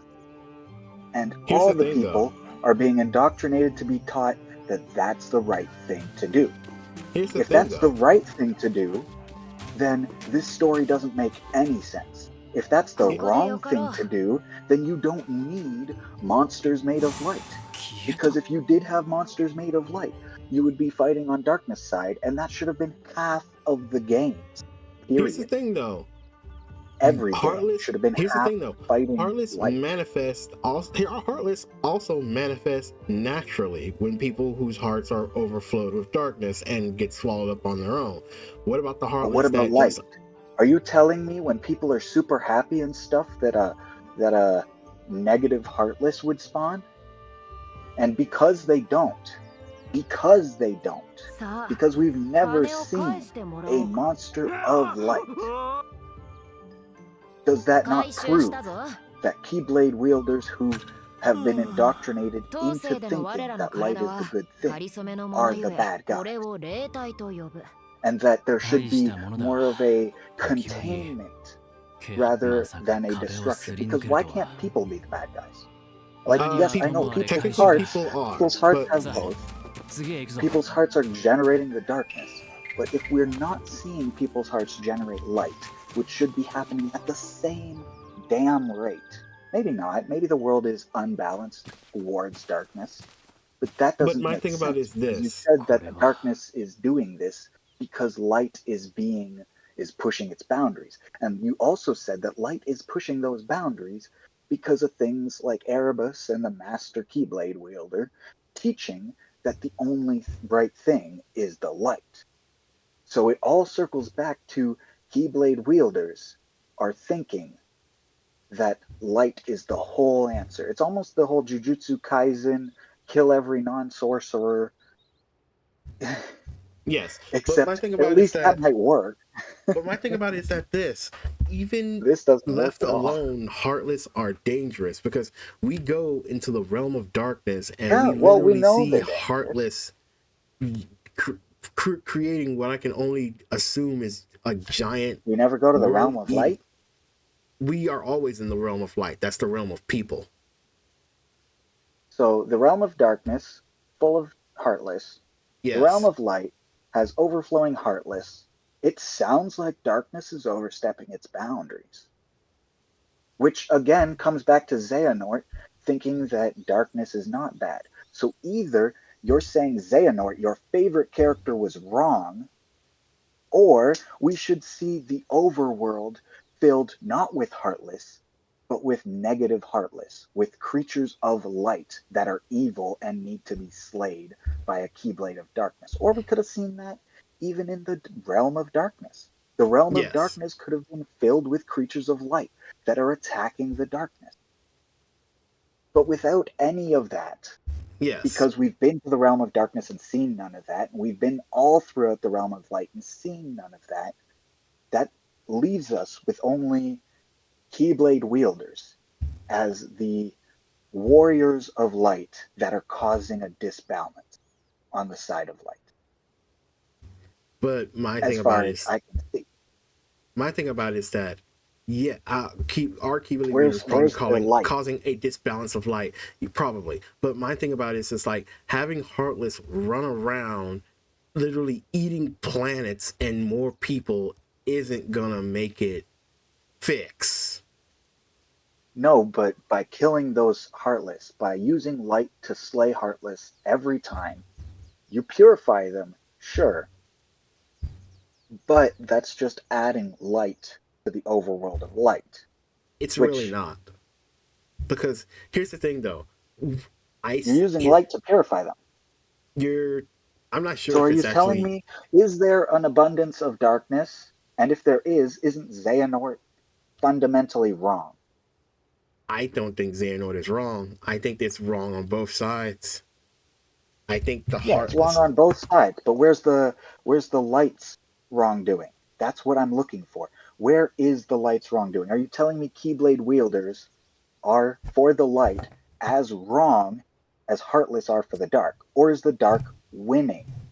Because those are like the only two sides. Or three, we have to have as many light entity monsters, or as big overall, Well, here's the as thing: the we only collective go to the darkness. Disney worlds, and we don't really, and like there's a whole thing about them saying like there are worlds out there that we still can't even reach beyond in the stars and yada yada yada and all this. So who knows? There might be, but from what I'm being seen is that the imbalance of light and darkness is caused by the darkness being being split like it is from a realm of light and a realm of dark.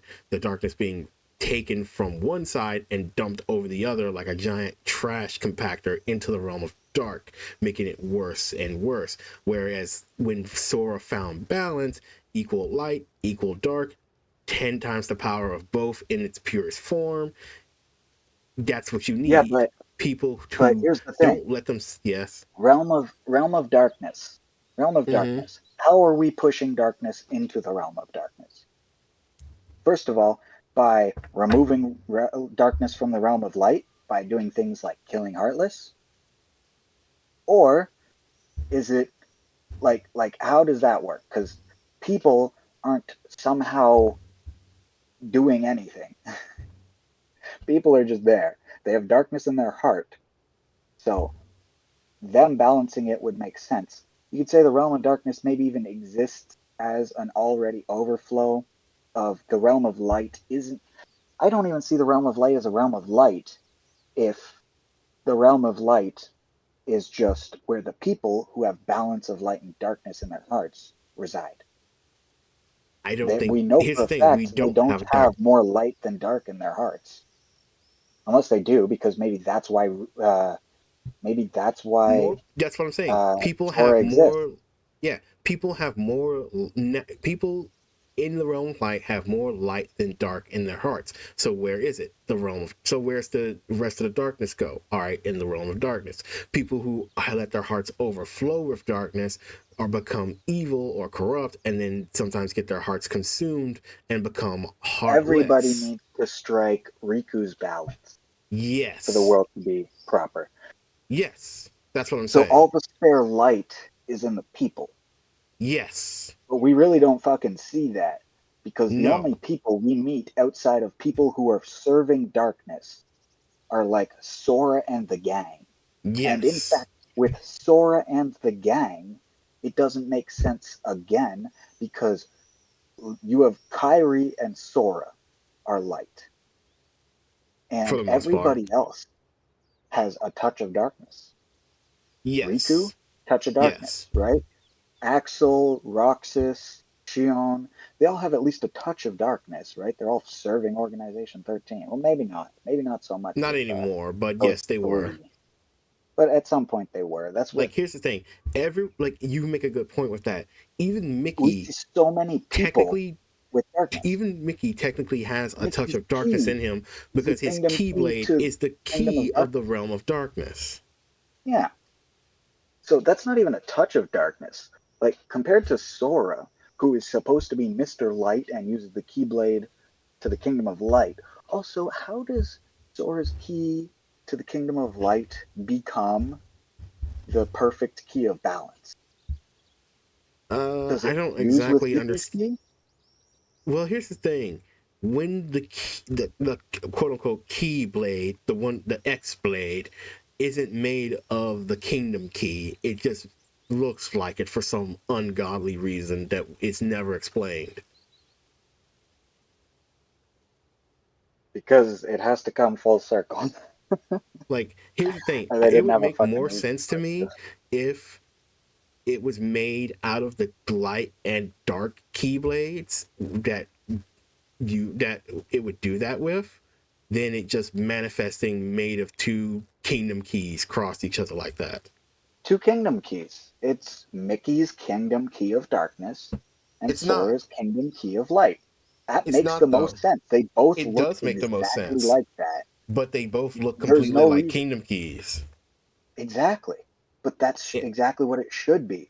What should have happened is Sora and Mickey should have gone through a journey together, in which Mickey and Sora together learn to embrace, honestly, the opposite. It shouldn't have been Mickey or something.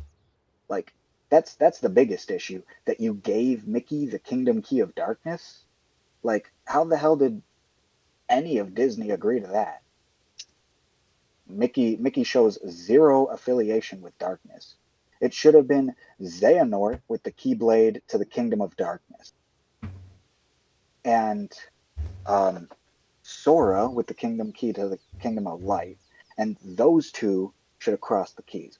Or you could have had something, and I guarantee this is probably what it was like Sora and Mickey teamed up for a second or something and created the and used the Kingdom Keys. But that would still imply that Mickey had all this darkness or something. And I don't know if Disney would have gone for that. So maybe that's what happened. Oh, Mickey's is gold, and it's not even. No, it's literally just two of Sora's key, which makes zero sense in terms of balance. It literally should have been one Mickey key and one Sora key. That would have made a million times more sense. This is not balanced. This literally looks like a sword of ultimate light. You even have example pictures. Holy shit.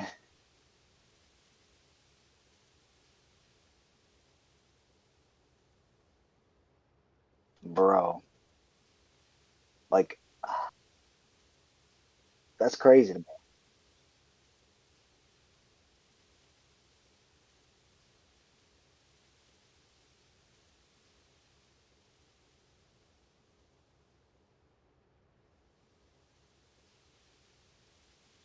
You think? Yeah, but I'm still wondering, like, where's the excess light? because we don't see it in any of the people. That's the most ridiculous, flawed possible, because like, it makes sense that it might be in the people, or that there'd be monsters of light, or that, or this, or that, or the other thing. But they've made so many damn games at this point that you'd think, with the hours upon hours upon hours of cutscenes, there's like 30 hours of cutscenes that I watched just for like 365 days. It was like 30 hours of cutscene, skipping all the gameplay, just watching cutscene.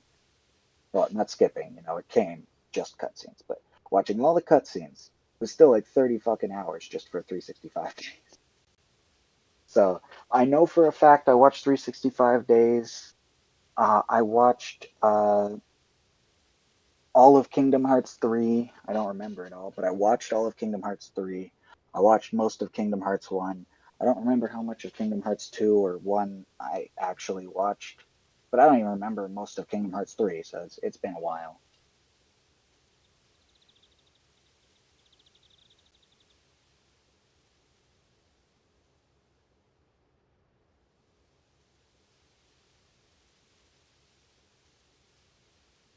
The king, aka Mickey, King Mickey, needed a Keyblade opposite from the realm of light Keyblade that Sora had. Yeah, so it's like the whole plan from the beginning was for Mickey and Sora to join Keyblades. But Disney saw that and went, Mickey's not the man of darkness. What are you talking about? Like, do we even see Mickey much after that? What does Mickey do after that? Do we see Mickey ever in the whole series?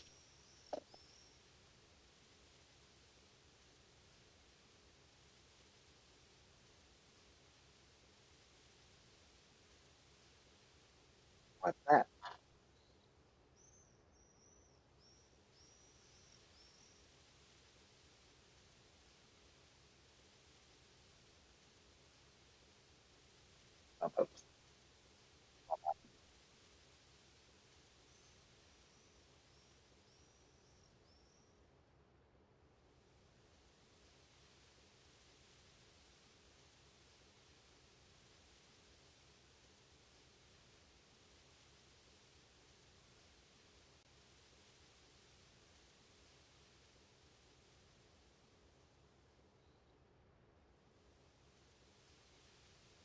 Yeah, but that doesn't mean the key itself is light, but that it seeks light.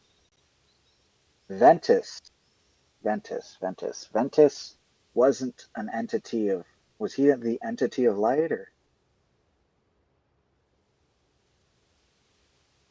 But then it also would make sense that the light seeker could still be a kingdom key of darkness because balance. Because balance. What if Sora's key is the key of darkness? I mean, it seals the door to darkness in Smash Bros.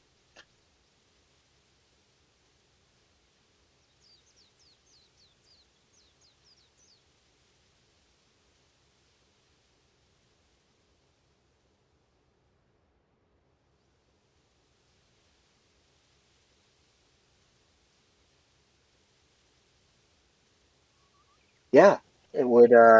It would give us stability, a balance. And if you think about it, Sora being Mr. Light, the Keyblade that is the Light Seeker could still be the darkest Keyblade. And then Mickey could have an actual.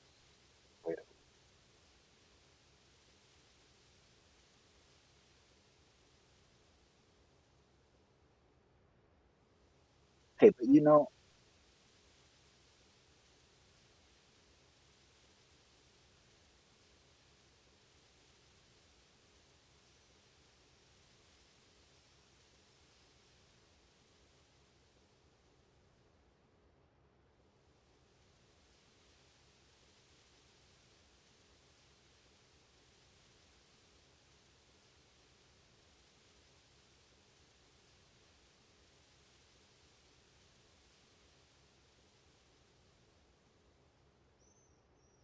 but that didn't last. Not that I think it should, because again, they hadn't struck any sense of balance. I think the whole concept of balance is the right thing to do. But here's the thing. They tried to make Mickey the kind of contrary to Sora, and they tried to make Sora Mr. Light. Like, that doesn't make sense to me. That Disney would agree with Mickey having the key of darkness or any of that. Like, does Mickey even what are Mickey appearances? What are the Mickey appearances? What does Mickey do in this series, period? What are his actual accomplishments? That's what I want to know. What does he do ever?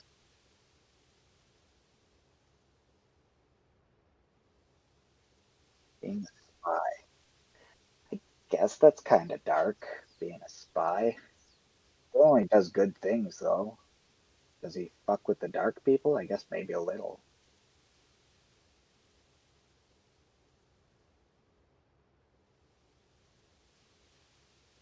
Yeah, no, that's not. That makes it still doesn't give him any contrast to Sora. So we still have this concept of light and dark, where you have Sora is light, has a key, supposedly light. Mickey is light, has a key, supposedly dark. And then you have a dozen dark characters who could have had the key of darkness. What's the other character, the bad one? The pure darkness character? The pure darkness. No, no, no. Wait, was it? I thought Vanitas was pure light. Who's pure light? Okay. Yeah, their fucking names are so close. God damn. Yeah, okay. So, like, Ventus and Vanitas are actual yin and yang, two sides of the same coin. Makes sense that they're fighting, makes sense that it all makes sense. And then you have Sora and Mickey, two good guys who can't do any wrong ever, but supposedly aren't entities of pure light. And then they give zero explanation beyond any of that.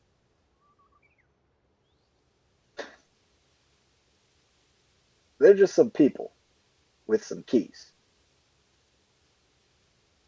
And I guess that's a nice kind of gray area. But again, the whole, oh, light is overwhelming. I've never seen that. Forget a light monster. We don't even see like as many light characters as we do dark characters, period. Organization 13 has like three good guys in it. That means 10 bad guys. And along with our other, well, I guess if you count Goofy, Donald, all of Sora's friends, maybe we see as many light and as many darkness, but the dark guys, they don't have shit. They don't have any special keyblades. Maybe that's why the light is overwhelming. The light is overwhelming because they stole darkness's key. That's the problem. Mickey, Mickey, you're causing issues here, Mickey. Mickey, bro. Mickey, issues long before that. I'm just saying, where the hell is this supposed balance?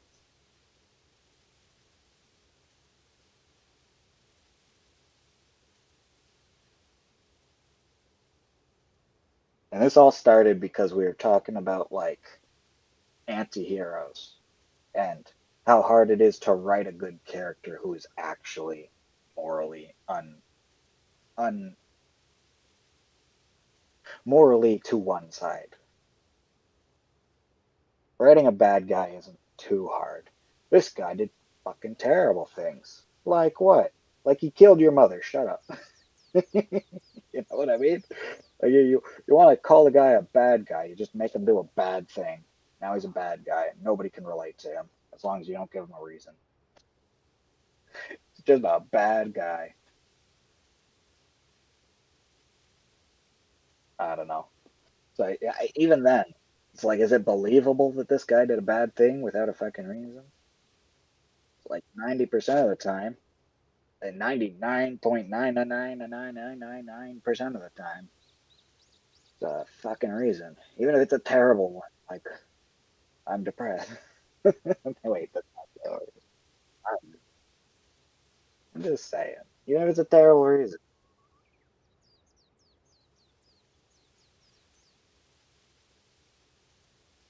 You finding Kingdom Hearts things? You gotta say them out loud.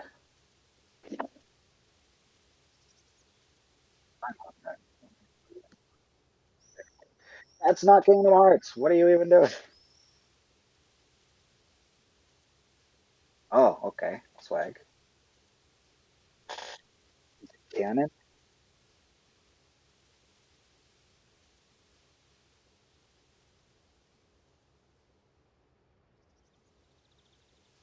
Yes.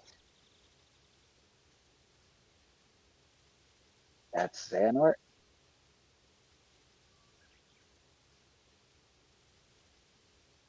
What? No, I kind of don't hate that, but it's also weird.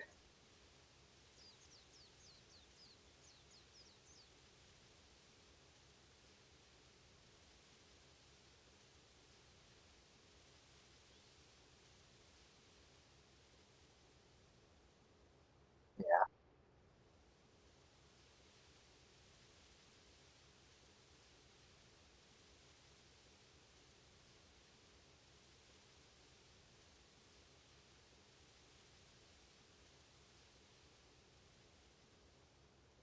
So that's one of the motherfuckers who are causing the disbalance in the side of light towards the side of light. And past Xehanort, though, the young Xehanort, I don't know who the heck is young Xehanort. Not, yeah, no, sorry, not young Xehanort. Xehanort's great grandfather over there.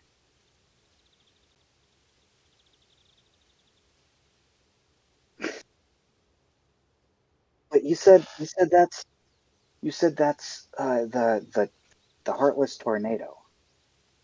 Was that from your mobile game? That wasn't during the mobile game, was it?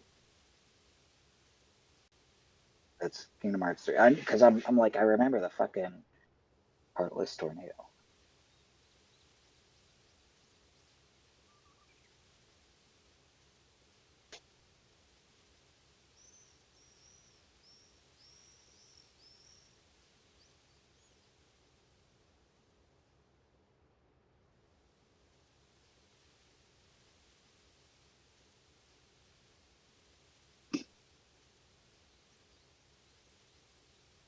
Yeah.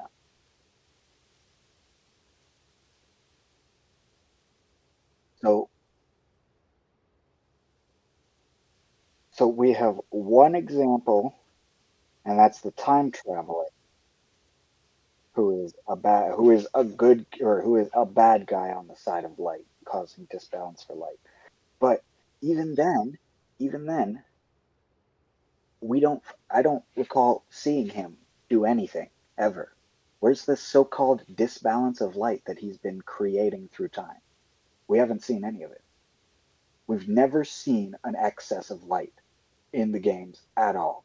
And they keep saying that the excess of darkness is born of the light did this, the light did that. They like to, even in Kingdom Hearts, the most black and white game you can fucking name, with the most black and white characters like Sora, who are supposedly without a single moral fault, has this underlying it wants to be balanced, and then it also kind of just didn't do that. So I don't know. And that's just the whole series is trying to be morally gray. This whole series that supposedly is the most black and white is trying its hardest to turn those blacks and whites into shades of gray. I don't know how well it's doing because it's never once shown light as anything but good, but that just shows that like all of Sora's supposed light. what are those occasions?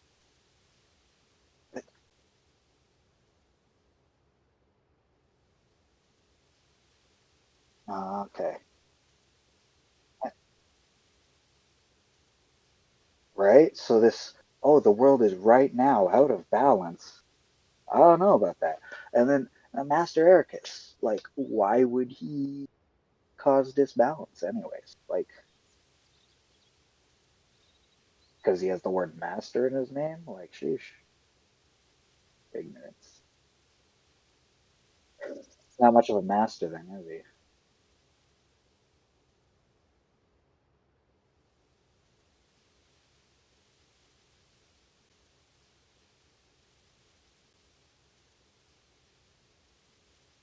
Hmm. Hmm.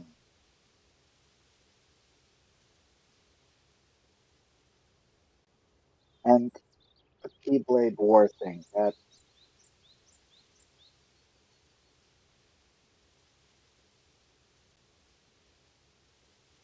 so Ventus, pure light, but we don't see that.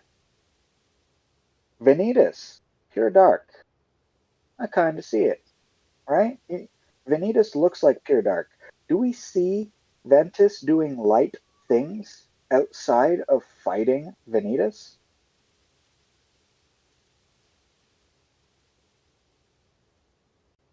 So on the average day, he's just chilling. In fact, not if all of his attacks are really light. Some of them are wind. On the average day, he's just chilling. What makes him pure light? With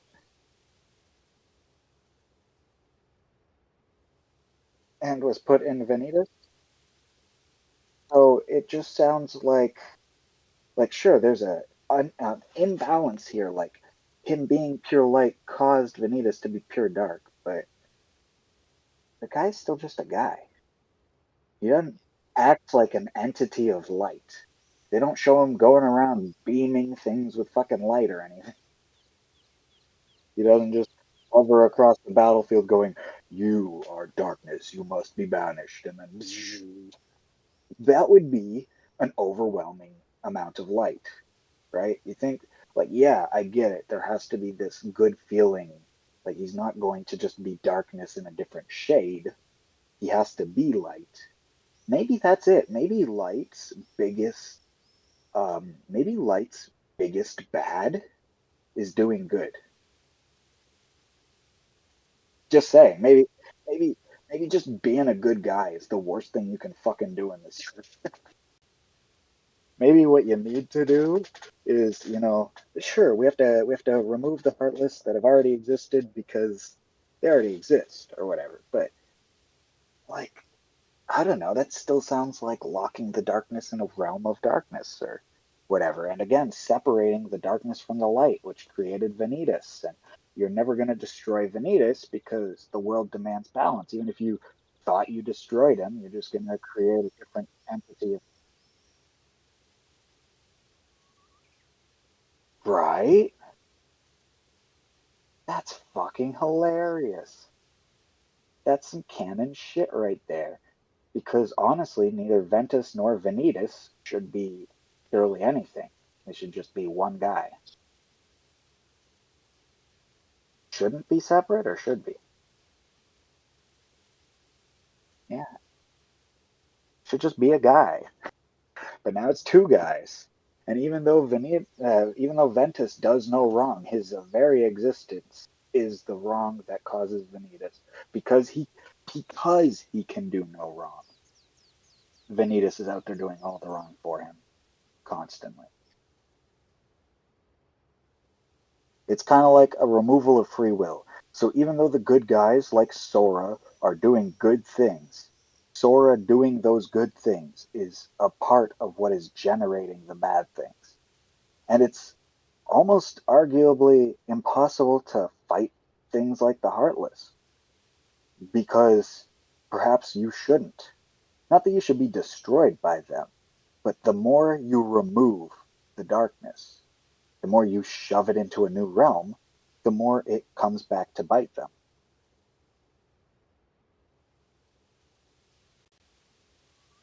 Yeah, like at the end of the day, everybody needs to be more like Riku.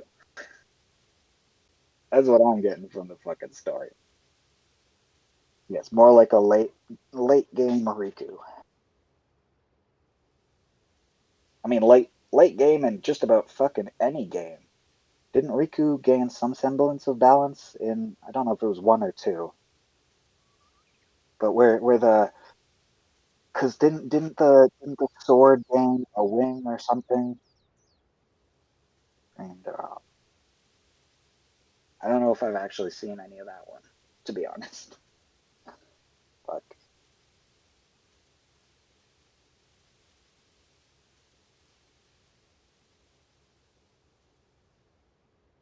it's Kingdom Hearts 3, but not as good.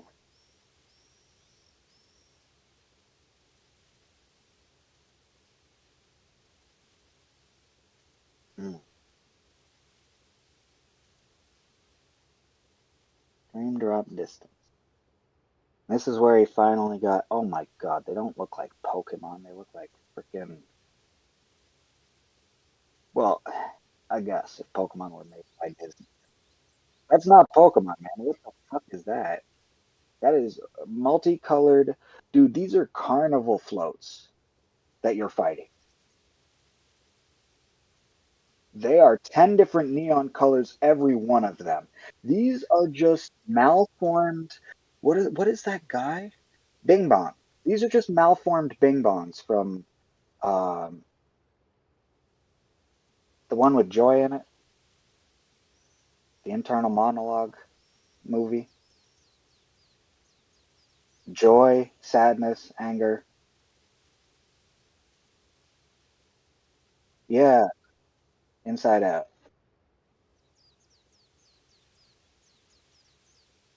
No, they're Bing Bongs. They're a bunch of frickin' monstrous, twisted, imaginary friends. Bro, these look like Foster's Home for Imaginary Friends creatures on meth. These things are horrifying. I would never call that a Pokemon. Pokemon have consistency in their design. This is somebody's acid trip. You even control them like Pokemon. Sure, but at least in this one picture I'm seeing, every single one of them has an acid trip color design. Okay, that dog, that's a Pokemon. That weird, funky little dog with a horn, that's one Pokemon. That's a Pokemon. This beetle, that's a Pokemon. That bat, okay, that's a Pokemon. But I'm seeing a page here where I guess one is supposed to be a dinosaur, but its design looks like somebody stuck like a bunch of candy to uh what are those fuzzy a pipe cleaner. Looks like somebody stuck candy corn to a pipe cleaner and then stuck a freaking T-Rex head on the front and painted it to match. And then the creature that's fighting on his side, is that the dog? Because from the back, it just does it have a face on its ass? What the fuck is that? Bro, that's a weird trip. Okay, this little cat thing with 6 legs that floats around, that's adorable. That's a Pokemon. Some of these are Pokemon. Others need to be put out of their misery, honestly. Jeez. Like candy corn, dinosaur, pipe cleaner monster cannot be anybody's favorite anything. Okay, the pipe cleaner monster is nobody's favorite entity of the backrooms. It's not. Uh, the trippy elephant, sure, I like that. The trippy lizards, this is a trippy dinosaur. It's mostly purple and black. I like that. It doesn't look like it doesn't look like a pipe cleaner.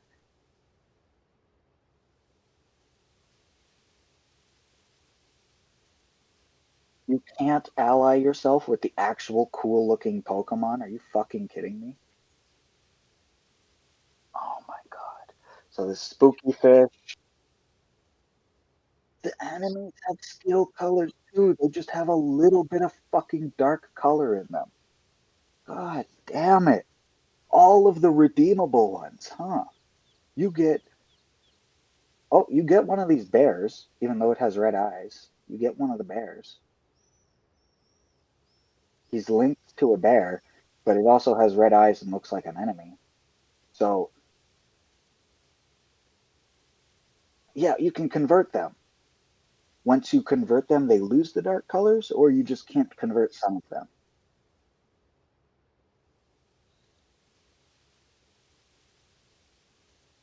Okay, okay, okay. That helps out a little bit. I don't really care if they become funky colored. Although I did like the darker colors better. That's okay. That's okay. God, that is a fucked up boss, bro. What the hell? Who? What were they on? Bro, it's got like a tiger face and glasses and 2 human hands and 2 human legs coming out of a jack-in-the-box.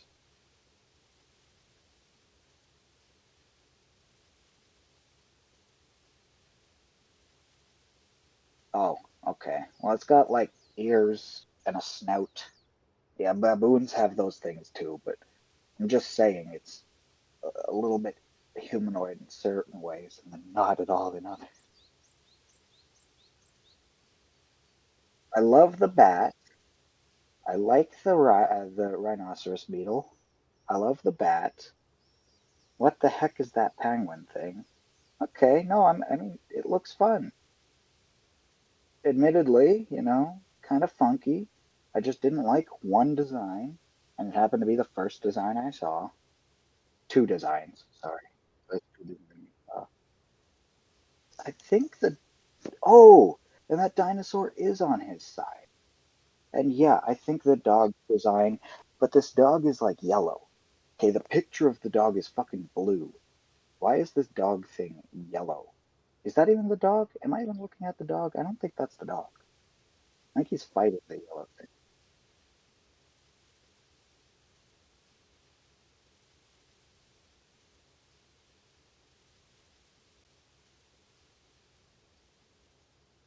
What, Dream Drop? Honestly, I did see a cat. Oh, that horn thing is a cat.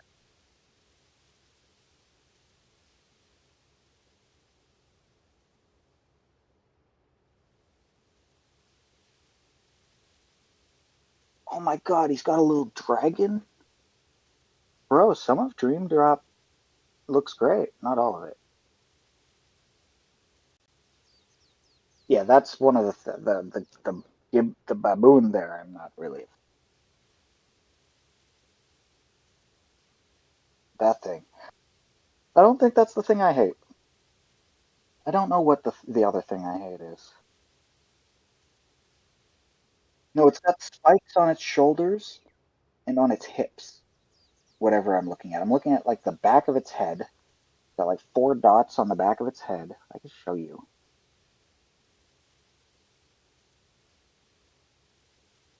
I already downloaded the whole fucking thing. Oh, it didn't even work. Great. I'll do that. It's so blurry. I can't do that either. I can hit share. It's literally going to force you to go to the Google image on Google, I think. Or maybe not. Maybe I don't know. Yeah, no, look, it's just a link to images Google visit site. And it literally just pulls up Google images. It pulls up this image. That's funny. Anyways, do you see it?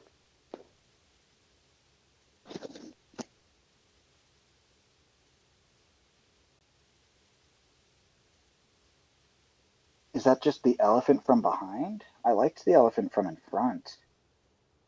Whatever it is, it looks terrible from behind. I think he's fighting it. His 2 allies are the dog and the dragon. That thing's an enemy. Like I said, it's got spikes on its shoulders and spikes on its ass. It has like weird little face looking thing on its ass below its tail.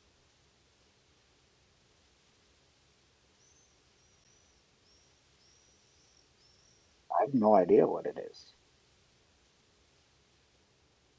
A lot of birds. No, no, I'm seeing a cat. Cat's tiny. There's another cat. Yeah. Actually, and it's such a blurry picture. Maybe I'm being too harsh on the weird uh dino.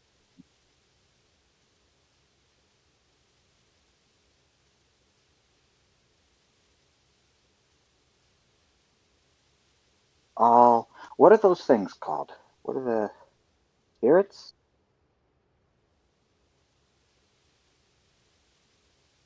All spirits. Dream eaters. That's what they're called.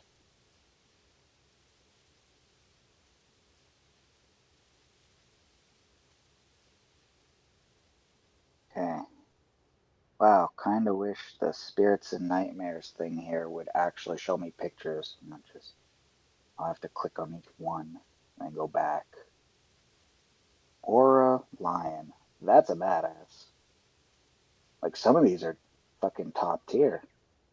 Might have got me into a new game. You said this was mobile? Fuck. Uh,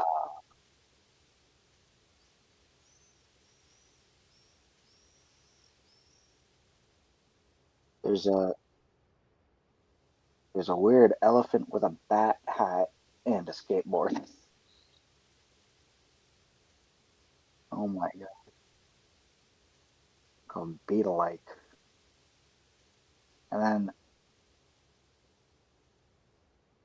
Cat Tanuki. Dude, it's a Tanuki cat. Cat Tanuki. Dude, what the heck? That's hilarious. It's literally this weird horned cat, but if it were a Tanuki. I love Cat Tanuki. Or a lion. Bro, new Pokemon, let's go. It's not the Triceratops. Terror looks great. I would have fucking loved to see that. Why is it the first picture I saw of any of the creatures was like the only picture of the only creatures that I wasn't a fan? God damn, for real. It's just bad luck, bro.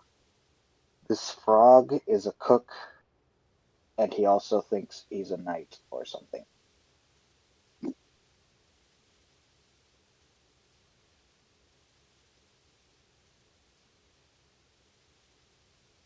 Some of these are fucking funky. Chef, Kiru, Kairu, Cyber It's a Cyber. Oh, it's a weird looking thing. And then it shows you them when they actually are like your allies, and they just look a lot less spooky. Yeah, exactly. A lot less badass. I still like them when they're brightly colored. It really is a trip, though. Holy. Drac Quack. It's a dragon, but its stomach is an egg, and it has a tongue coming out of it because the cracked egg is actually a mouth. That's fucking weird. But like in a fun way. Pricklemane, Ryu Dragon, Nacho Cat. Oh my god, Meow Wow. Is that the dog cat? Is it Meow Wow? The one that we couldn't tell if it was dog or cat. Necho Cat is actually great. I like Necho Cat. That's the musical floating cat with the 6 legs. Meow Wow is the dog. Yeah, you're right. Oh, the floating one? Necho Cat. Yeah, I like Necho Cat. I don't know. I'm liking a lot of these designs. Some of them for sure.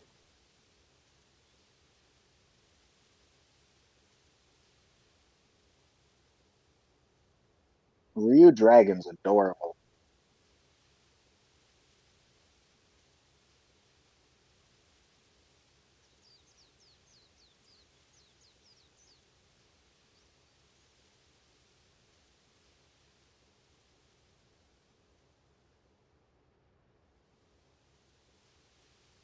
Do you think they need different designs between the good ones and the bad ones?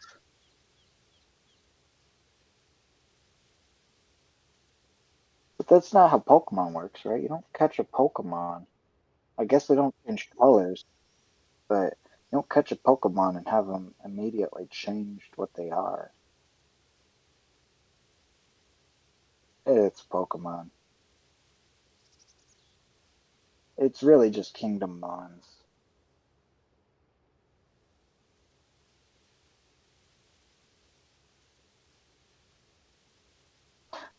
Tyrantorex. I wonder if that's the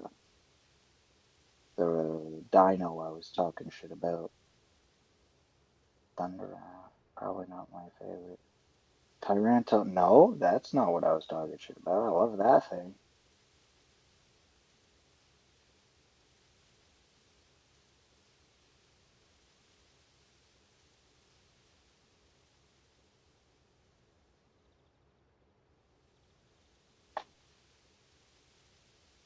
I'm gonna look at a few of these for sure.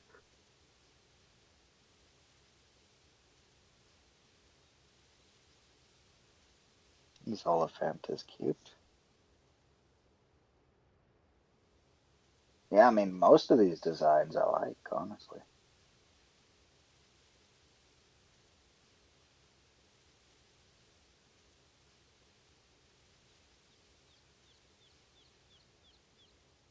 Okay, Toxamander by name, I expect like a Poison Charmander.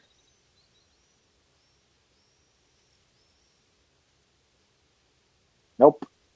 And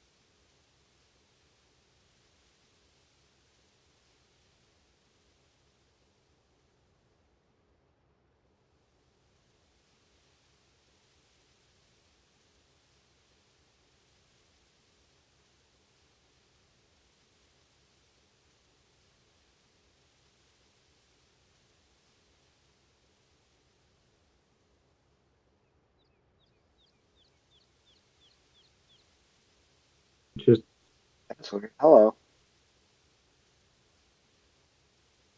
I guess I DC'd there because I was off the Discord app so long or something, opening too many tabs in my other thing. The Skeleton Wild. It looks amazing as an enemy. The same with the Komori Bat, bro. They look great as enemies. Okay, the Komori looks good as an ally too, though. But the Skeleton Wild goes from one of the baddest looking baddies in the game to looking like somebody stuck a bunch of candy on a pipe cleaner. We're also seeing the blurriest picture in the world of it, but it looked so much better before color, to be honest.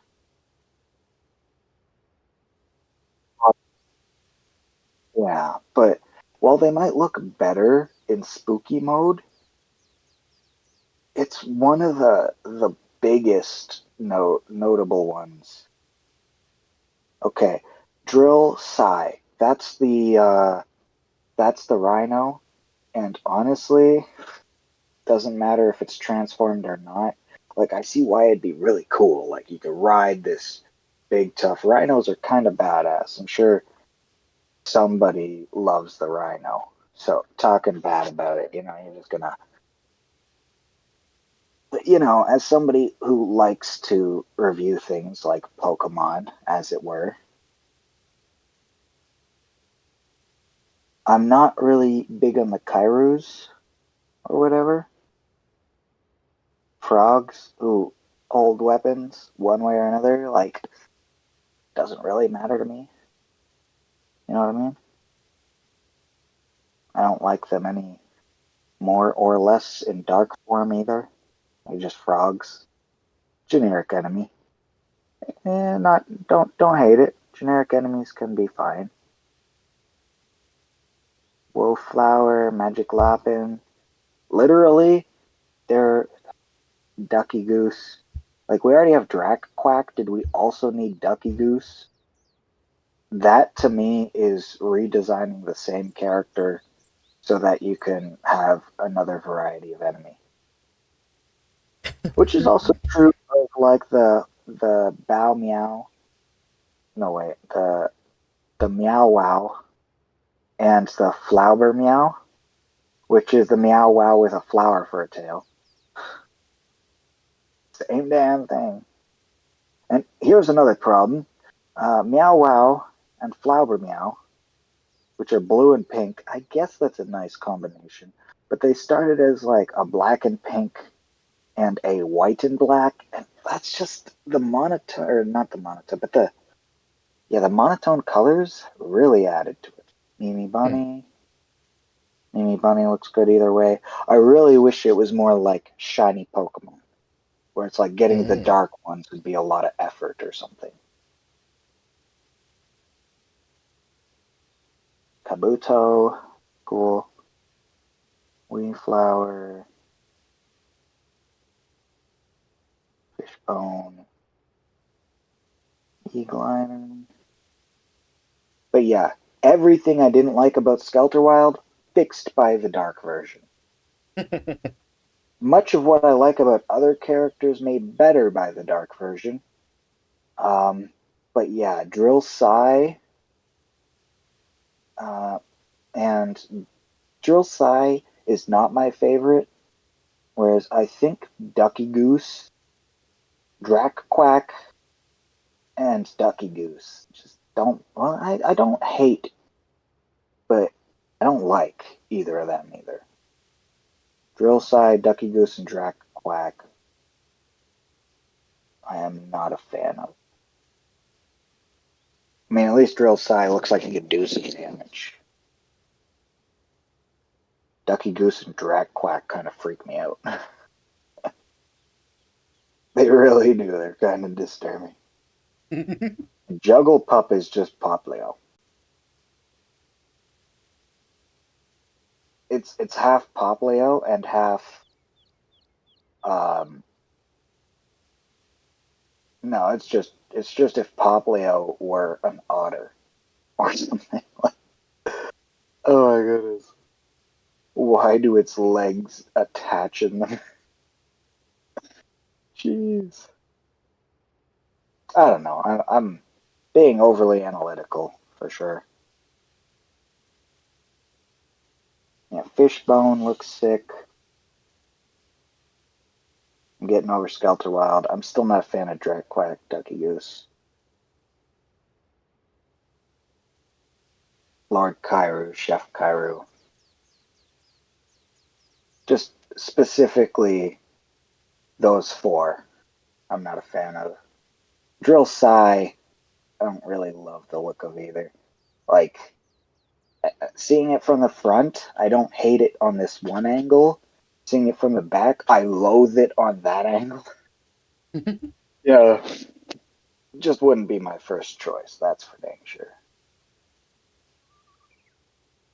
But yeah, I feel like Drac Quack, Ducky Goose, Chef Kairu, Lord Kairu, they feel to me like filler enemies. Bunch of goofy designs. I'm sure somebody loves them, but yeah, the frog lovers up in arms right now. That's what I felt. It's funny because so are the frogs. That's what I felt about a lot of it when it first came out. When it first came out, you're like, oh, there's so much potential, and then they make you get the cute, fluffy ones. Yes, I don't. Here's the thing: I don't care for cute monster designs ever, unless there's a point. Don't make them cute. Yeah, Mimi Bunny's cute, but it feels like it should be. Magic Robin and Mimi Bunny. I like both of those. I get Juggle Pup, but it's a little uncanny. I get Wee Flower, but it should be more flower and less Wee. Same with Woe Flower, which it has thorns, but neither really flowers, you know. Neither feels like a grass type Pokemon. Tamaship. Tamaship being cute, totally get it. Heavy Rep, that's Foster Home for Imaginary Friends. Pricklemane is some sort of creature. I feel like that thing would bite your fucking arm off. Komori Bat. I love the Komori Bat. I get Tamaship, but I love Komori Bat. Oh, Sir Kairu has wings. Lord Kairu, I don't think does, and Chef Kairu. But Sir Kairu has wings. I do not know why instead of a pointy object like Lord Kairu has, he has a bumpy stick. Kind of horrifying. And probably less. It's got a point right on the tip, but I just don't imagine it being as effective as Lord Kairu. And an actual sharp, like, sword the whole way up. Yeah, I guess just for the sake of him actually doing damage compared to a lot of these monsters, Drill Size kinda cool. Like he's I don't like the design necessarily of the character. I would much rather Sarah Terror or even Skelter Wild, but I mean, I definitely take Drill Sai over the frogs or the weird ducky gooses. You know what I mean? Yeah. I think Tatsu Steed would be a whatever that is. What is that? A horse? Seahorse? It's a seahorse. It has wings so that it can, you know, be a seahorse on land. There's also a Tatsu Blaze. Tatsu Steed and Tatsu Blaze. I have no idea what the difference is. Yeah.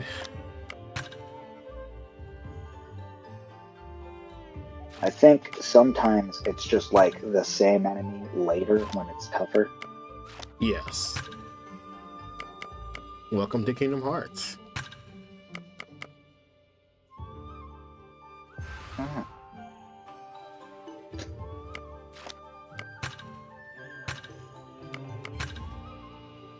But yeah, I'd totally take out Magic Lapin or whatever. Damn, they do look a lot cooler when they're dark though. Mimi Bunny and Magic Lapin are just the two bunnies from Digimon. You know, and the one of them turns real fucked up. Yeah, how one's mint and the other one's chocolate. No. Well, yeah, but not in looks. I'm not talking like looks. I mean, they do look exactly kind of like them. But I mean how the one goes fucking nutty. I know what you mean, but I was making sure that I was talking about the right ones. Yeah. So, I don't remember, because one has their ears up and one has their ears down, at least in dark mode. That's weird. Mimi Bunny, Magic Lapin. But yeah, specifically Mimi Bunny's ears, I think it is, are just reminding me of, like, especially when he's in his half form or whatever, and he's halfway there. You know what I mean? Yeah.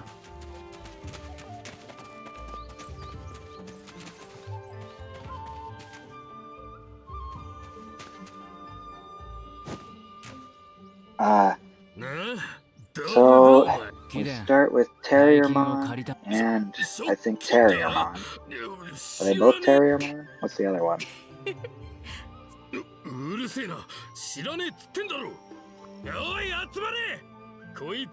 both have those funky ears.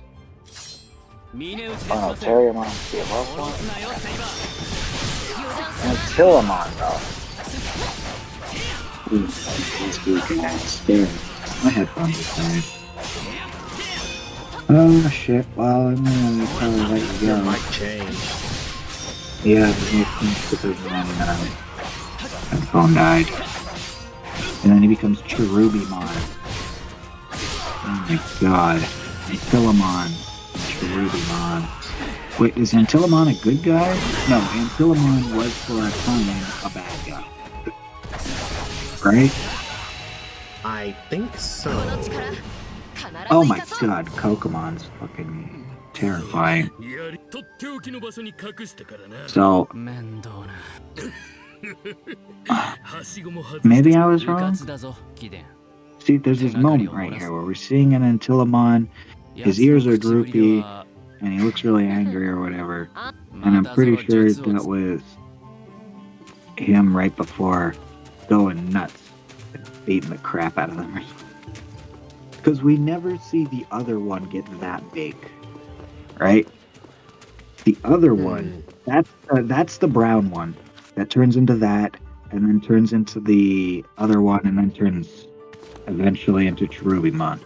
So it turns into Antillamon, and then Pokemon, and then Cherubimon.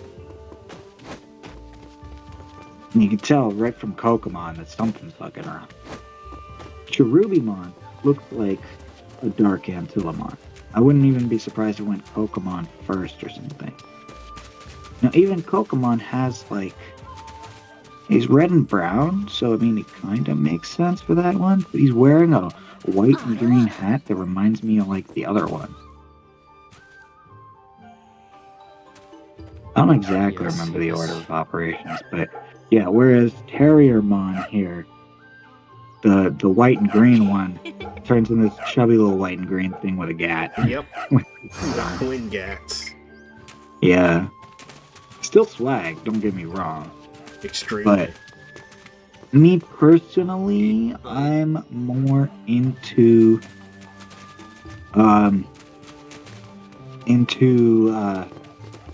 what's this? Antillamon? Andreamon? No, Andreamon's somebody else. Andiramon. Is that it? Or is it Antillamon? Probably. Yeah, I'm seeing a lot of Antillamon. There's Antillamon good, Antillamon evil. I knew there was an evil Antillamon. Now, I love Antillamon. Just because, like, I imagine the raw power of that guy in such a big frame. Yeah, the other gun's got gats. Having them both would be great, but, you know, I'm not trying to recreate that guy's mistakes. Let's just Intellimon. I even wouldn't mind Cherubimon. He's kind of absolutely terrifying, and I don't think we ever see a... Is this a good Cherubimon? Where he's pink? Oh, it is. I hate that version. I like them both. I don't love it. But that's Cherubimon. Even Dark Cherubimon, he might look a lot cooler in a way, but he's still Cherubimon. You know what I mean? And considering you're not going to get Dark Cherubimon without also having... No, because the Cherubimon that I know and love was evil bad guy from that season where they could transform into Digimon. Yeah. No, but he's evil bad guy. That's kind of my point. To have that Cherubimon is to have a live grenade. Sheesh. Yeah, Antillimon. I love Antillimon. I don't mind Cherubimon.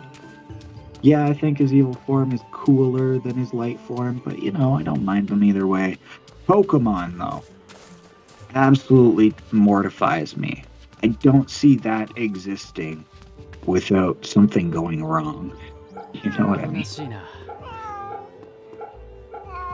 Can it exist without something? Oh my god. Look, he's bringing snacks. Pokemon. And he's just normal. Yeah, my favorite has got to be Antillimon. He's just amazing. I am happy that you're having fun. Right? We have gotten way off topic. Yeah, I started replaying the game. Replaying, huh? Or continue playing? Either or is fine with me. It's not like I made that much progress anyway. There's gonna be so much just like still screen and us talking about everything that's not this game. Yeah, that's true. That's true. Yeah, I don't mind good Cherubimon. As long as the art is good, yeah. And honestly, the actual anime official art is good.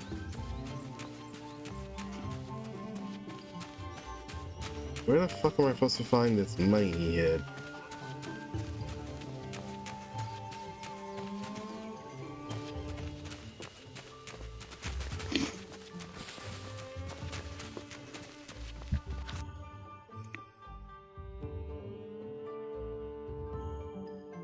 Alright, so it's in this area somewhere. You need a ladder to get to it. I really gotta find, just a list of every freaking Digimon. All their evolution charts. There's a channel dedicated to that. I think it's Digimon Central or something. Because I need to know my exact Digimon path. I already know my favorite Pokemon, so now I need a favorite Digimon. Cute little fluffy Pikachu. Evolves into a living fireball. Evolves into a living fireball with a hat. Evolves into a fucking black mage. Evolves into Azazel with a flaming sword or something. Look up Maycrackmon. Is this actually? Who? Maycrackmon. Yeah, but how to spell? M-E-I? Yeah, Crackmon. Is that that's a... Oh. Shit. It's Zeraora, the trippy. With titties.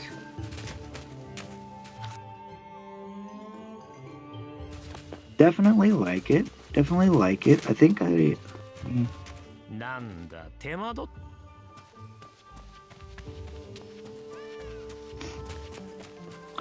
I like how the face is a bit more humanoid than Renamon. You know what I mean? It's a bit cuter in the face than Renamon. Its tail is kind of wild though. Or, yeah, it's got a tail and two scarves. I just don't know how it would look in anime. You know, all I'm seeing are 2Ds right It now. is an anime. Yeah. No, but all I'm seeing are images, like arts. This one particular I love, but type it into YouTube and you'll see it. Its tail has a knife. What the heck? Why is it making that face? It looks like it's about to eat that person. Or something else. Wait, those are its eyes all the time. Why is it always glowing? Hey, Crackmon. Call me May.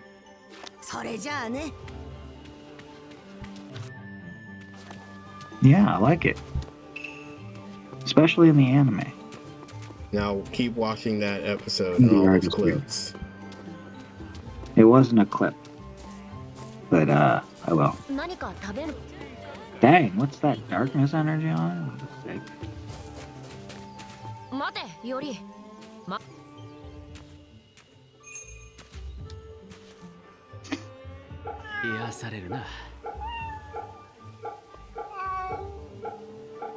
wonder if we have any other foxes. Like, I wonder if Renamon has any more humanoid-looking forms.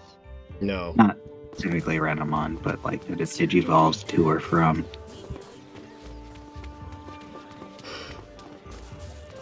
Yeah, I like Maycrackmon.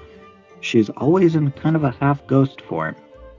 I'm assuming that's just how that Digimon anime show works. Yeah. If they're in the human world. It's augmented reality stuff. Oh. Well, at least it's going somewhere new. You know, doing something with it. I say just bring them back to reality. It's like you don't need holograms. Yeah, I kind of agree. Like, much prefer just actual interaction over there.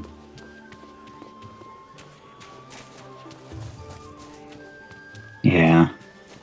Ghost game. Oh, yeah, that's like the newest one, huh? Mm-hmm.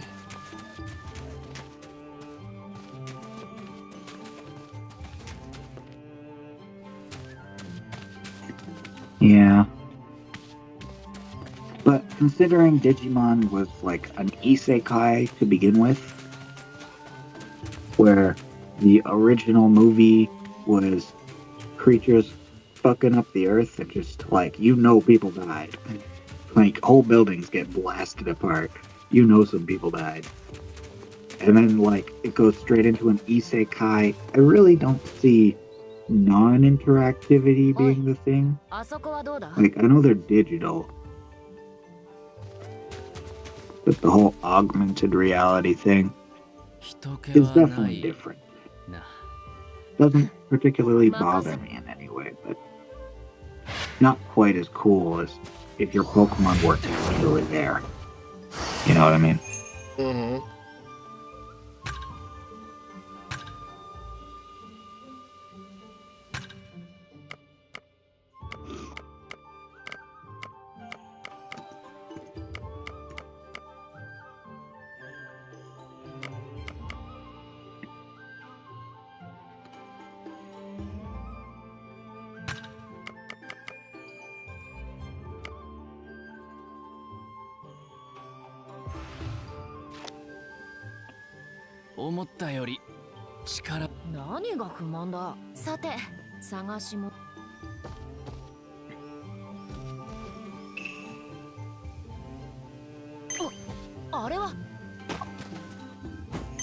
Okay, here we go.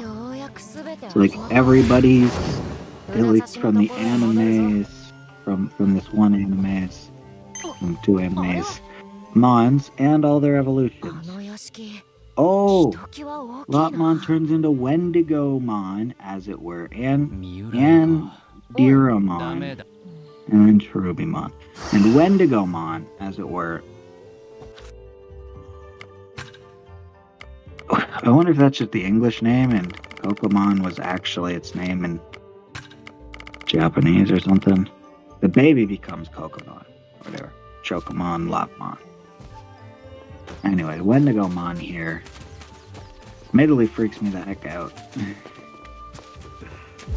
Still pretty cool, it gets big and buff. Oh, and the other one turns pull these Cyberpunk, huh? Yeah, definitely like Rapidmon. Starts to lose shape in Mega Gargomon, though. Then we have Maycrackmon. Oh my god, it's adorable as a baby. What the hell? I love Leafmon. And then I wish it never evolved. Not literally, if I had a Leafmon, I'd try to evolve it into a grass type rather than a bug type. We're going on Pokemon rolls here, but... Piamon becomes Birdramon. Gomamon. Hikakamon. Oh, look at that. Gatomon. You know Gatomon the cat? Gatomon? Gatomon, yeah. I was about to say Gatomon. I was like, they gave guns to Digimon again? Come on. Oh, they always give guns to Digimon. What are you talking about? I said again, didn't I? Yeah, that's true. But, Gatomon. Oh, fuck. Yuki, look at screen. There's a Niaromon and there's Meikumons. Yuki, look at the screen. I'm pulling it up.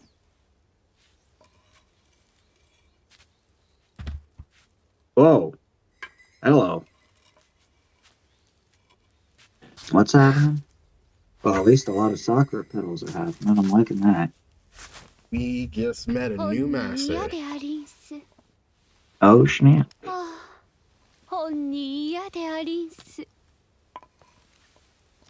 Back in the day, I really liked Armadillomon.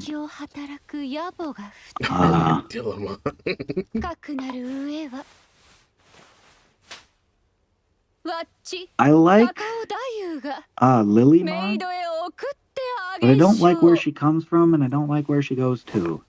Patamon was always, up there. Even though its attack is pretty dang weak. Patamon. I like this chart. It tells you actual characters from the show and where there's. Look at the cutscene and look at this chick's neck. Oh my god. You have to wait a second after this dude stops raging. Oh, I see it, yeah. Skinny, long neck in a triangular shape. I think it's an art style. If you notice, without the scarf thing or your collar, your neck should be long and skinny too. But that one was just egregious. A little bit. It's Pan Broly. Metal Garurumon is sick. I'm not. And then of course you have Vimala, who actually used armor and stuff. That was badass. I really wish we saw a Leafmon that took the grass route, because I'd like to have a grass Digimon other than Lilymon that I actually like. Of course, this is still only looking at a quick cursory glance at what we actually saw from the anime.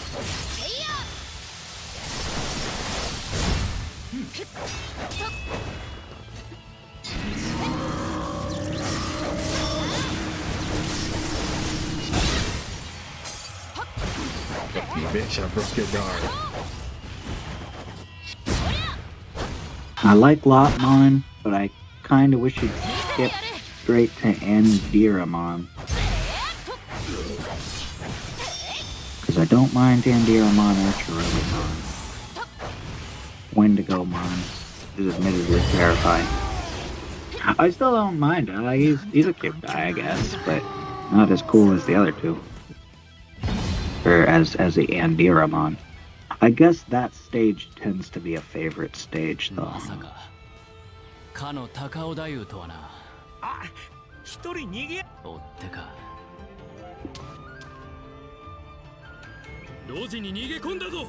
They have them kind of out of order, too, because this is not balanced.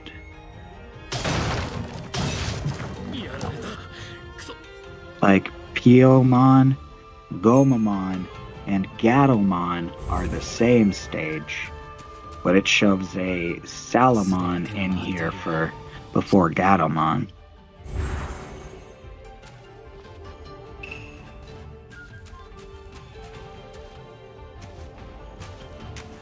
So while everybody seems to be aligned on the same stage at the same time,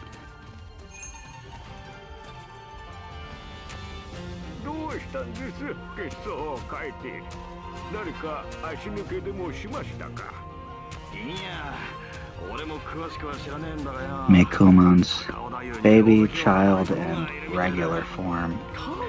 So the baby form makes sense where it is, but it could also be the first thing instead of Digitama. Chart's a little wonky, but at least it shows everything from the anime. Pretty much what I was looking for. Oh, here's one that actually involves Ranamon and their evolutions.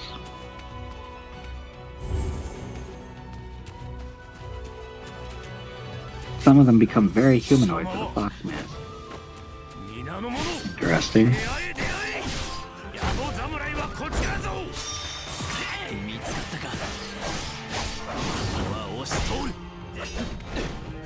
Whoa, what the heck?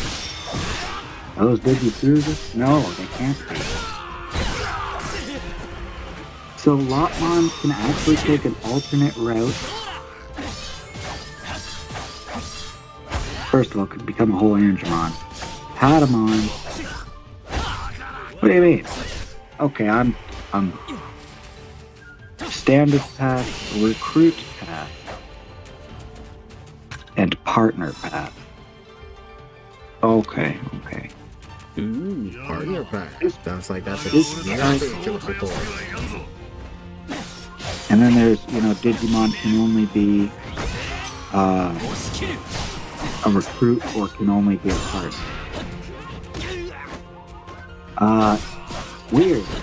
So, I don't know what the difference between a freaking recruit and a partner is. But Patamon is recruit only according to this chart. Whereas Lopmon is partner only. But then it says, this fucks me up, because it says Patamon can become the cat. I'm honestly inclined to believe it, kinda.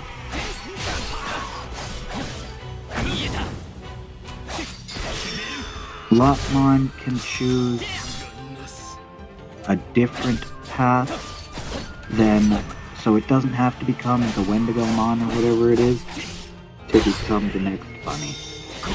It can become this little warrior bunny instead with 3 horns.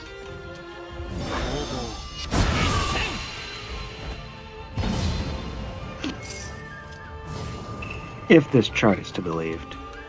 Digimon Survive evolution chart. Is that a game or something? I believe it is. Oh, Yuki, look at stream. I'm seeing. Okay. You're running around.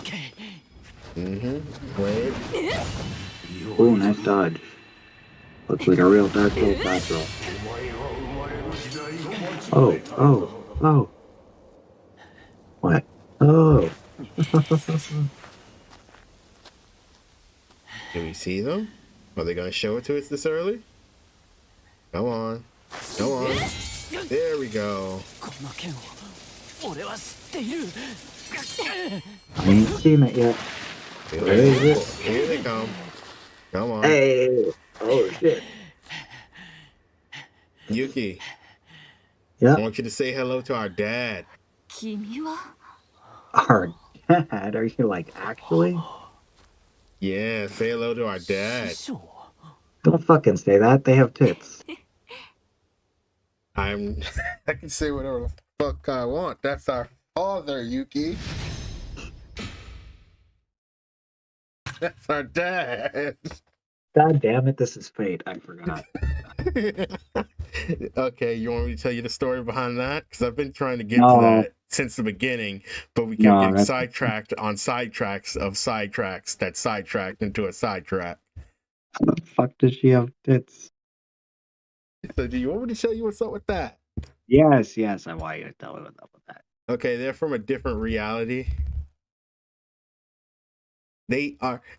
Our dad is still canonically male in this reality, but we can both recognize that is our dad, and as they recognize that we are their son, because we are still the same person in the reality they're from. We look the same, we still sound the same. The only one that's different is that one. In that world, our dad is actually a woman. Are they still our dad or are they our mom?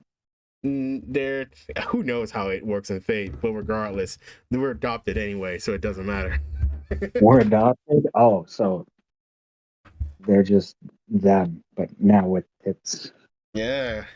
Ryuki, we can romance our dad. Wait, is that actually a thing? This is a fate game. I would be surprised if it's not. I really hope it's not. I mean, I'm down for the weirdest shit, but that's a line. I didn't say you can't cross it, but I'm not going to. Look, you're either down the clown or you're not. All right, and you've already put on the clown makeup and the shoes, so you better stay where you are. Yeah, I'm gonna stay over here in my lane where, Yeah, with your clown shoes and your nose and your red lipstick. I hear you, Squeak it out.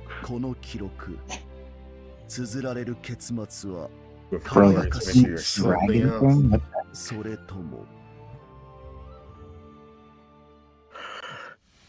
So I wonder what the difference between a partner and a recruit is.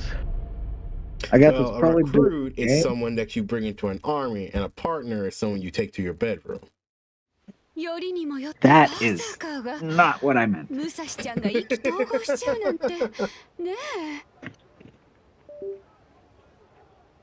I had to shovel my dog out of my spot. He was not getting up.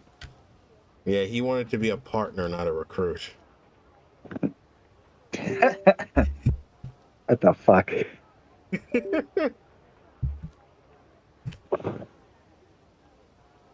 Okay. I guess I wasn't meant to say that. My controller disconnected. That's funny. No, but according to the rules of this.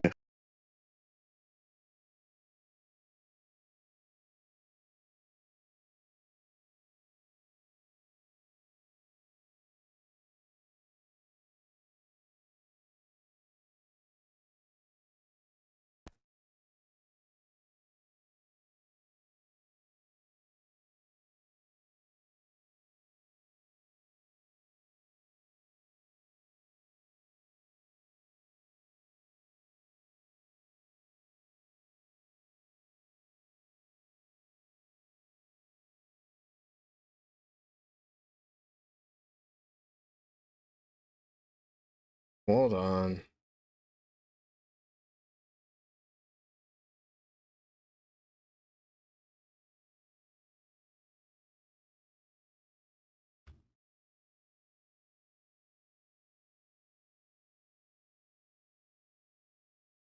There we go. I can hear you now. Oh. Yeah, sometimes they only have a single path open to them, especially if they're a partner. I think that's a little odd. Like, I have no idea what the difference between partner and recruit is. But here's something. All of the characters from the old anime are listed as recruits. Like, you think they'd be your partner, but they're all, well, most of them, almost all of them, are listed as recruits. Why is it not registering the buttons? not including Blue Wolf and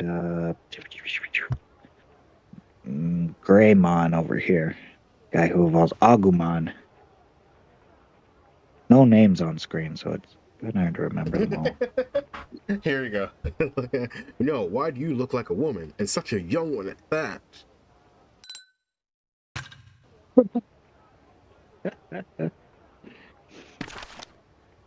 That's damn funny. My controller keeps disconnecting.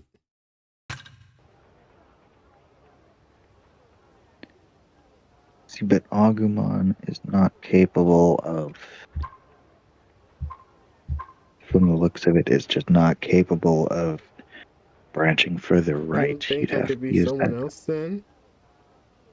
That's part of why they convolute it with partners and recruits, to really determine who can become what, restrict you in some ways. Because if two can become one thing, then. Oh, well, Agumon could branch way off to the right if it were a recruit rather than a.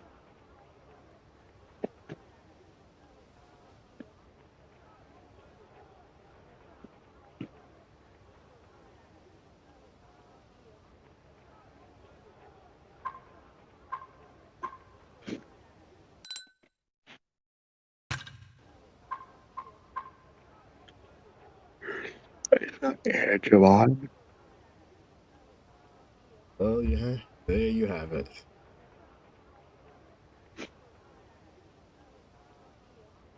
There you have it.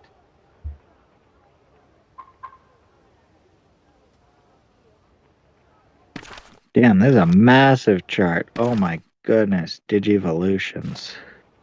Digimon Unlimited. That's close to what I'm looking for, I guess.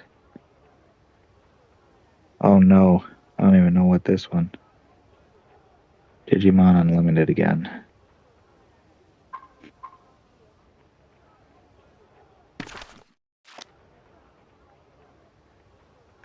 Why is it not responding to my controller?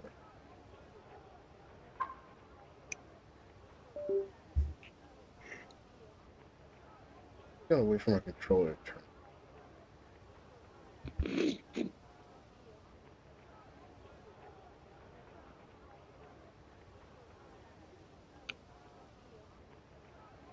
Damn it, will you stop?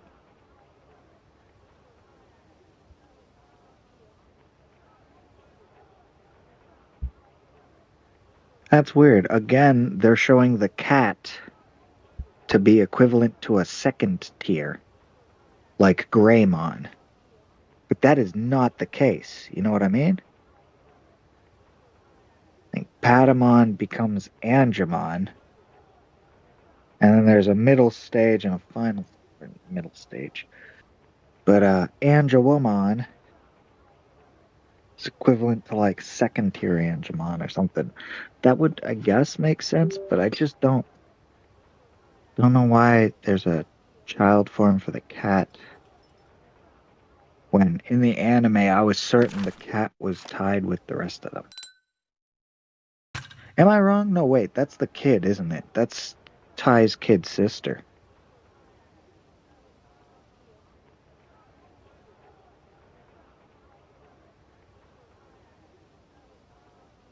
The cat.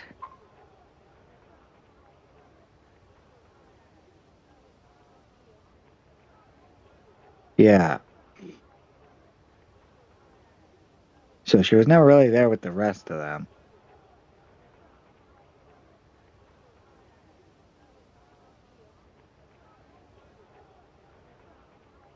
Hmm.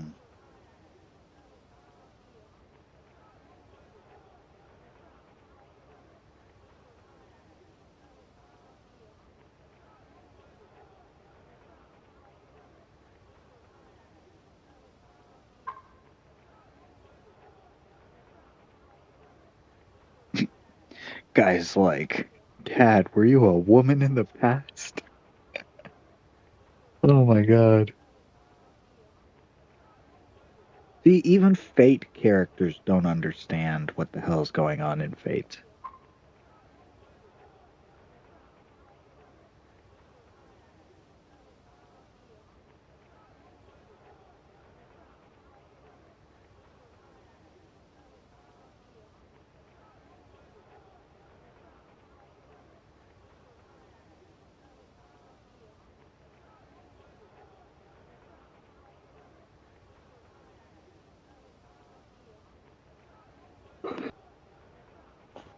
Oh, usually it spits you out, but there was nowhere for it to spit her, so she's just floating.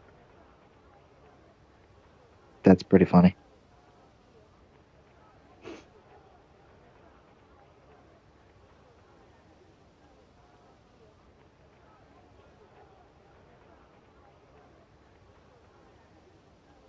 And Telemon. Oh, so the other one's Turuimon. Turuimon. Instead of Wendigomon, you could take a Turuimon route. Oh, I think Wendigomon turns into Antilamon Virus and Cherubimon Evil. Whereas Turuimon might turn into Antilamon Data and Cherubimon Good. I might be wrong on that. Because it doesn't say Wendigomon and Turuimon are good or evil. But it is showing Antilamon and Turuimon are blue, whatever that means for this video game. Whereas Wendigomon, Antilamon Virus, and Cherubimon are red. And Cherubimon Good is green, for whatever that means. Probably like rock, paper, scissors elements or something. No idea.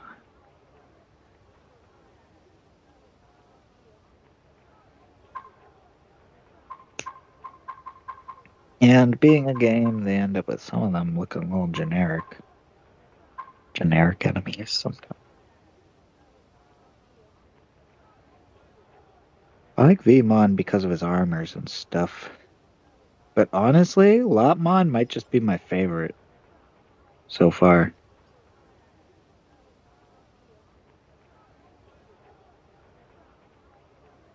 Lopmon, Turuimon, and Tillamon. Well, I don't know if I like Turuimon any more than Wendigomon. I haven't seen it yet.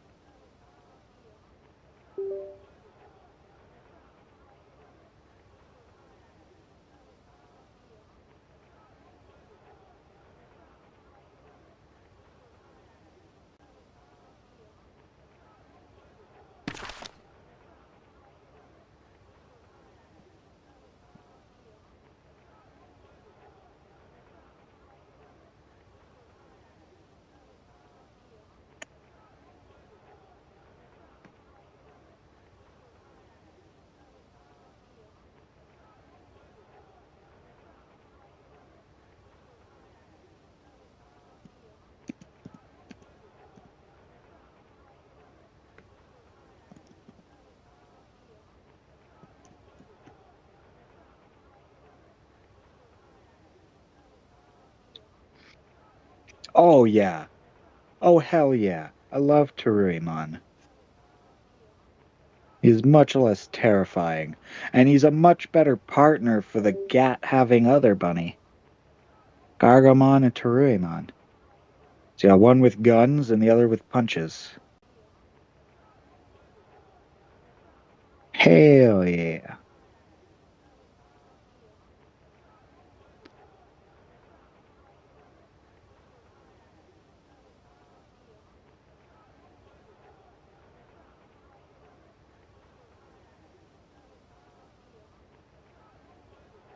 And bro's wearing like a Goku outfit. Kinda. I'm kinda wrong, but just saying that yellow orange with some Japanese letters on it.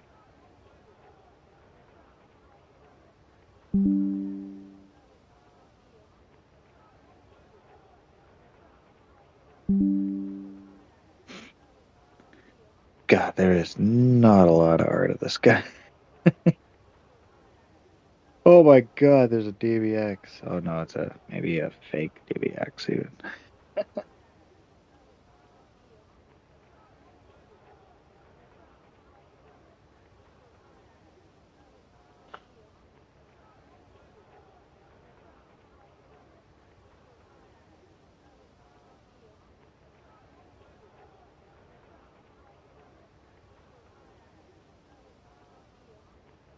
Huh.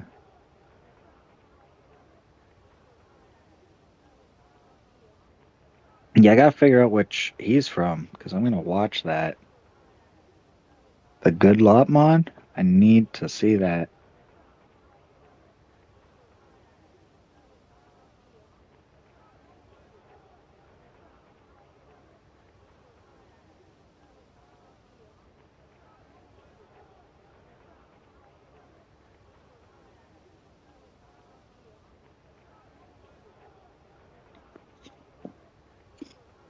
Why?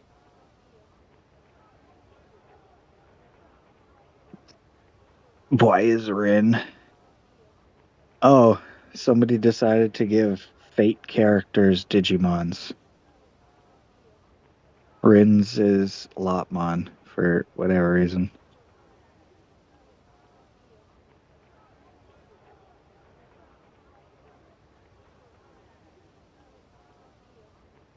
This one's just incorrect. I don't even know how to name characters right. You still there? Yeah, I'm still here. I'm still trying to fix stuff.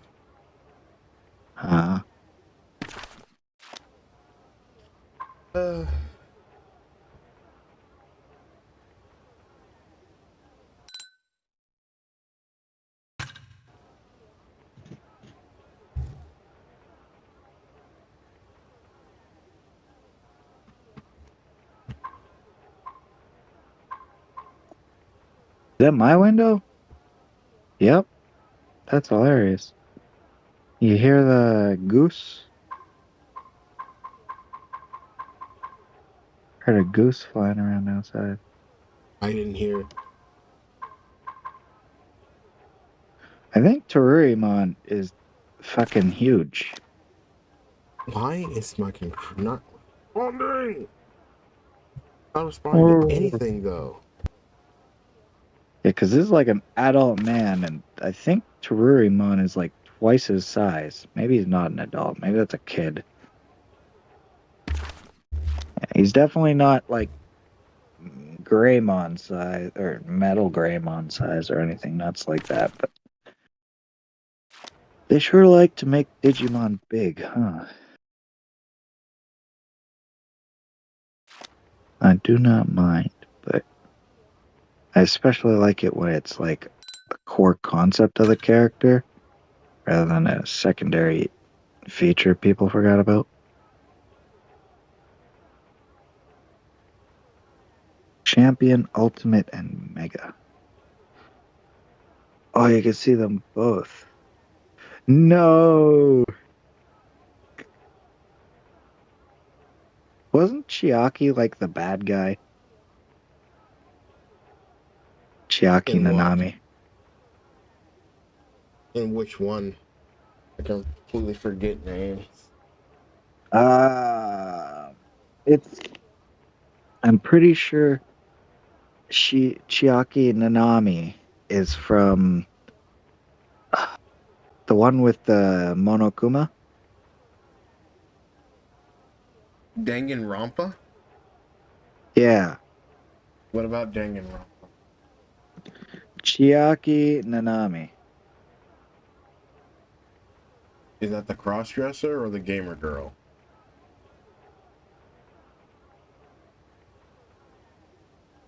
Holy shit! I'll fucking tell you if I can ever look it up. Getting so much goddamn issues because every time I try to type something, if I'm not clicked on the fucking search bar, it just starts entering random like hotkeys. Pulls up my photos or some bullshit. And I gotta navigate back. Chiaki Nanami is from Danganronpa 2.